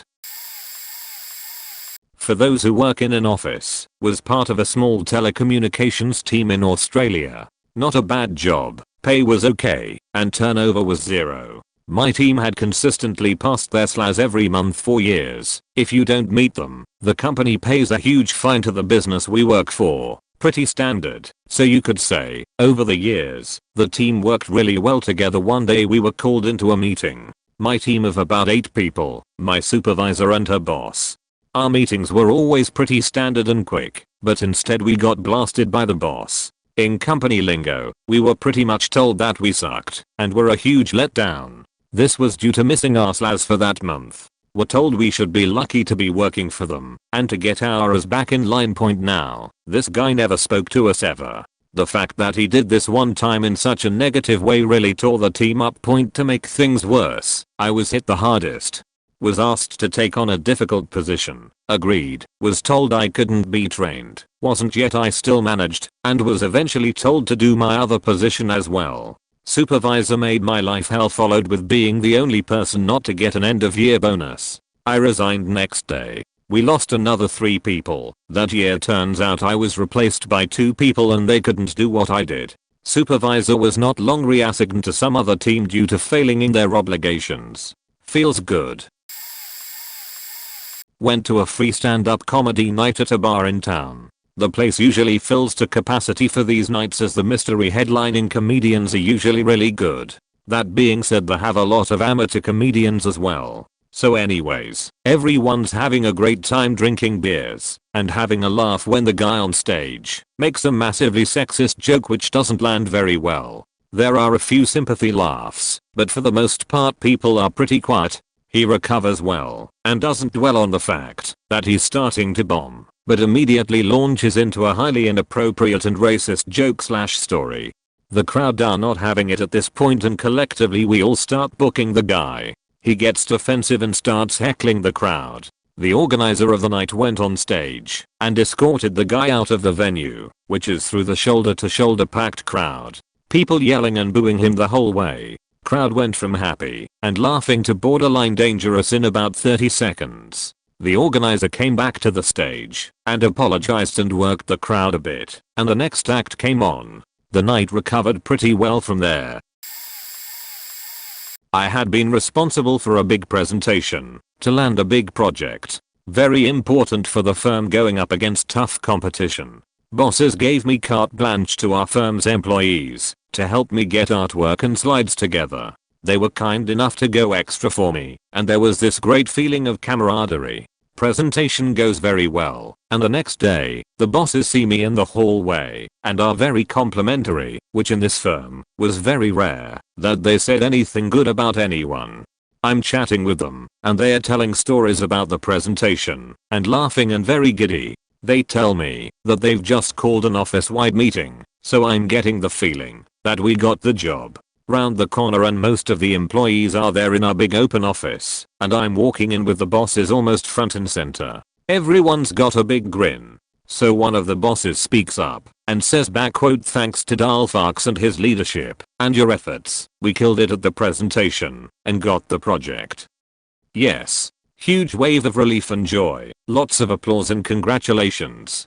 Next boss pipes up with back quote, "Unfortunately, this project is not enough to sustain the office and we will be having to lay off a few of you. You will be MIA'd this afternoon." Record scratch. WTF did he just say? I mean, I have never gone from joy to gut punch so quickly. My friend said I stood there looking like someone just shot my puppy in front of me, which is pretty much how I felt. The bosses walked out and left me standing there. Sure enough, within minutes people are getting notifications to go to the conference room. Pretty much all the people I leaned on. The most tone-deaf cruel unempathetic moment I have ever experienced in a business setting. This was around the time of the economic crash. I hung on as much as I needed to, but I was done with that firm. Apparently I wasn't the only one. As soon as the economy improved, within a year, I would say close to 75-90% of the people there that day left, including senior management and one of the key partners. Bosses, fuck them. About 10 years ago I was at my cousin's 18th birthday party with a lot of people around our age, all Christian apart from myself. It was allergy season for me. I was feeling a bit under the weather and was starting to desperately want to leave. The cheerful Christian attitude was not helping my condition at the time. Just as I was about to leave it was time for the birthday cake. They were all standing in a circle, talking about Christian camps and church and stuff like that. I joined the Kumbaya circle and someone started kicking a large gymnastics ball around, from person to person, everyone laughing and having a great time apart from me. Someone randomly said, "How about we kick the ball around and whoever it stops at has to say grace aloud," while everyone was laughing. Around this time I was quite done with the entire ordeal, so I just blurted, "How about we just knife the ball instead," while nervously and maniacally laughing due to the unpleasant experience I had. Everyone just stopped laughing and a random person started saying grace. After that I left. I wish this was all made up, but alas it is not. Most employees at the company I work for are home visitors. Our mileage reimbursement was 0.50 per mile. It was nice to have that, as social work is not that well paid. Earlier in the year we were told at an all-staff meeting that because of population growth in our area in the next 10 to 15 years they would be cutting our mileage down from 0.50 to 0.30 per mile and only our commute to our first visit from the office and last visit to the office or our home would be covered. Many of us drive 60 to 65 miles round trip for some visits, and it would mean only one visit a day would be paid. People were so angry and disappointed and flat out told the main boss they played us dirty, as our growth would more likely need to be covered by future grants and mileage was our expense that was already allocated in the grants. People had been perfectly happy as we were returning from the holiday break and this was our first all-staff meeting of the new year. The CEO got so much backlash that they decided to cover mileage for all out visits, but they still only pay us .30 a mile. I forget the event/occasion, but we had the extended family, my dad's 2 brothers and their families. However, uncle and aunt #2 were not present except for their children and my paternal grandparents, over at my house for like a family party/dinner thing. Everything was pretty typical family gathering. We were expecting uncle and aunt #2 to come when he was able to drive over and she got off work. Then we got a call from uncle #2 that aunt #2 wasn't coming and he was coming to give the family an announcement. All the kids got sent upstairs to my room, including me, as I was old enough to understand things but still young. That adults didn't want to include me in heavy sheet. I was annoyed at having to watch all my bothersome younger cousins. Could kinda hear uncle #2 explaining something sheet sounding serious and somber, but couldn't make out what it was. The party kinda ended after that conversation and people went home. Learned a day or two later, after bugging my mom, that uncle #2 had cheated on aunt #2 for the second time and the marriage was on the rocks, that it could go either way to divorce or reconciliation. They ended up staying together and everything is fine, but she made it known that if he ever did it for a third time then she is 100% done, no more chances. My class at school. We're all fine, doing our work, talking to each other, and listening to music. The usual. Then a kid accidentally threw one if the teacher's important papers away in the bin outside. You can't get it out once it's in there. He thought it was rubbish. The teacher locked us in. Shouted and screamed at us, especially the kid. Shut the windows, wouldn't let us open them or the doors. We had to go straight back to our desks and had to be completely silent. We weren't allowed to go to the sick bay, toilets, or to get some water from the water fountain.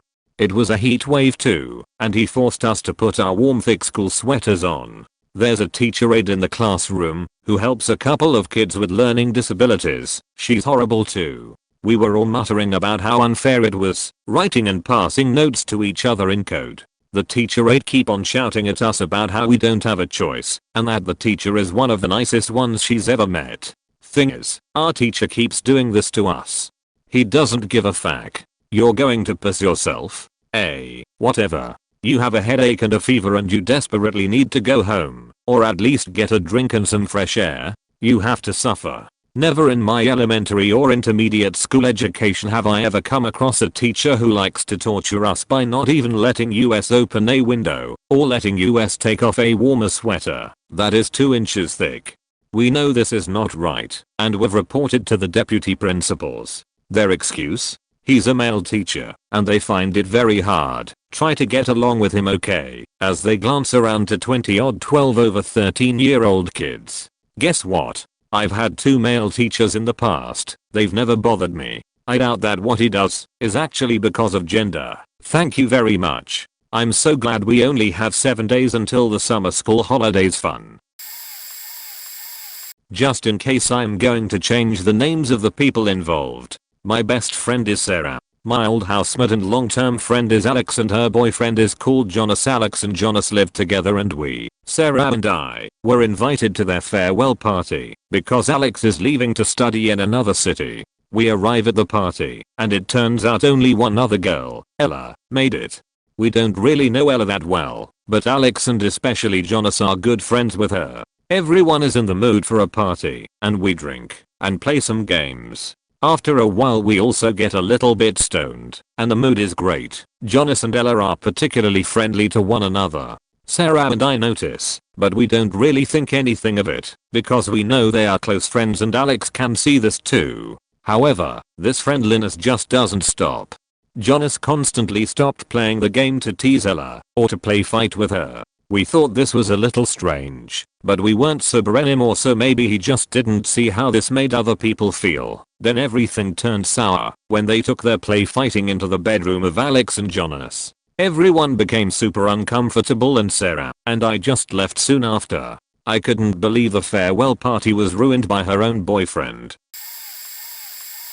I work as a teacher. A few years ago I was on a trip with 2 classes from my school. They had been performing and were exhausted, but in a good mood.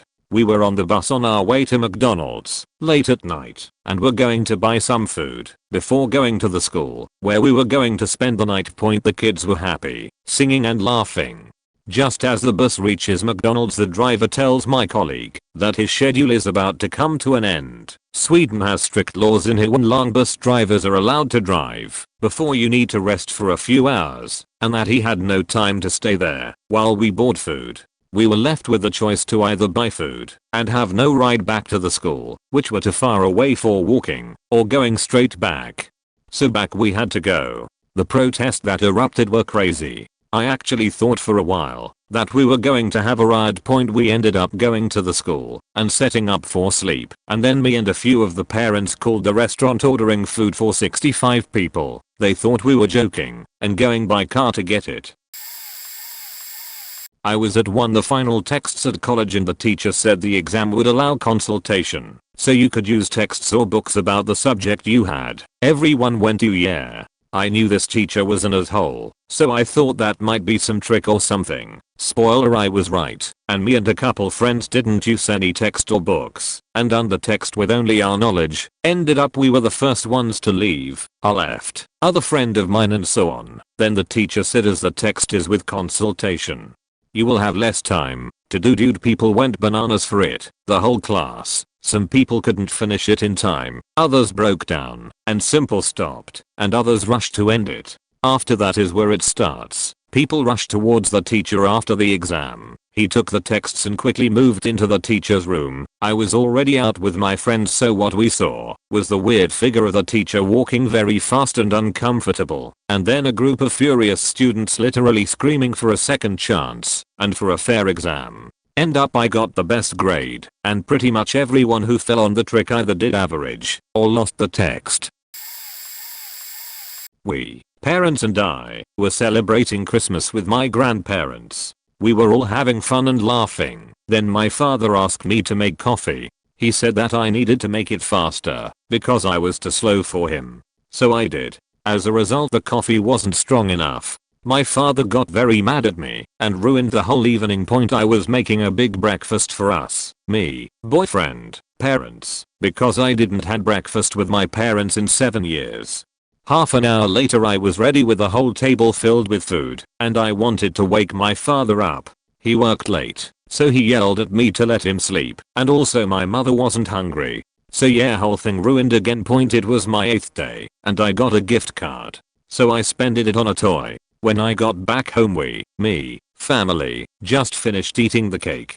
I wanted to show my dad the toy I bought, and he got pissed mad at me because I always spend money on useless things. Nobody said a word since he got mad. At my 14th day, my family was just starting to sing happy birthday. My mom wanted to film it, but I didn't want her to film me. She got mad, started yelling, and just went away. So yeah, whole thing ruined again. Everybody was just staring at each other, being very quiet. Mike Tyson was fighting Frank Bruno in a very big boxing match for the UK, and I was running my first pub at the age of 20. I think the start of the match was delayed, and it went on past 11:20 at night, which was closing time by law back then. Being a newbie to the trade, I actually was a bit worried about going over this time, but there was no way I was switching the TV off and kicking people out. I went round doing all the things I needed to do, so that when it finished, I could have everyone out and be finished. It was the start of the final round, and it was looking pretty even between the two boxers up until that point. The entire pub was huddled round our only TV, old-fashioned fatback one, which was hanging high from the roof. I went and flipped all the switches for the fruit, gambling, and aircon machines, but accidentally knocked the TV one off. The thing was, even though I immediately switched it back on, it wouldn't go back on by itself. You had to get up on a stool and push the button in and out. It was old, until it came on. There was a knack, and no remote control. The whole pub went faking ballistic at me. The chants of the manager's "Awankir" were deafening, and I forgot the knack in panic. Eventually I got it to come back on just as the bell went. I was cursed to high heaven, and to top it off, Bruno lost. I lost a lot of customers that day, and for a long time kept being called the occasional wanker in the street. Those were the days. Good times. My wife and I went to her son's house to cook Thanksgiving dinner, ham turkey, all the trimmings. While the turkey was in the oven finishing up, and the ham was on the grill completed, he turns to her and makes a tremendously rude comment about her position as a server, and how she should be better. Well, that took the proud smile right off her face and she went into a tailspin. She walked into the kitchen, and I let him know that he just crushed her spirit, and he simply told me that he didn't want to hear anything from me.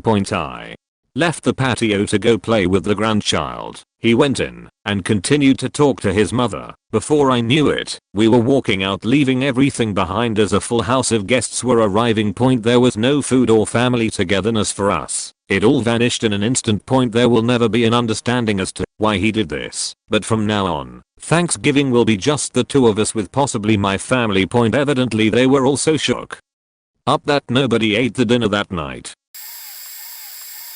I'm a lesbian. My family is actually really accepting and understanding compared to most, and a couple of them are bisexual, but Thanksgiving/Christmas and family parties would always turn into LGBT trivia nights starring yours truly. My aunt and maybe a few relatives were over along with a gaggle of family friends. It might have been for some holiday party. One of our friends starts question time, TM. It's exhausting. I'm not a rep for the entire community, ya know, but it's fine. Then I start getting questions about transgender people that I'm not equipped to answer, and a dude who I have barely ever spoken a word to tells me I'm too young to know I'm 20. Already my spirit is dying. Finally my aunt starts going on about butch lesbians and lesbian stereotypes. You wouldn't think that's what breaks me, but it is. I'm a super femme lesbian and I obviously have no hate for butch lesbians. I've dated some. But I absolutely hate it when people assume all lesbians are masculine, or that I have any interest in wearing work boots and shit just because I think girls are hot. I try to get across that I'm uncomfortable, don't like that subject. I guess it doesn't stick. Now my other aunt is joining in. She demands I answer her question / that I not be offended. I snap and laugh at her and ask her how much wine she's had to drink. Everyone is just kind of looking at me now. Of course me telling my aunt she's had too much wine is the offensive thing that somebody gets in trouble for. She unloads on me, is so offended. You should not talk to your aunt like that. I did nothing wrong, respect your elders type sheet. So I just dismiss myself and spend the evening in my room teary-eyed, knowing well that I get in trouble for that, but nobody comes to my defense for any other weird shit people say. Not directly a room, but a whole school class. We were on a trip on the island Silt, basically right next to the beach. Everybody was excited to go into the sea. You can only go into the sea if a certain flag hangs. It has to do with the weather. If it's too dangerous because the waves are too high, you're not allowed to go in there. Anyways, we were standing in front of the houses where we slept in while we were there. Everybody ready and waiting for the teacher so we could go. We waited for a good while wondering where TF our teacher was, only knowing that they had some kind of meeting. 45 minutes later the other class who was there with us came back from the beach. What followed was a conversation between one of my classmates and someone from the other class that basically went like this. Classmate, were you already on the beach? Other, yes. Classmate, cool, we're going to as soon as our teacher finally shows up. Other, but you can't go into the sea anymore. They hung the flag. Classmate, what? Were you able to go in? Other, yes, but because they hung the flag we went back. Our teacher showed up 10 minutes later. There were many shitty situations like this on that trip, but that's legit the one that pissed us off the most. I worked as an assistant manager at a convenience store. I was 5 months pregnant and worked 12-hour shifts, 10 p.m. to 10 a.m. I would be relieved from the register at 5 a.m. so I could do the paperwork. I worked with just one cashier who was a woman in her 60s. She liked to play the victim card to get her way, and everyone who didn't work with her personally had no idea how manipulative she could be. Anywho, her daughter had gone into labor a few days before. One day left early and then had the next day off. She knew that her daughter was giving birth fairly soon, and instead of calling ahead of time to make plans to not come into work, she just thought she could up and leave whenever she wanted. We had a very small crew at that time and our boss was useless when it came to coming in when he was supposed to. So, guess what happened? Yup, an hour into her shift she wants to leave. I'm alone. I have paperwork that needs to get done, or I will get thrown under the bus for not sending it on time. I told her to start calling people to see who will come in. I didn't want to be alone 5 months pregnant during one of our busiest times of the day. I had bad edema in my legs and feet, so it would have been painful to stand that long not being able to sit. So she starts to panic thinking I'm not going to let her go when in reality she couldn't get a hold of anyone. I asked her to give me enough time to finish what I was doing and I'll cover. Does she? Nope. She tells me she closing her register and starts bawling telling every customer up front how I'm refusing to let her leave so she can see her granddaughter being born. By the time I come out front the whole store gives me the nastiest looks. I had to cash out all of them, all the while she continued to play the victim card leaving me all by myself for 3 hours. Later, she lied and told us her daughter had complications and that's why she walked out, and how I was not letting her go. Needless to say, after I went on maternity leave I never went back. So let me take you back through the seasons of my youth. A friend of mine, his family was very liberal. When I say they were far left to be clear I mean these people, to this day, feel that Bernie Sanders is somehow moderate. I'm not exaggerating, I mean this family genuinely believe he is a right-leaning moderate. They were also atheists. In fact his father was rather hostile towards me because I had previously been an atheist, but I left the flock. He felt that I was somehow part of a cult because I'm a modern Christian now.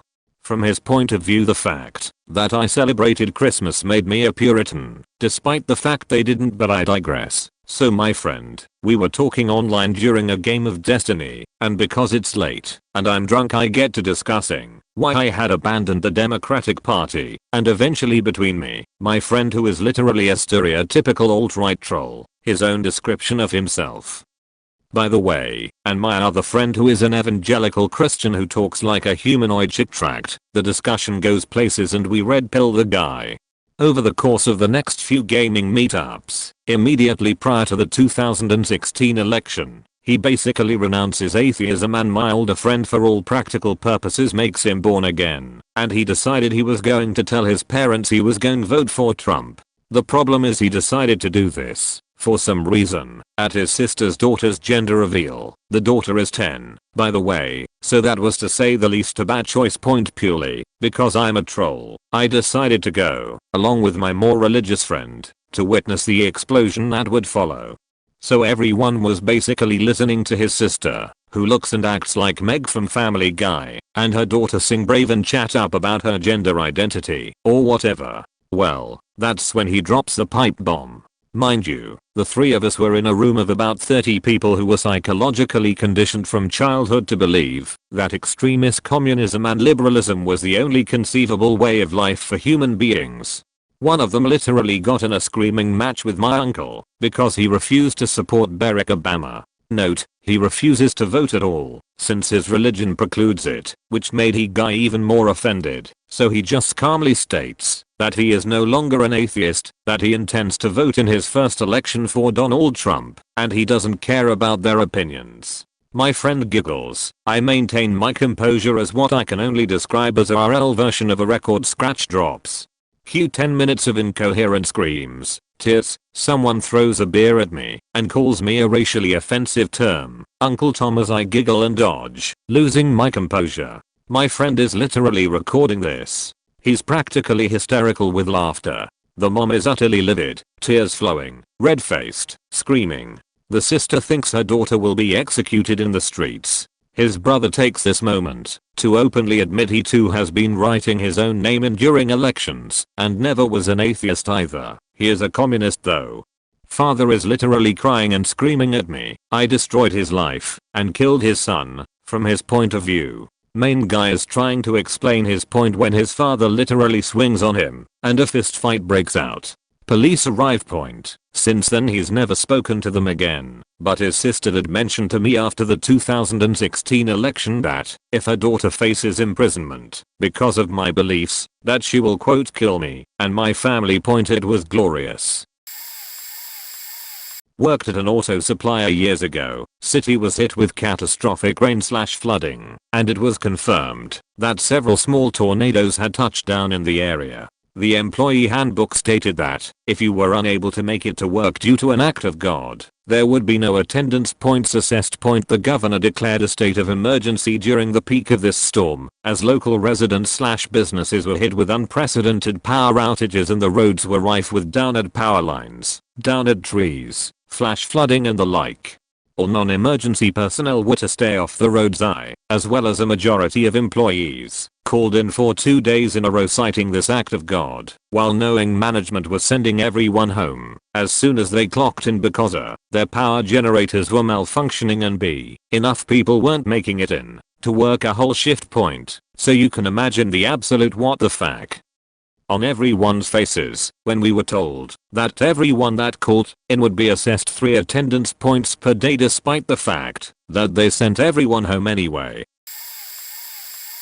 I work for a civil investigative agency in my state. A few years ago, the administration we work under decided we were going to have a retreat and they were going to have guest speakers. One such guest was a former cop who liked to call himself Doc Holliday. He was teaching a class on interviewing techniques for us and had just concluded a section on rapport building, noting that an errant word could ruin rapport, and once you destroyed rapport with a subject, that it was nearly impossible to rebuild. He then launched into a section on interrogation techniques until we told him that we didn't do things that way.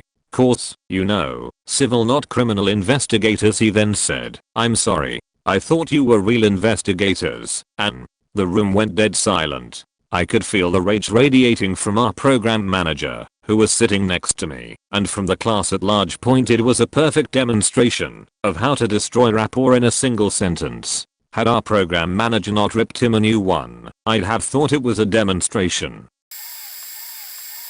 So this was a few days ago. So I was at this all boy choir on a Saturday and everything was going well. I have this paranoia that always hits me whenever I go to a play or a concert, that something is going to mess up. When something does mess up, I get embarrassed for the person who messed up. So the show was going well until the last and final song, when the little kid that was in the choir fell off the black box that some of the kids were standing on and he passed out. Everyone thought that he actually passed away when he was just silent on the floor, fell silent, and even someone screamed for a short period of time. I was scared. Those few seconds seemed like hours and the silence was a little bit too much as I just saw the kid laying there looking dead. Someone came out to check his pulse and his mother came out and got him back up and took him backstage. Then while they were doing the final verse, he was back on the box and singing his heart out. I was happy that the kid wasn't hurt. My own wedding. Was nervous for months leading up to it about a tribute video we were going to put up for my husband's father as he had passed a few months earlier. I was nervous about the song, about how people would react, and if my dad could give a well-placed speech to turn the night around. Had 2 videos the DJ was supposed to put on. One labeled clearly US, which had cute pics of us growing up and dating to us now, and one labeled dad, which obviously had the tribute. I had gone over the details a million times with the DJ and the assistants multiple times. Basically anyone who touched our paperwork. I was told, don't worry, this isn't the first tribute, we got it just labeled ads file clearly. We'll play your pics first, then the tribute, then back to you guys. We get introduced as the new Mr. and Mrs. Walken. I do one quick walk around and then see a bunch of my husband's family crying. What? Weird. Scan the room, like a chain reaction. Every person I looked at started tearing up or just straight up dropped their smiles. Look up at the screens, they're playing the tribute.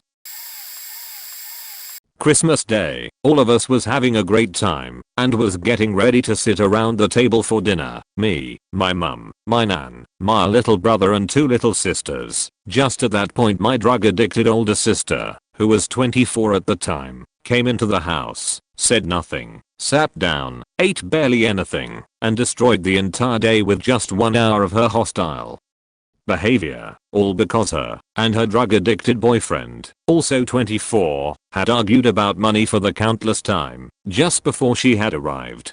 She didn't say thank you for any of her gifts, put them into a strong plastic bag, and left them to be put into the shed at our house, not her flat, and then got my mum to drive her back home, which was a 10-minute walk away. Fair to say she is not allowed back this year, and will only see my mum a few days after Christmas instead of ruining another family one again.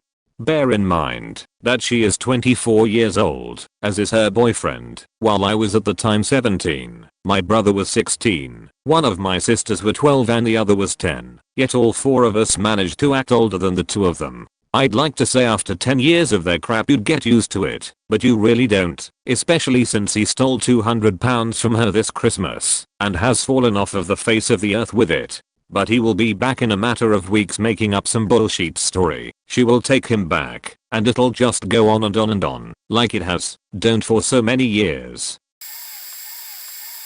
Company I worked in about a year after high school, they made ship telecom parts, wiring, phones, etc. I worked in the warehouse part. About 6 months after starting, there were rumors of a reorg happening in the company, possible future layoffs. People were a bit on edge to say the least. The union reps, some managers came in to quiet people down, told them layoffs weren't going to happen. Don't worry about anything. Everyone's doing a great job.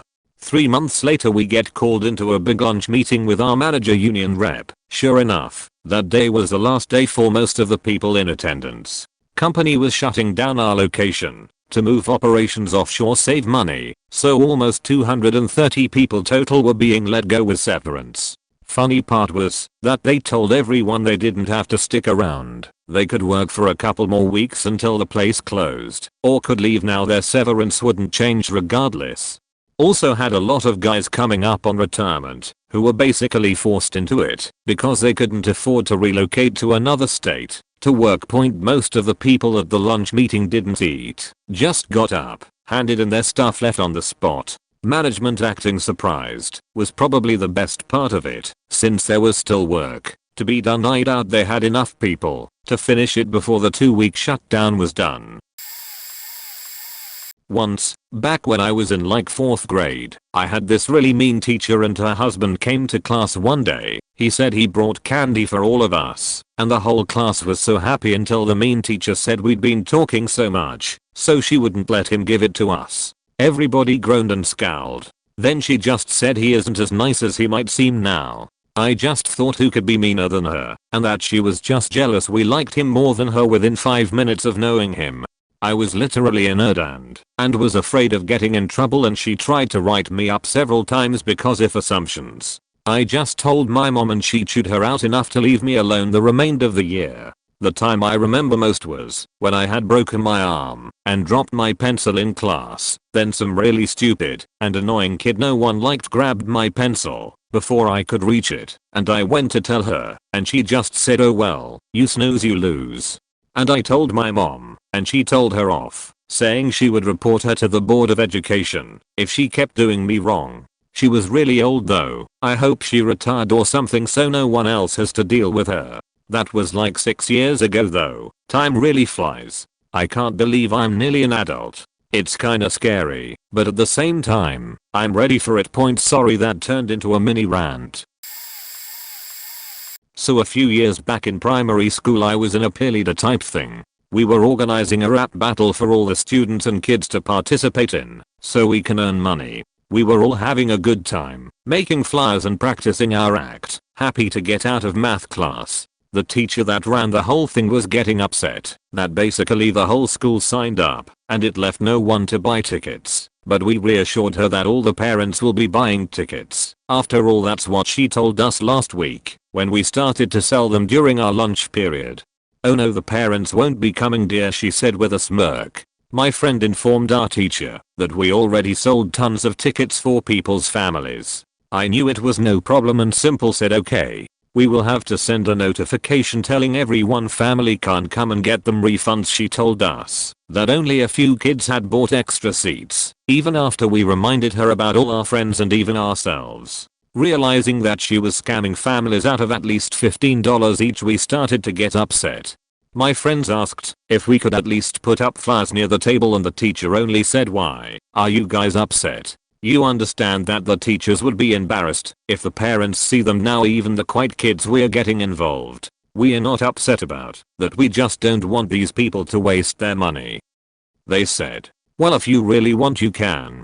Tell people that there's no family allowed, but only if they ask. I asked what would happen if the parents with tickets show up. She laughed. I start back. No refunds. The teacher said happily. Now everyone was outraged. At least 35 people were losing their hard-earned money. They could have went to a amusement park or went to a fancy restaurant, but they wanted to see their kids perform. And now it was taken, since we need money for the kindness crew, because the community service club had all the cooler fundraisers ideas. We were all about to yell at her, but then, oh, there's a bell. See you next week. Waiter sweetly. My friend screamed, that's not very kind, and slammed the door. We ended up using the money we stole from people to get anti-bullying posters. Ironic, isn't it? And most of the club quit after that. After I left, I joined the Creative Writhing Club because I just made this whole damn thing up.